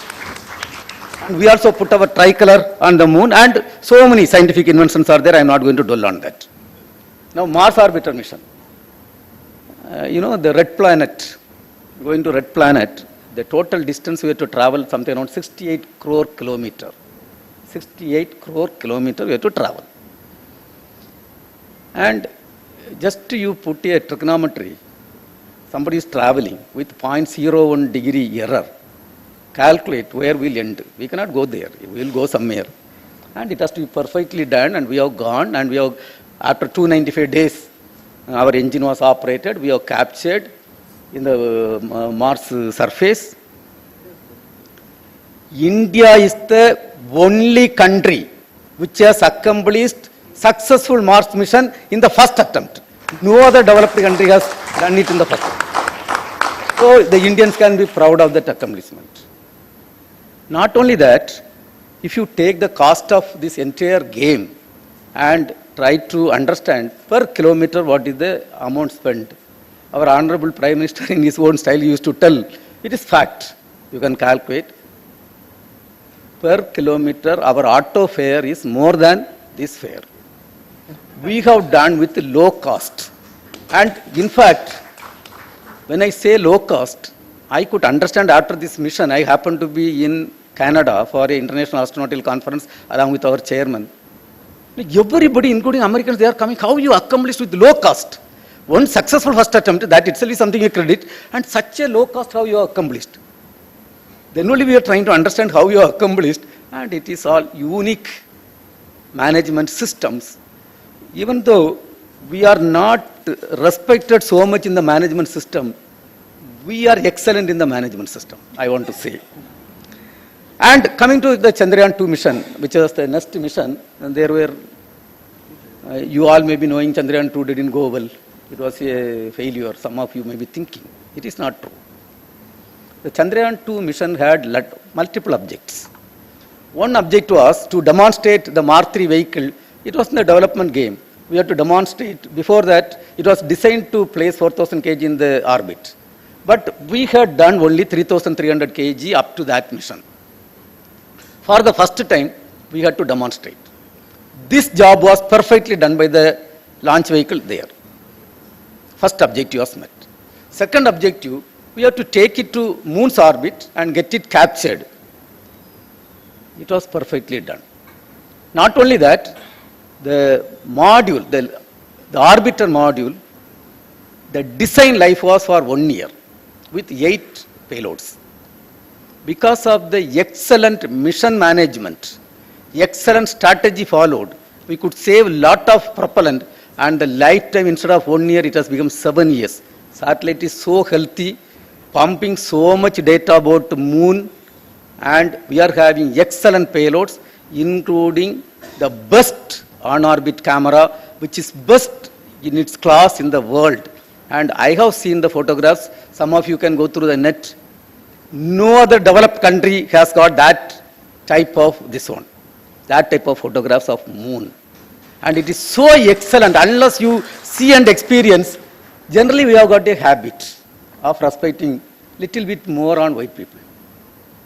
And we don't understand the value of us. But it is not true. We have done this, and Indians have done, and it is an excellent system. But third objective is we are supposed to soft land. And we were in the process of soft landing, and you all maybe would have watched the TV. Up to 2.1 kilometers it went very well. Beyond that, it landed, but it was a hard landing. And it was rotating with a speed of something around 6,000 kilometers per hour, which is 8 times of aircraft speed. From that, you had to bring to near rest, and we could not accomplish that portion. And immediately, Honorable Prime Minister wanted a national level committee, and the then Chairman Dr. Sivan constituted a 9-member national committee with IIT, IIC, and academicians, industries, so many people. And the committee was given 1 month time to not only pinpoint the failure, to understand all the systems of the satellites, how it has performed, is it okay or not, and what are the improvements we have to do for the next mission, so that we will have 100%. Sir, if you can focus on 2 things. One, how do you drive the learnings from Chandrayaan-2 for Chandrayaan-3? I am coming to that. So we had to understand all the things, and we have to give recommendations. And a committee constituted. This committee submitted a 700-page report, exactly as demanded by the government in 1 month time. Never it was done within the time frame. And so many improvements were done, including building the additional margin, including the strengthening the lander leg, including in the Chandrayaan 2, we put a corridor of 0.5 kilometer by 0.5 kilometer for landing. Here we identified, because of the fantastic camera, 4 kilometer by 2.4 kilometer that corridor. Then the propulsion system we have to improve, and the software, 1.5 lakh line software is there, that strengthening and validation, testing to extreme cases, and then the propulsion system improvements. Like that, lot of suggestions were given. And I happen to be the chairperson of that national level expert panel. And with those recommendations, everything is realized, and today we have successfully accomplished the mission. Now you see this Chandrayaan 3, first is the launch vehicle.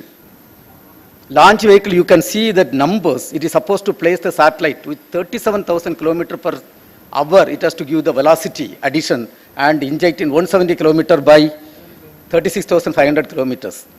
And dispersion permissible is plus minus 500 kilometers, hardly 9 kilometers the difference. This is the best performance ever achieved in the launch vehicle history of the world. And it is not just like that done, it is done in a very professional way.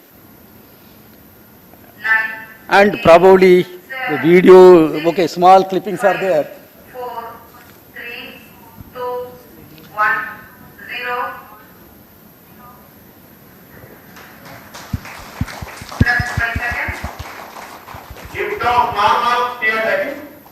So this launch vehicle, when it is lifting off, there are two requirements. One is it has to inject at a velocity of 37,000 km per hour against the car speed of 80 km per hour. There is a requirement. And this vehicle is, when it is lifting off, you know, the Maruti car or any car you take, what is the fuel consumption? Something around 3.5 to 4 gram per second. Against that, we consume 4,000 kg per second is the consumption. And this is a satellite which is getting separated. Fine, so this did its job perfectly. Then comes to the Chandrayaan 3. It has got so many systems. Electrically it has to be connected, that is a big job. Electrical system, mechanical system, mechanisms, inertial systems, payload, so many things. And this is the size of the satellite, 4.4 meter by 4.4 by something around 6 meter height, 3,900 kg satellite. And I think you are having a small video clipping. So there is the bottom portion is called a propulsive module, top portion is called a lander module. And from 36,500 kilometers, we have to take it to almost 3.7 lakh kilometers, and we have to get it captured. And this job is done by the propulsive system of the propulsion module, using almost 1,500 kg propellant. Then comes to the landing day. Landing day, the spacecraft was rotating with a speed of 6,077 km per hour, which is 8 times of the aircraft speed, at an altitude of 31 kilometers. From that, in 19 minutes, we have to reduce the speed and we have to bring to near rest. 6,077 kilometers to near zero velocity, and we have to land. And this was done by a propulsive system, perfectly done. I think I am not going through the video. This video will take at least 2-3 minutes. Yeah. If time is there, we'll come back later. So I think, sir, if you can just maybe, I think 2 lessons for us from Ieema from this mission is, how did you develop some of these technologies in India and without importing or getting support from outside? I think that may be very useful for us. And maybe if you can highlight a little bit of where or which areas in this do you need the industry to support ISRO in its journey forward. I think these two, if we can cover, then we can, because I think people on the time side will have to wrap up soon. But I think if we can cover these 2 areas, it will be very useful for everyone to hear from you. I would say the India development is Indian development, including inertial systems, including cameras, including 6 payloads, and including the lander leg, including the algorithms for guidance control. It's a total Indian development along with Indian industries. And then, after successfully landing, we have also brought out the rover successfully out. And to bring out the rover, when it has landed, it's extreme temperature. First, the solar panel is deployed and electricity was produced. We have checked the health. Then it rolled out for 100 meters. It rolled out. And after that, we have done an experiment, which was not originally planned. We also lifted the lander almost after 14 days, and we have placed in another place, which is another objective what we have met, what was not originally planned. And lot of scientific discoveries. One is we have measured the plasma content 5 to 30 million electrons per meter cube. This we have measured, and the temperature history. On the surface, we have found that it is 60 degree. In 10 centimeter depth, it is minus 60 degree. I think you are having the beautiful graph on the right side. And seismic activity. We had put equipments, vibration sensor, all are indigenously developed equipments, nothing was imported. And using that vibration sensors, we have found some places seismic activities and mineral.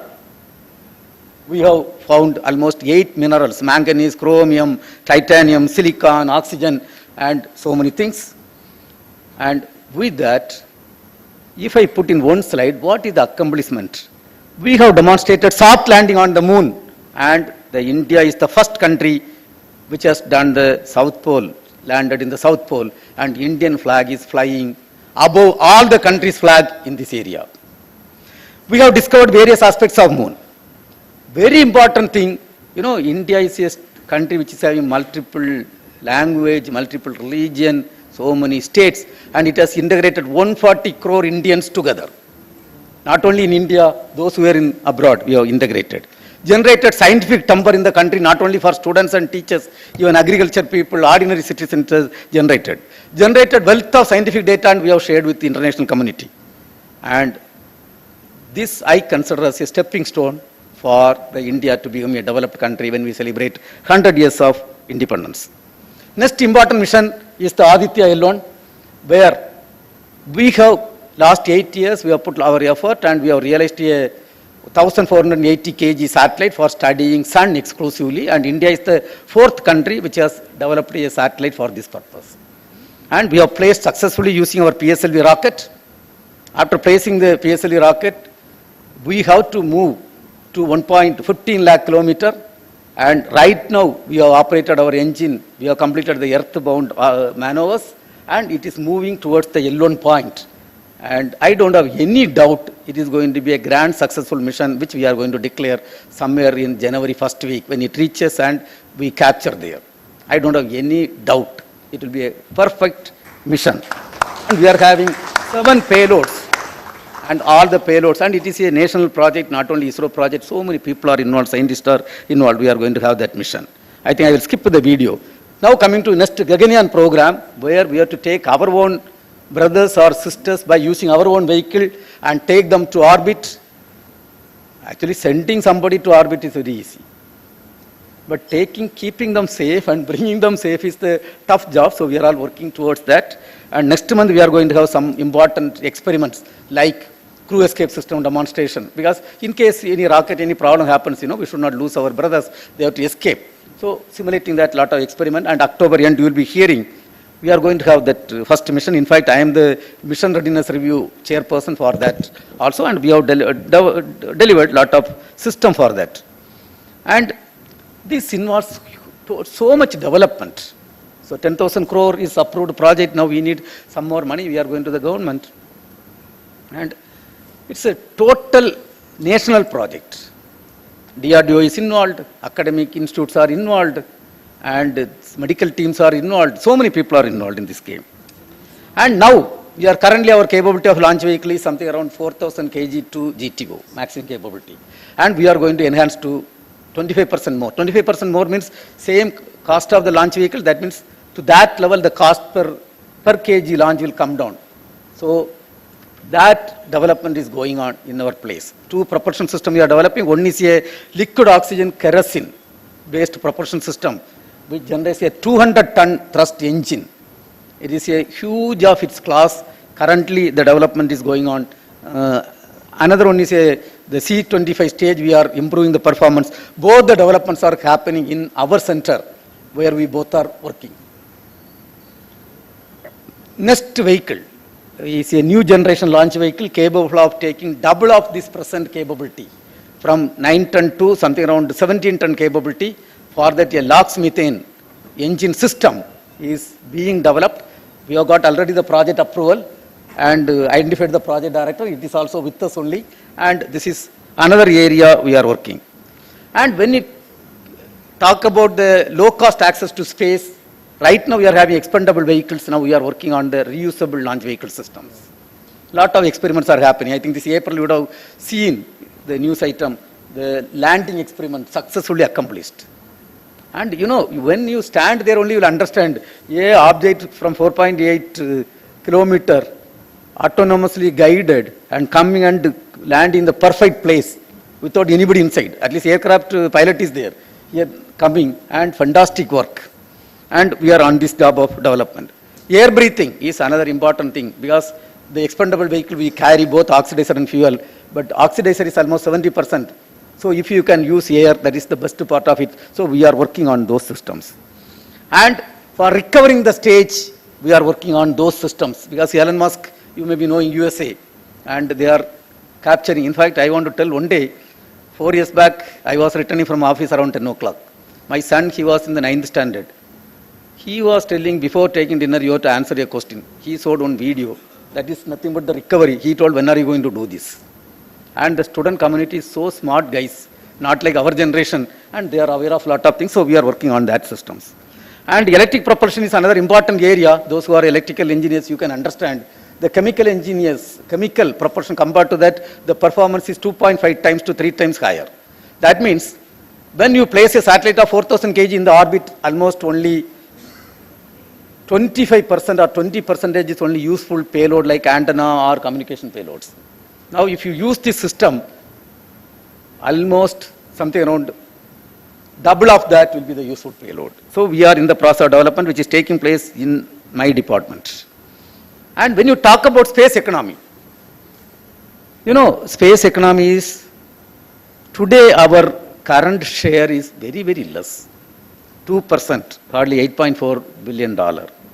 And we have put a clear target of improving to in another 10 years to 8%. But 8% is a huge number, lot of things has to be done, and government has done a lot of things. For example, now there was a time only ISRO was doing. Today, the space policy is rolled out. Anybody can do rocket development, anybody can do satellite development. We are there to enable and support. We are not there to suppress them. We are there to enable, give the facilities. It's after all our public money we have spent, and we are there to enable and do that job. And launch vehicle, the electrical engineer's role is phenomenal in the launch vehicle area. You see, the launch vehicle system, avionics, navigation and guidance control system, instrumentation system, batteries and power conversion, RF system for telemetry tracking and control, command, sequencing system for pyros, and propulsion system actuations, actuators, and whatnot. So much is the capability the electrical engineers has to brought inside. And almost 120 kilometer length electrical cable is running in a launch vehicle. You understand, even one place there is a mistake, wrong connection, you know what will happen. It will be a mission failure. So electrical engineers, and the checking out the vehicle, after completing the integration, checking out, a great role by electrical and integration engineers. And when the launch vehicle is in the launch pad, you know, it is having 642 ton, almost 600 tons of hazardous and high energy propellant is there. If there is a lightning, and if strikes lightning, 640 tons explodes, you know what will happen. And beautiful lightning systems. And energy systems, different types of energy systems are getting developed, including fuel cell and whatnot. And spacecraft side, equally important for electrical engineers. And spacecraft full of electrical cables only. Wherever you see here, there, cable, that cable, this cable, 1553 bus, something is told, and some command cable, power cable, and instrumentation cable, everywhere electrical engineers only. Electrical engineers, if they come, they will say that they are the only people who are contributing. Even though that is not the truth. Yes, that is the type of contribution. And coming to the vision, we are having a clear vision to take the space program to greater and greater heights. Thank you. We all strongly believe in 2047, India will be a developed country. That cannot be done only by space. Space is one of the segments. And each and every one has got a role to play. And electrical engineers has got a great role to play in terms of energy saving, in terms of advanced equipment development, in terms of, there may be, I am not wondering, sometime 2047 really superconductivity, high temperature, ambient temperature superconductivity may be a reality, and we may be talking about electricity production has to be reduced because there is no loss. So I don't know what type of developments are going to take place. So you have got a great role to play, and the space economy is a great thing. And we started from a humble beginning, and today we are here. And every field, if a country has to become a developed country, every field we have to become developed. And before I conclude, I would like to tell one or 2 points why I strongly believe India will become a developed country. You know, before 1947, we were ruled by, you all know who was ruling us. And today, don't you think that we have overtaken the economy of them and we are just friend of them? India has done marvelous job. And it was in the year when our Modi ji took over as the Prime Minister of India 9 years back. I still remember it was in the midnight. He was in UK addressing the common man, public. I don't know how many of you have seen that program.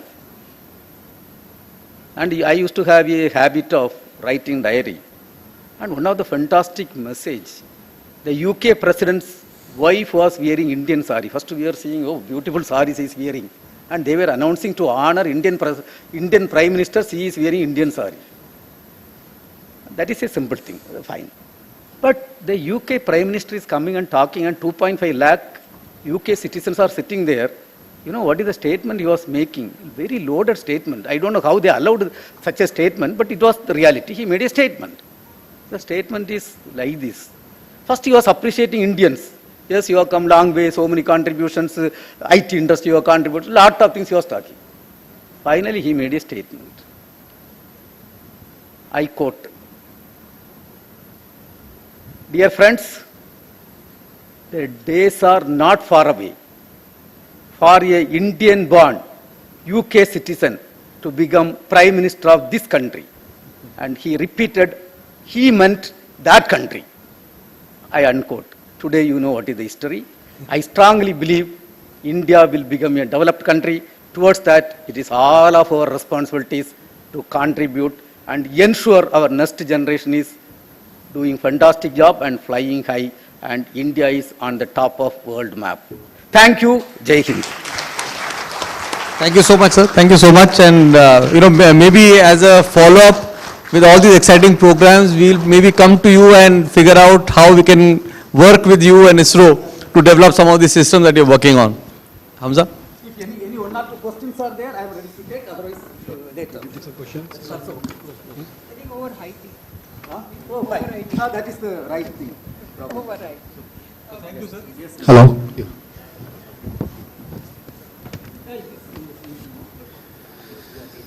So, thank you, ladies and gentlemen, for what has been an absolutely wonderful but very, very absorbing day. Thank you, Ieema, my colleagues, Rohit and the others for putting this in place. Lot of very diverse but very absolutely interesting and relevant discussions today, starting with prominent economist, telling us about the India story, and then the largest funding agency, so inspirational with so much of money coming into our sector, innovation, technology through startups, lot to take back here. And then on new energies, so much of energy. And finally, Dr. V. Narayan from ISRO sharing his truly inspirational story from where they began, from humble beginnings in the early days to an absolutely fantastic and great achievements. Proud to be Indian today. And so much to take back here. I'm sure that Doctor went into a lot of details, and for most of you all and for us, it's all rocket science, but it's meant to be. But what is a major takeaway for me is that, shoot for the moon. And even if you miss, you shall land amongst the stars, And so that's the note which I want to close with today evening. And, we have a lot to introspect on, but before that, I think we are all very hungry to execute whatever we learned today. So thank you very much. And let's all close the evening. There's some tea, some snacks, and, let's close this evening on a wonderful note. Thank you very much.